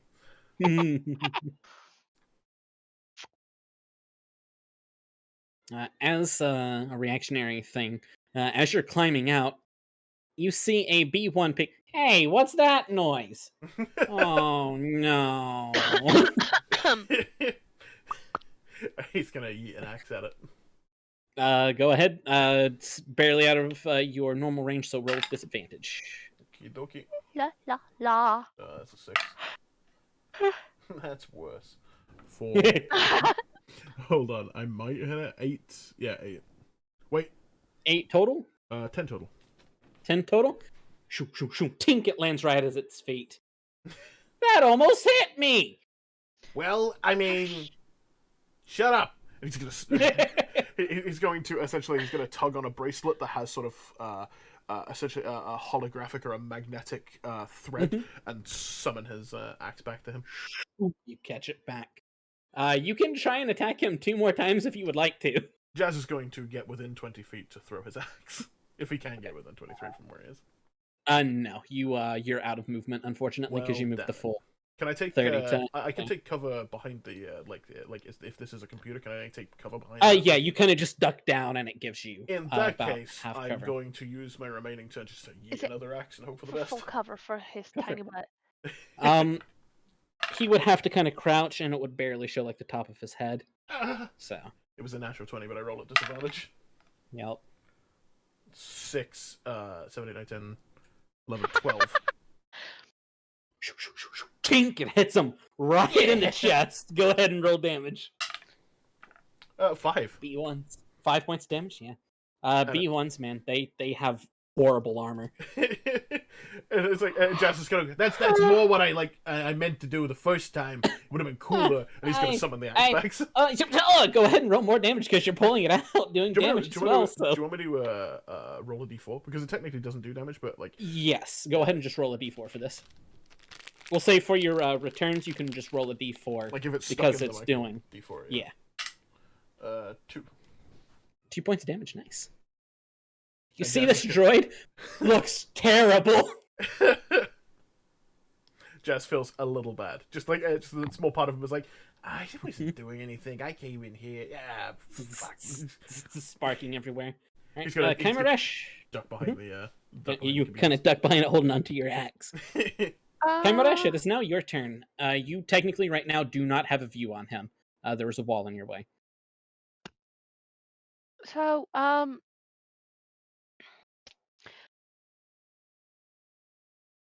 she's just gonna run toward him. Run Just towards right where up the battle droid is? Oh. up Okay. and punch him with her lovely viper knucklers. As you get in here, before you do that, Jazz fingers crossed because don't get jam mustard. Don't get jam mustard. You, as soon as you step in, you see a droid to catch. Ready to go, and you see an IG-100, better known as a Magna droid. Oh. And you see it turn on its electro staff. As you run up and the Force! And no, the battle she's actually yelling, "What the Force?" As your mid punch, go ahead and roll your roll an attack, and then see if you hit him. Is it 13 plus? Okay, you hit. You hit. And the knucklers are a d6. Yep. That's a 4. Yeah, you knock the head clean off. All right. So Rest in then peace, she buddy. It's you dead. have it's dead. You have 5 feet of movement left, by the way. Oh, oops, Excuse you, how? Wrong one. I did the damage, not the other way around. I'm not that squishy. How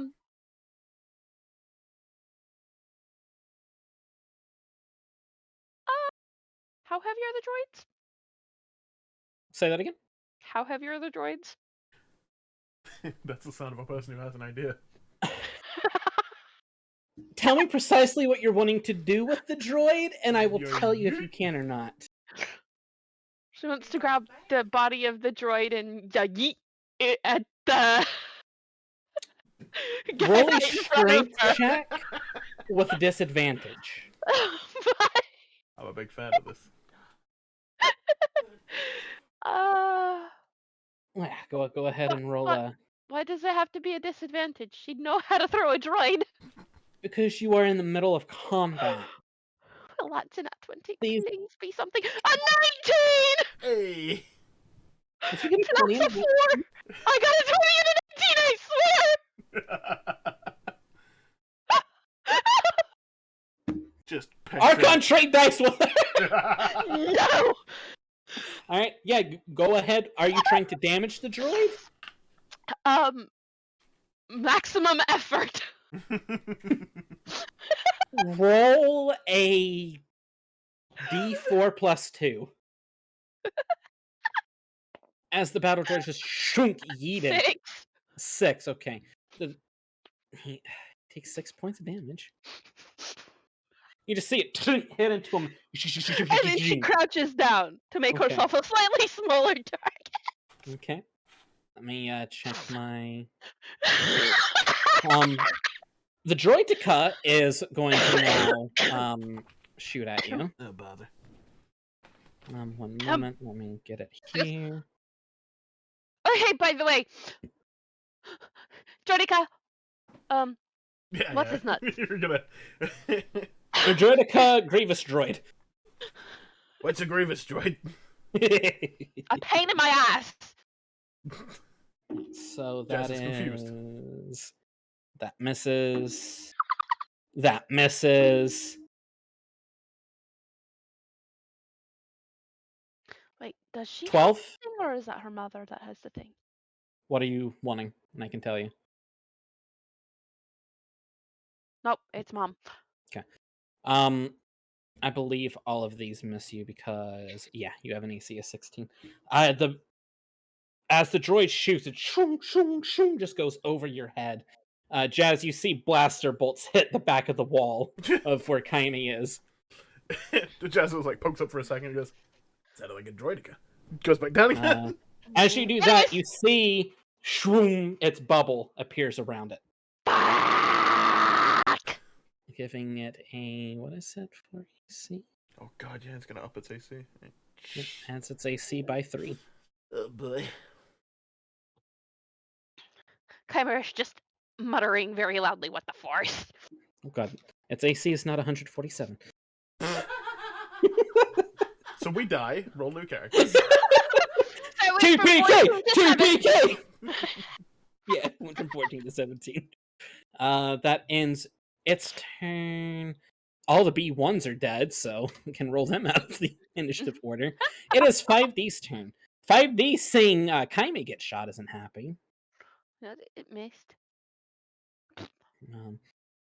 Clarity's sake, 5D yeets this droid back and stands behind you. And is going to Judy droid. hold... Sparky droid. And 5D... Actually, 5D is going to scooch around right beside you and attempt to shoot the Magna droid 3 times. Hits. Misses. Hits. So 5D's is 2D6. 6 points of damage. Very nice. What's the damage looking like on the droideka and the IG? Were they fucked up when we came in? Kaimi can see that the droideka looks pristine. Oh. The IG unit, however, does look like it's seen a little bit of wear and tear, and like it hasn't been to a recharge station in a while.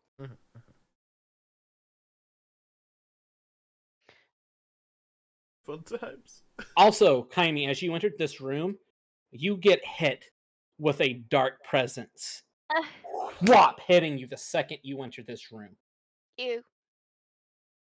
And who Does throws it feel, presents at like, people? That's familiar ridiculous. or You have no clue. You are too concentrated on the battle gross? right now. Okay. Alright, so, Baeden, it is your turn. Well, Baeden needs to move up a little because she can't see feck all. You're actually not in the last of the order anymore. Oh, something rolled low. Beautiful. Yeah. Well, we'll put you right there so you can kind of peek around the corner and do your magic shit. Do the magic hand thingy! She's just gonna go, magic shit. Right, what has been damaged with what? This I one heard right it troll, here that's the thing. looks a little, yeah, this one right here has been slightly damaged by a droid. As you peek your head around, you see a droideka that looks pristine and it has its bubble up. So what you see is that the IG unit actually has a be one like crumpled at its feet and kind of discombobulated because Kymeresh just full on yeeted that Yeet. thing. Yep, just full on yeet. All right. Well, let us try a little enfeeblement, shall we? All right, go for it. I need to make a wisdom saving throw for him, correct? Yeah, I believe so. Okay. That's- What is your DC? Should be 16 or 17. I think it's 17 because she's ridiculous. And it's a wisdom save. Wisdom save, yeah. Does not make it. Enjoy necrotic damage, guy. Pretty much. D12. It's horrifying. If she walks into another situation and just crumples another droid. I hit Damn. for 9. Jesus. For 9 points of damage, very nice. I'm really glad that she's on your team because certain things you all will face later, I don't feel so bad for now. Kymeresh isn't sure how to feel about this. You see again At just all. this dark, radiant energy blast over you and hit the droid. And the droid She's kind of not okay with this. Right, you still have 2 more actions, Mitzi. Let's hit it again. Go for it. Let me Just roll. enfeeble it. It's like, just keep enfeebling Yeah, it makes its DC save. That's a 19 plus 5. What a prick. Cozy. These Just got droids one more, have right? very good. Yep, you can do it one more time if you would like. Wait. Alright. Oh, yeah, no, sorry, my bad. No, my brain went somewhere else. And that is. It fails by 1.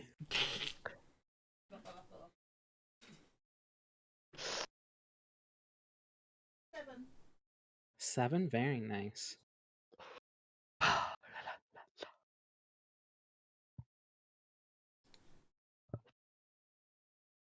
You see that this droid is actually starting to kind of spark in areas. It is now the IG droid's turn. It is going to bounce Ooh. its staff on the ground. And it's going to dart up to Kyme. And it is going Pissed about the to. droid, aren't you? It is going to multi-attack you. That is a 15 plus 1, which is a 16. So it hates barely. Yep, it hits. That is 2d4 plus 4. La la la la la. So 8 points of kinetic damage. Hi, its multi-attack also only counts as 1 attack. Oh. So you take 4 points of damage. You are now at 19 points of So damage. Jazz by the way, just peeking letting up you know. from where he is, hiding behind the computer, just sees a fucking rave. Yeah, you just see chung, chung, chung, hitting her. It's going to attempt to attack you. That's a 2. You duck out of the way. It actually, the staff lands right in front of Baeden's face at the door. And that Alright. is a 15, which barely misses. We're now back at the top of the turn order. It is now Jazz's turn. Hit me, baby. So Kymeresh just giggles like a child. How badly fucked up is the IG? It is sparking. You can tell that it's hurting. There's But also I- like 3 people in There front is, of like, you. Yeah, Yeah, you it also is. have 3. You all are kind of crowded in this door right now, and I'm really sad that I don't have a certain enemy here right now. You can jump off. I had to sneak in. I couldn't reach otherwise.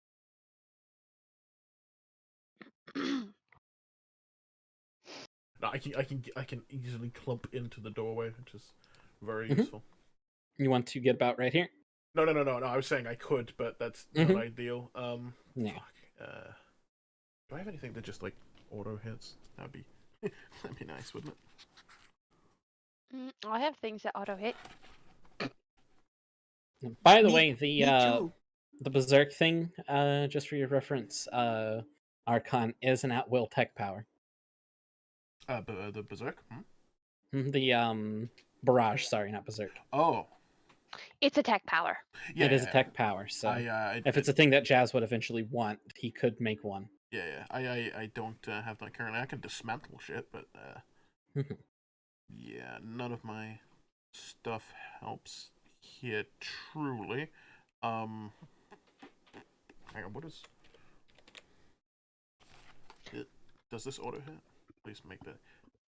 No, all of my shit could go horrendously wrong. So I think I'm gonna do the least damaging thing, or the least hurty to my teammates thing, but the most damage to robots. I'm gonna cast, or rather, you see Jazz pull up his wrist launcher, and he's gonna fire out 2 prongs, and he's going to cast Short Circuit, which I electrocute a creature within range. I make a ranged attack against the creature, so I just need to make a ranged tech attack.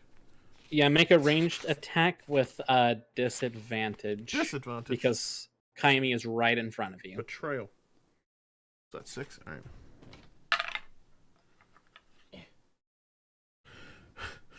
Sorry, I rolled another natural 20 on a disadvantage. Oh, sweet. That's 19. Do I need to add more yet? It's plus 6. You hit it. You hit it. As this bolt comes out, Kaimi, you hear it, and you instinctively turn as it sticks into the droid. Go ahead and roll your damage. Jazz is She just like kind of looks back at him like, "Are you fucking for real?" And he can feel that sass through her helmet. He's gonna look at just like this featureless helmet and just go, "Shocking, I know." And he's going to turn on the lightning damage, which he does a full fucking 8 on. Yeah. Nice. If it's not destroyed, it has disadvantage on its first attack against me. Against you? Yeah. Noted. All right. So if it tries that to is going attack me, to it has end. disadvantage. All right. So you technically have 2 more actions. If you want to try that again, or if you just want to pass your turn, you are more than welcome to. I'm going to ready. I'm going to ready a. Oh shit! Hang on, I need to deduct attack power because that. Wait, no, that's at will. Oh. If that's not will, then you don't have to worry about it. Yeah, fucking dope. I'm going to ready a blaster shot, so I'm going to pull out my slug pistol. It's just a really fat, angry. Yep, that would actually take an action to pull out. Yeah, so he probably already has it in his hand because he can. Already in his hand. Okay, so if he had his axe, and then that's right. I forget you have 4 arms. So yeah, he can essentially have a 2-handed weapon and a 2-handed weapon and swap between without any penalty. It's wonderful. Yep. Okay, cool. Yeah, he's got his blaster in his like bottom left hand. Okay, at the ready. Gotcha. If there is a clear line of sight. If there is not a clear line of sight, shot, but if there is a clear line of sight to the droid, I'll shoot it. If that's the case, Kaimi, it is now your turn. So Kymeresh kind of like steps around 5D over here. Okay.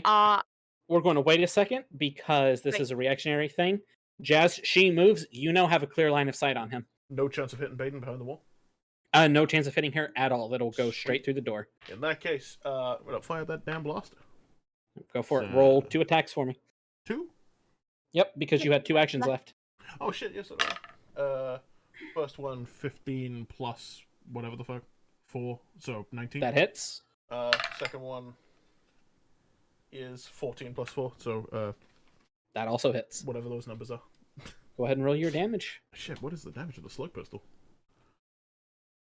A lot. 1 moment. I have it written down. Yeah, I got it. Yep, it is indeed 1d6. That is a 6 on one and 2 on the other. Okay. Kaimi, as you turn around, get ready to do something to this droid, you hear pew pew as the droid's head pew, goes up and then gets shot again a second time. Actually, the magma droid. Considering it's a slug pistol, it's probably an angrier.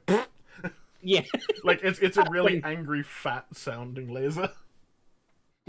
The droid just plumps over. Is that dead. fat with a PH? Yeah, absolutely. Yeah.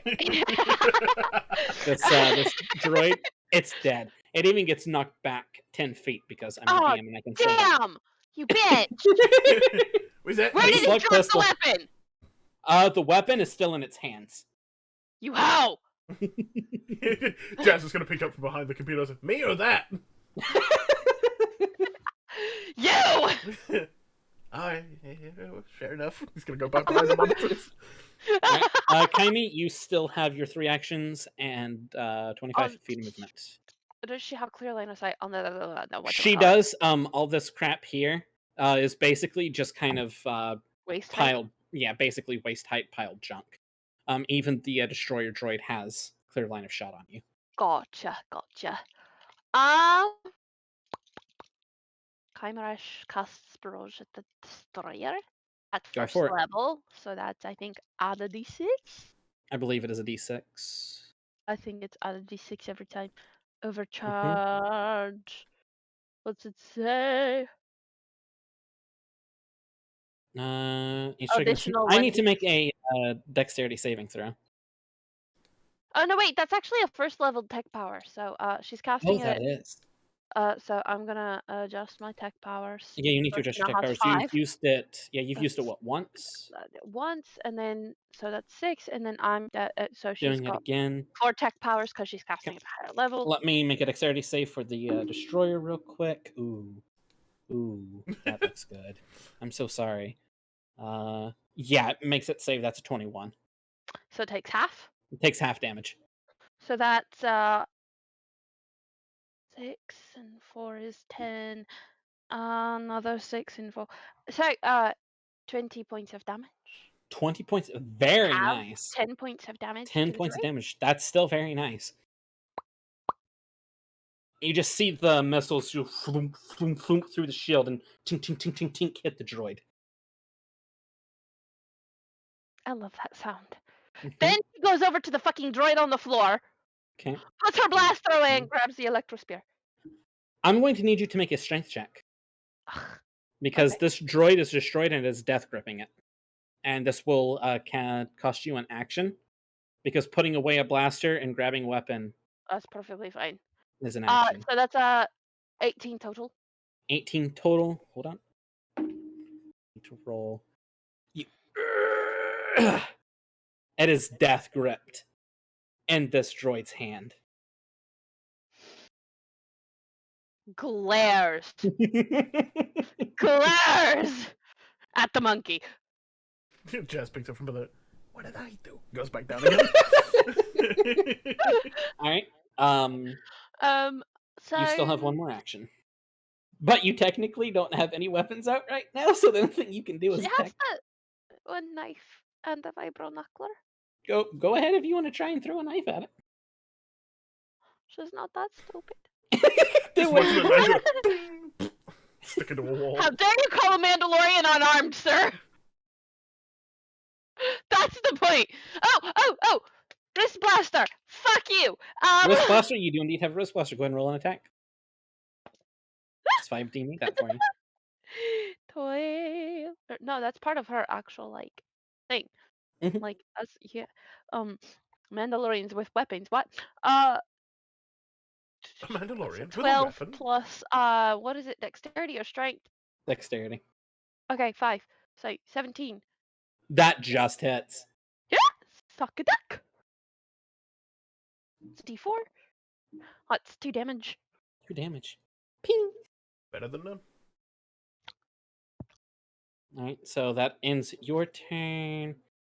The droid is going to move 15 feet over here.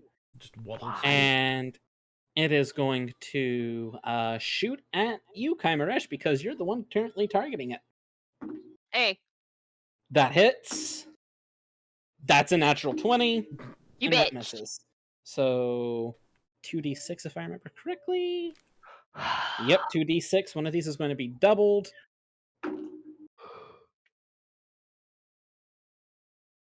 You take 17 points of damage. I look like shit. You are at 2 HP. The best part about this is Jazz still can't see the droideka, so just watches her walk over, grabs a weapon, fires into the corner, and there's a just annihilates the Mandalorian. It's like, oh shit! Goes back into the dark. That ends its turn. It is now 5D's turn. Who's going to walk up to you, lay hands on you, and cast his back at a second level, so you regain 5 points of health. Whoops, not negative. I said plus. Jesus. So Wow. so Actively trying to... He's like, sorry, that was a scalpel stab. He would never do that to her. Alright, you have 7 Something else, HP, maybe. and he is now going to attempt to shoot at the droid that shot his mom. Misses. And hits. So that's a d6. I'm so proud. 2 points of damage. Ping! Still firing in the dark, the poor guy. That's okay. Just wait till you hear what he calls Bo. Alright, that ends its turn. Baeden, it is now your turn. Can I see the menace? behind If you you. peek your Not head around, Jazz. as you peek your head around, you can kind of see it, but you need to move into the room to fully see it. I'm not moving in far. How? If I just go in 10 feet, how close am I to it? You would be about right there. Either there or there, yeah. And either you How could be far there away from me is it? about 30 feet. Perfect. Oh no. Excuse me. Okay, it's missing points already. Yes. Correct, it has been hit. I'm going to hit it with Enfeeble. Poor guy. Wisdom, Go for it. please. Let's roll this here wisdom saving throw. Mitzi just keeps Kymeresh coming in. bites Oh, brother tongue, Baeden bites keeps coming in tongue, just bites tongue, infeeding. bites tongue, bites tongue. Oh, it fails. That was a 4. Poor guy. So, a 6 total. I did max 12. Oh shit. Nice. Oh Jesus! Alright, you have 2 more actions. What happens with her spell And on the it- shield? Does like the bubbles stop at the spell at all, or does it just pass through harmlessly? It just passes right through. Terrifying. And again with the Enfeeble. Go for it. I might You have are to- ruining my KDR. I might have to limit this here I'm so thing. sorry. Smile sweetly. It makes the save. Just barely. Right, so it's D8 then. No, it's To be no fair, damage if you. Kymeresh It's is- no if it damage saves. because if it saves, it does no damage. And you have one more action technically, so Once more into the breach. all right. I'm beginning to see a flaw in the 3-action issue. Yeah, I might have to limit certain abilities. That's what I was planning Probably on doing as me. we went along. Yeah, it makes it again, just barely. Okay, You could dip back. I'm going to go back out. Thank you. You had in my thing, my at will assess a situation. I'm allowed to cast twice before a rest. Yeah, I'm thinking that one is more likely. I'll do more things at the end of the session as I prep for next week. I So would say all you probably need to do for it is just like make it so that she can only cast one version of an at-will ability per turn, so she can only cast one Enfeeble per turn. yeah, I agree with that. That's more than likely what I was going to do. All right, so That's you're okay. hiding back behind Next the door. time I'll hit you with a hex. Jazz, it is now your turn. Beautiful. All right, hold on. Get your ass in here, right, monkey yeah. boy. Kylie, don't forget you 20, do have 2 25, med packs. 30. I'm a I'm roll in breaking from my dad. as far as Okay. I can. Okay, so 5, 10, 15, 20, 25, 30. You can actually get right here. Hell yeah. You see the Droideka now full bobbled and it's I'm gonna use one of my actions to retreat. No. later. Walk in, Droideka. Nope. None of that. I don't want it. No. She already told everybody there was a fucking droideka. Yeah, but I didn't see it. Now I've seen it. It's fucking terrifying. Holds out a lemon for him. Alright, I'm on it. Alright, I'm gonna hit it with a short circuit again, so I need to tech for it. attack. +6. I don't hit. It's not a natural you 1, get? but I don't hit. It was a 2 Okay. plus my 6, so yeah. Pink, it hits the energy shield. You just see the energy shield. Just go. Vroom.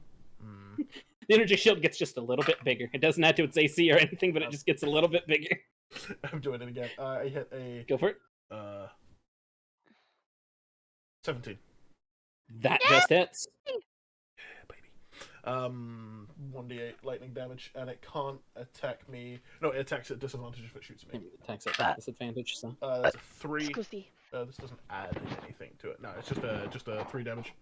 Just 3 damage, very nice. Yep. And then I'm gonna take a shot at it with the. Go for it. No, I'm just gonna short circuit again. Honestly. Go for it. My best move. 18. Yeah, I hit. Yeah, you hit. Another 2 damage. Aw. And it doesn't Nice. stack, so I can't Yeah, I don't get like double unfortunately. disadvantage. Haha, you can't hit me, but it gets disadvantage on its first attack against me next turn. Noted. Its next turn, I should say.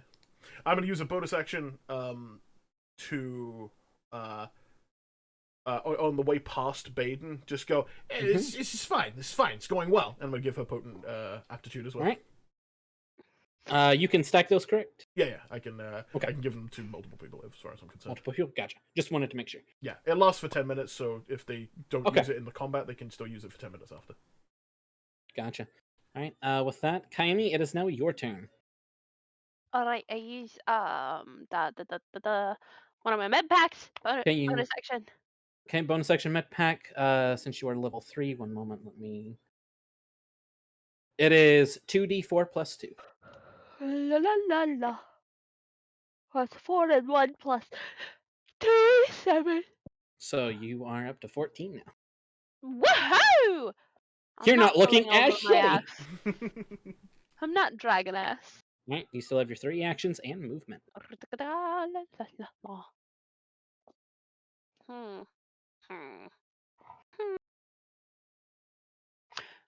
You said its AC is 17. How brave are we feeling?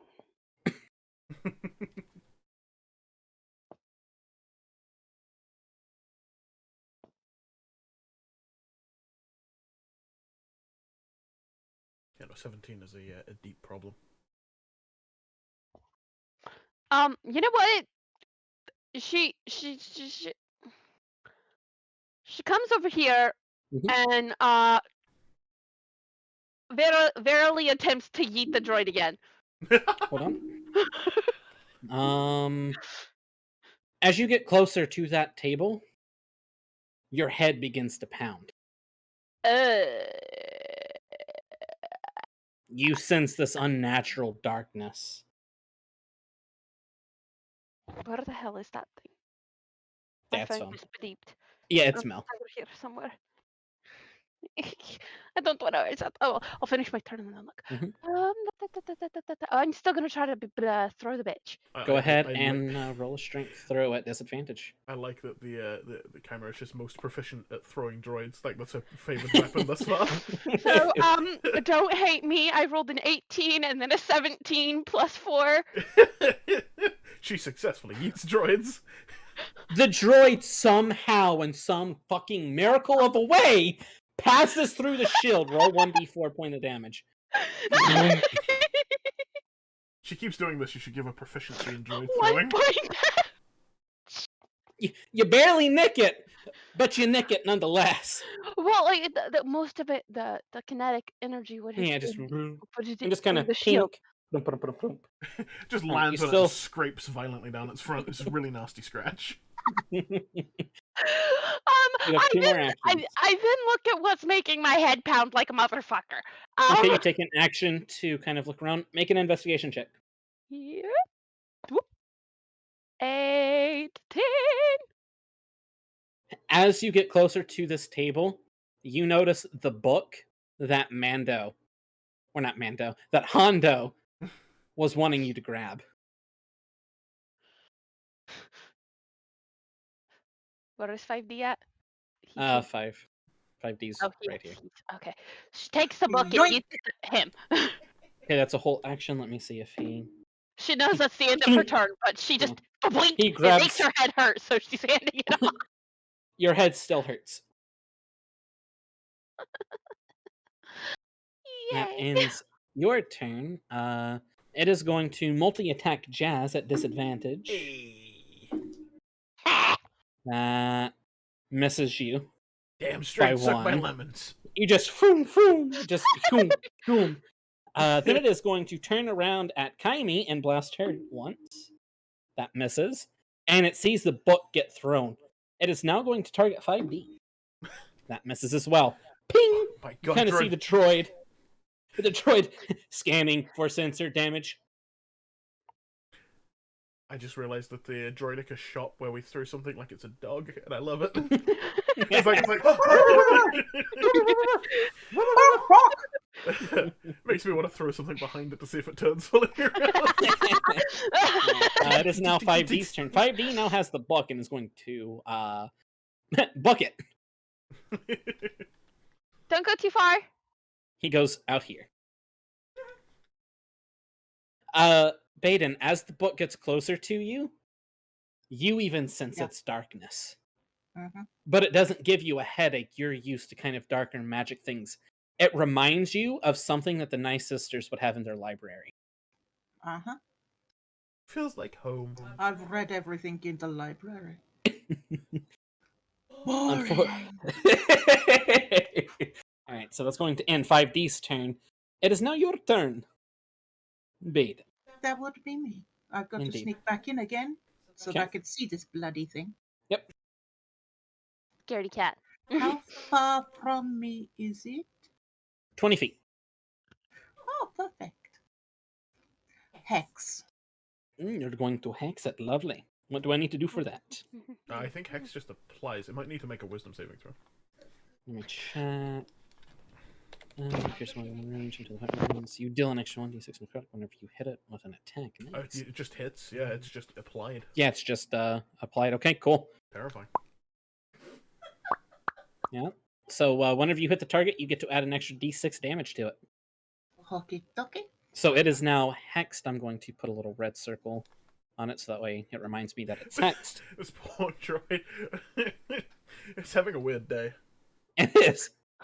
Oh! Oh! Oh! I forgot to do something. What'd you forget to do? You used all your actions. I think you're fine. You're fine. Okay. It'll Alright, happen. what else are you next time, doing, Baeden? I'm just checking something.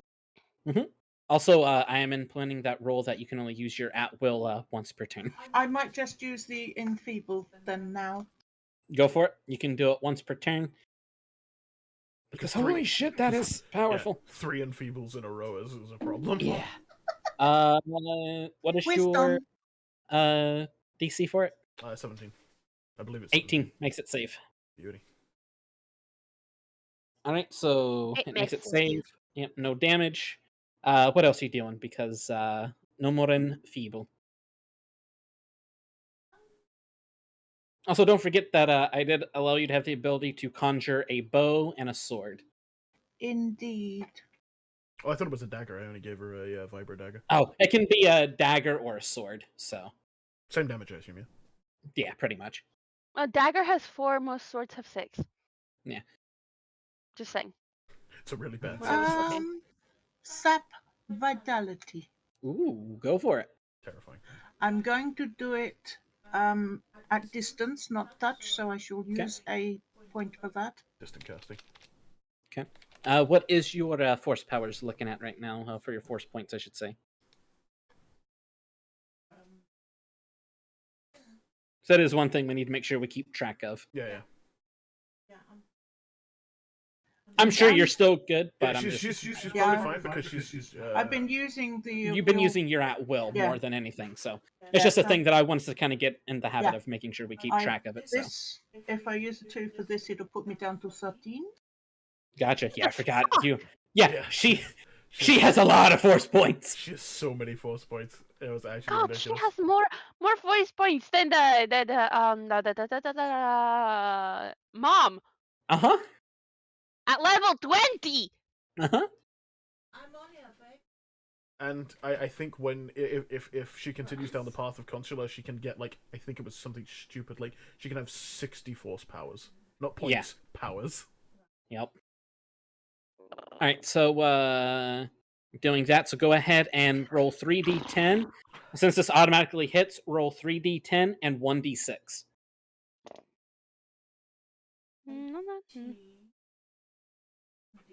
Oh, he's the toughest yes I've had to face. 23 points of damage. Woo! Very nice.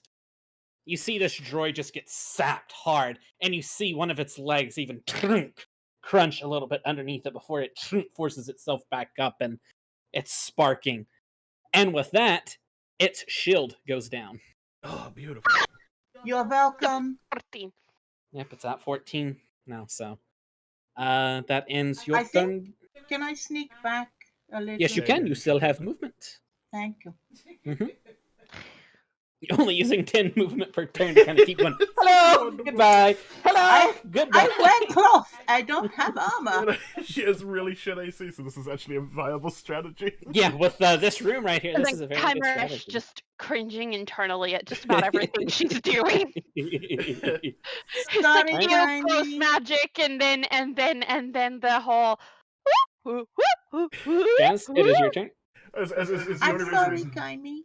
The only reason that Jazz busted through the door is because I know I could give it disadvantage if I hit with the short circuit. Nope. And it worked. It was beautiful. All right, Jazz, All it's right, your turn. Can I get up to it? 5, 10, 15, 20, 25. Yes, you can. You can get right up to it. Oh, you better believe I'm gonna.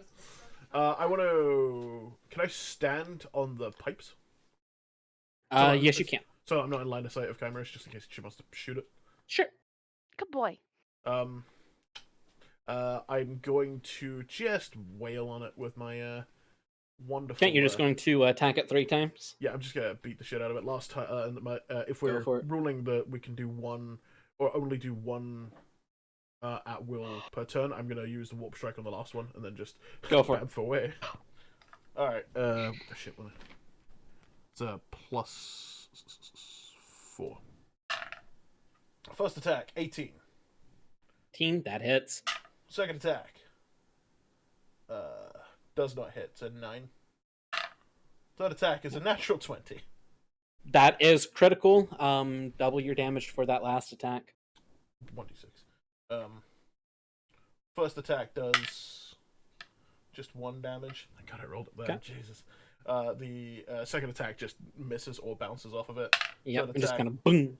Oh shit! Yeah, just roll max damage. That's 12 damage, and Nice, so Jazz 13 is, damage total. Jazz is going to bamf here Okay. to the other side of it. Yep. As you whack it, it is looking awful. Jazz is like, "What's this thing made out of?" Kymeresh, it is now your turn.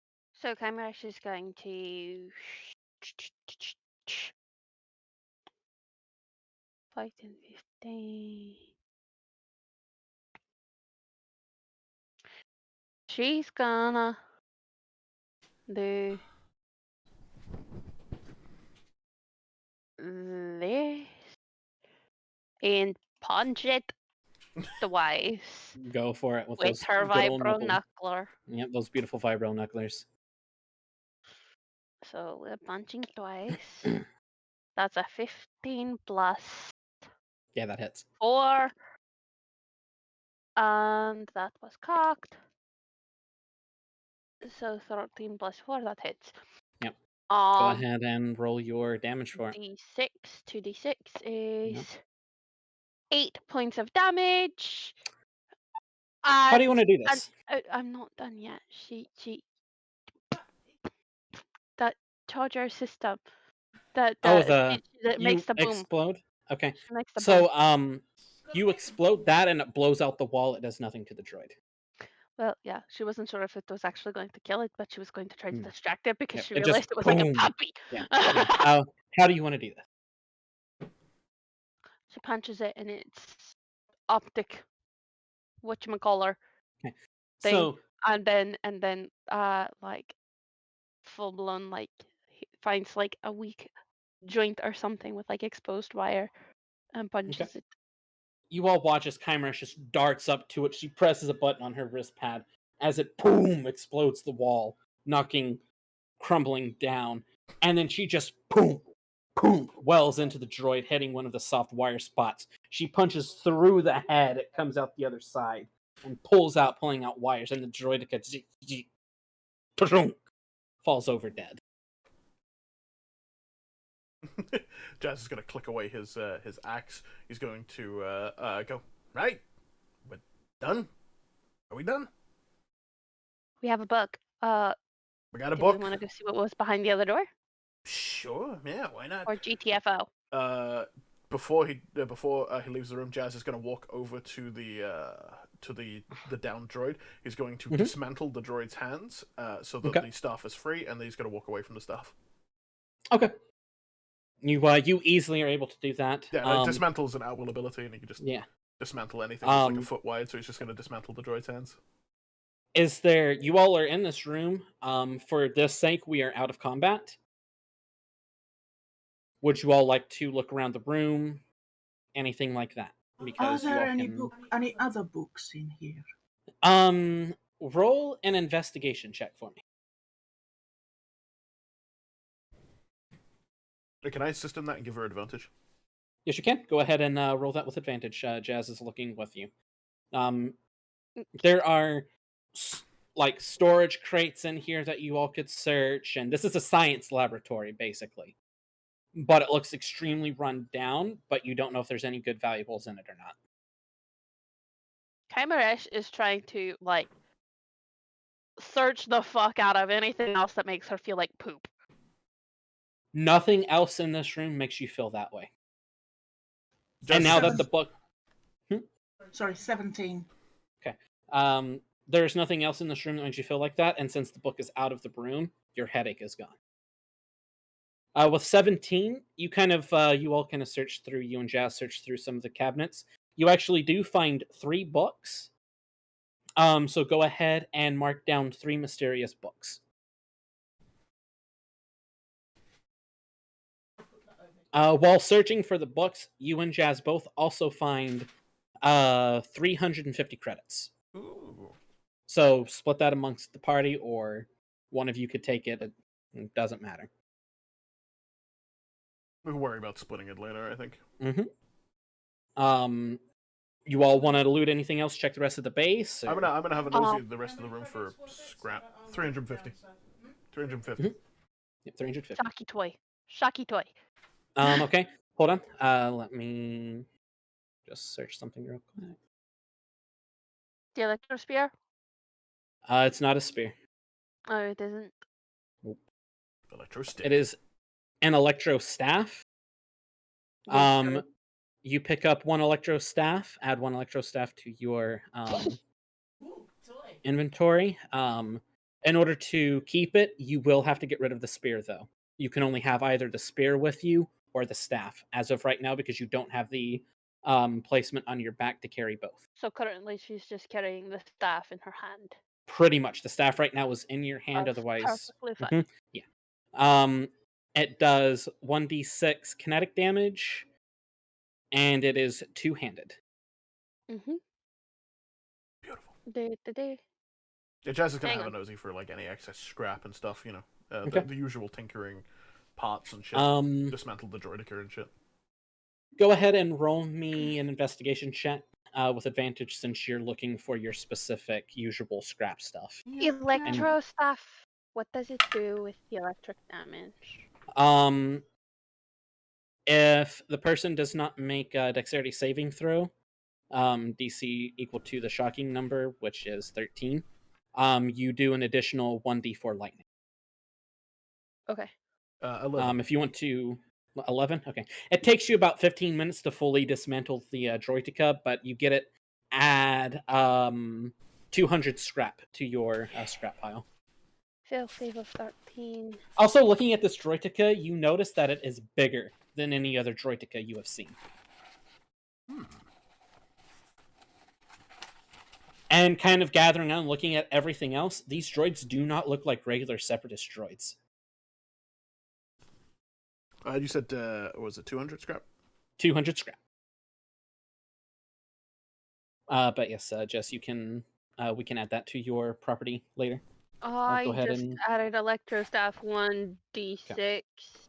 Then fail save of 13 equals plus 1d4. Okay. Electric. Sounds good. As long as you have all that basics kind of written down. You all looking through anything else, or? I go straight to 5D, but stay 10 or so-ish feet away from him. Okay. We'll say for clarity's sake, you all clear this room that you all have been in. You've cleaned it up of everything. There's nothing else lootable really there. However, you do have another room that you could look at and look through if you all would like. Yeah, Jazz is going to cautiously approach and see if there's any noise. Okay. Usual checks. Roll an investigation check. Jess, what are you doing? What are you doing? 16, 18. Oh, um. So there's the one door that was on the other side of the hall. 24 bucks. 24? Okay. You hear nothing. Everything in this area sounds like it's shut down. Jazz is just going to turn to the rest of the group and go, sounds clear. So, la.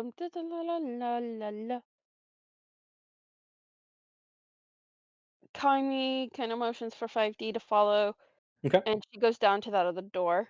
Okay, you will eventually come down here. Baeden and Jazz, are you searching this room any? I'm going to give a little cursory glance. I'm Okay, not looking for anything specific, just kind of eye-catching, checking. yeah. Both of you give me 2 investigation checks, or one of you roll investigation with advantage. It's up to you. I can do advantage, yeah. Okay, go for it. 17, 23. 23? Okay, beautiful. Give me just a moment.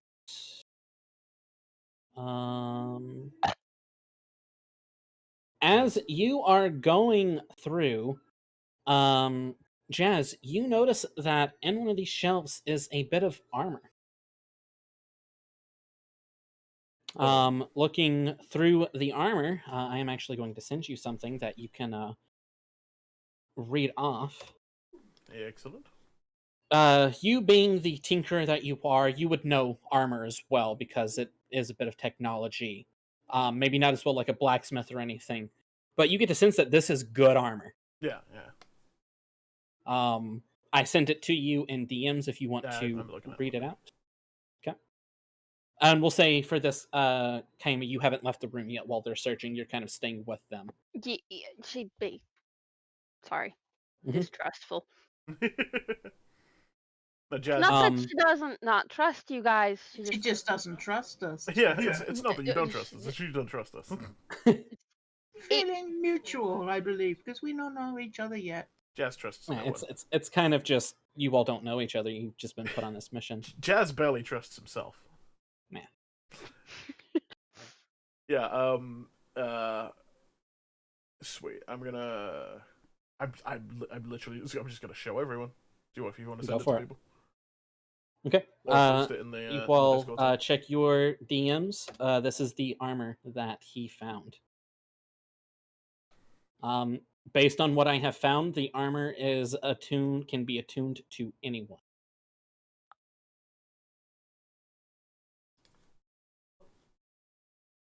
Also, while searching Jazz, you find 2,500 credits stockpiled in one of the drawers, and you get the sense that this wasn't the Separatists here, but the Republic and everyone else thinks that it is the Separatists that were here. Jazz is going to yoink up those. It's 2,500, yeah? Correct. I'm just going to write it as a credit chip and we'll discuss it later. Actually, does anyone see him take it? Baeden and Kyme are probably watching you like a hawk right now. Yeah, he's going to wave it and then stick it in his pocket. It's basically a pouch full of credits about the size of... Your dice bag? Yeah, of my dice bag. Bish. Yeah, it's about that big full of credits. Cool. Yeah, he's just gonna wave it and he's gonna pocket it, so that he has shown everyone that he is pocketing the things, and then you can discuss it later. Yeah, you all can discuss like loot, who gets it later, and especially after we're done with everything, we all can just kind of hang out and chat and discuss who gets what and whatnot. So, I mean, especially if one of us chose to wear the armor now, we'd have to attune to it and also unarmor and rearmor, which takes 10 minutes at least, I believe. Yeah, it takes 10 minutes total, or about a piece for the armor, because it's nice armor. And you wonder why Mandalorians don't take their armor off. Searching out through the rest of this room, 5D actually has the book in his chest. You no longer have a headache, no matter how close he gets to you. He is blocking off the presence. But you all do have what you came for. If you all would like to investigate the rest of this place, let me know now so I can go ahead and just reveal everything. Jazz is going to turn and say, I was like, we're going to go in there. It doesn't sound like there's anything in there we want to explore. Yes. Okay. So you all Jazz is going to check the door With for him traps. backer. You all go through the remainder of the hallway. Give someone roll an investigation check with advantage for just everything. I was going to say any traps. Um, who wants to roll with advantage? Well, I rolled for advantage and got a nat 20 and a 13. I think you should. Yeah, okay. I'm going to put this dice down. There are no traps. I've done I put it down I'm now happy. and rolled into a 1. I found That's funny. I found Okay, 3 give books. me- I'm happy. Yeah, Baeden's actually clutching those books very hard. Try to take the book from 5D. I dare you. I was not about that book. God, they're boring. Okay, so I'm going to just make a loot channel for you all to see. Beauty. Mm. So that way, Lovely. whenever you all find loot and stuff, I love the little things. You all find one of these. Why does it say, how did nobody find this earlier? I love it. Huh? Oh. Very nice. You all also Oh. find. See, Kymeresh is on the fence about sniping. Oh, oops! Oh, that's pasted. I'm supposed to weirdly. say out of a pile of junk. Hold on. You all find one of these, Gibby. and let me roll a few more things because you all that natural 20, you all would find a lot of good stuff.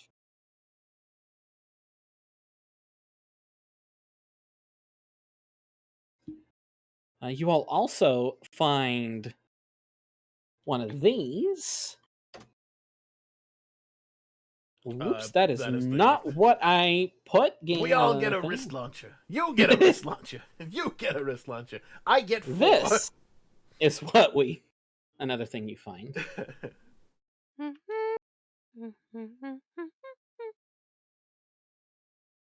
Very fancy. And some of these things, if you all like eventually want to sell them, we can of course go through all that. So Hello, Chess. Would you like to give me premium dollar?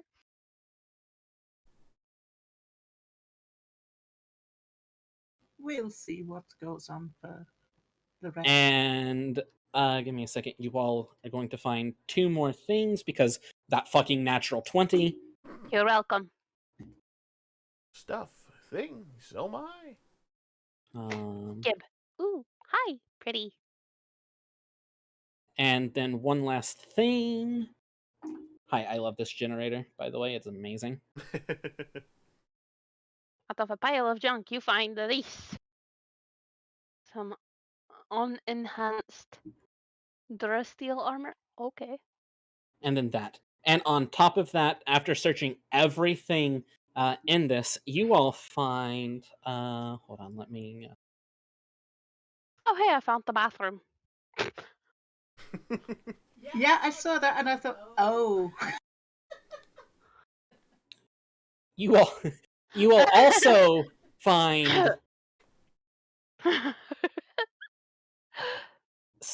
6,647 credits. Yeah, no. Nice. Is that the total or is that including the other bits? That is just in total of what you have found. Right, okay. So that's Um, plus the 24 or separate from the 24? That is separate. That is separate. Oh, okay. So That an is- additional. Mm-hmm. Living pretty. You all search everything else. Nothing else. You all do find a few turned off B2s.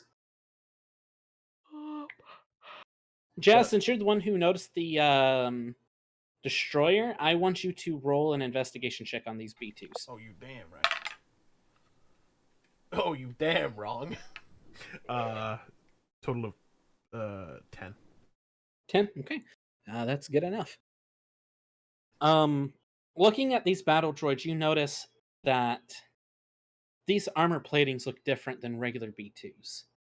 You notice that they are very close to what the Separatists would use, but someone is clearly using these as a front to make it seem like the Separatists are involved when they're not. Jazz is going to put two of his hands on his hips, and the other ones are going to do this. And he's going to be, what are you doing? As you're looking, you notice on the armor panel, Kaime, you walk up, and you recognize this panel on the right shoulder. It's the same thing that you saw Tyr have on the back of his cape. Oh, you piss. And to give you a semblance of what it looks like, it is basically a skull looking up with smoke pouring out from underneath it. Curious. Yeah, fucking bitch. Baeden, you would actually Me? have heard rumors of a group of witches that are not Night Sisters that worship an old god. Though you do not know her name, you just know that this might be a witch cult that he answers to. Even worse if witches than me. Maybe not. All witches are not okay. Alright, with that, Sorry. Born in the wrong place. nothing else can be found here. You all leave, go back through the sewer system, return to your ship. As you return back to the village, it is gone. Like, the buildings that they had made, gone. You get the feeling that they have packed up camp and moved elsewhere. Is your ship still there? His ship is indeed still there. Just checking. It does It not would look have like been it's been locked. tampered with. However, as you get close to it, there's an actual note taped to the cargo bay door. And it simply says, "We fixed your shitty ship." As you look back and you see the panels that had fallen, and the hull looks back to normal condition. Jazz is gonna like take it, eyeball the note, eyeball the patch job. How is it? It looks good. Jazz is gonna look at it and go, passable, and then press a button on his thing and do down the cargo bay doors. You all get in. You all then gather around each other to investigate this book that you all were sent to get. 5D takes it out very carefully and places it on the table. Kaimi doesn't give you a headache now. Baeden, it still has Curious. that familiar feeling to it, but it does not come from your Night Sister clan. And Jazz, it's just a book. To Jazz, it is just a book. It has Night Sister stuff written there, but it's not from us. I would like for actually no. Would either of or any of you like to open the book to see inside of it? Jazz is not touching this thing. Like, nope. Okay. Magic. I refuse. He's gonna walk down the hallway. You open the book, and inside is a language that you don't recognize. You're curious, Baeden, as you look over her shoulder because you're the curious human being. You show her, and Baeden, you see a completely different language than Kaimi does. D, what is this? D kind of takes a look at it. I see nothing on the pages. Kymeresh hustles back to her room and goes on and grabs like legitimate paper and ink Mhm. and kind of sketches what she sees. Okay. Like she's just As the book is laying there, Jazz, you actually get close to it. Just like 5D, you don't see anything. It's blank. But I see what Kaimi You writes see down, something. and I You say, see. that's not what's there. Yep. And Jazz is gonna lean in. It's like, yeah, it's not what's there. There's nothing there. Is that what you see? Because that is not what I'm no, seeing. I'm making shit up. Well, that's not what I'm seeing. You're writing not what's in book. Yes, because I'm crazy. 5D You kind of said- pipes up. Oh dear. He hands Baeden a piece of paper and a pen. Please write down what you see. As you all begin to write what you see, you both finish the same page. He then holds it up and looks at it, and he then pushes the pages together.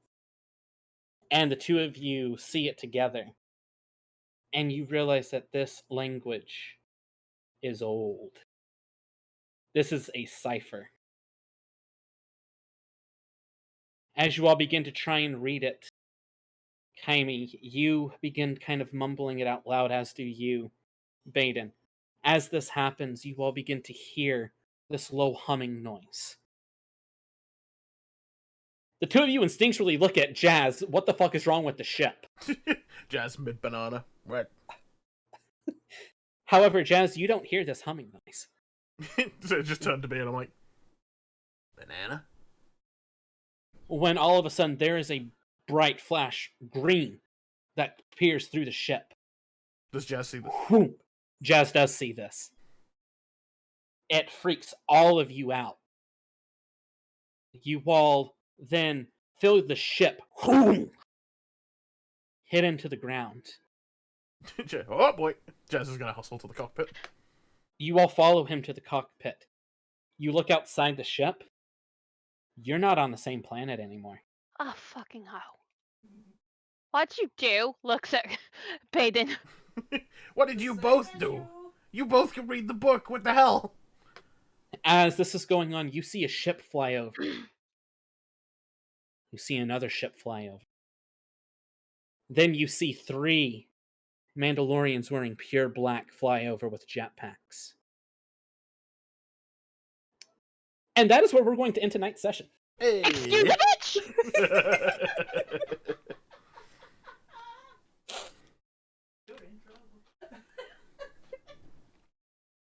Beautifully done. Thank you. Kymeresh, what the force?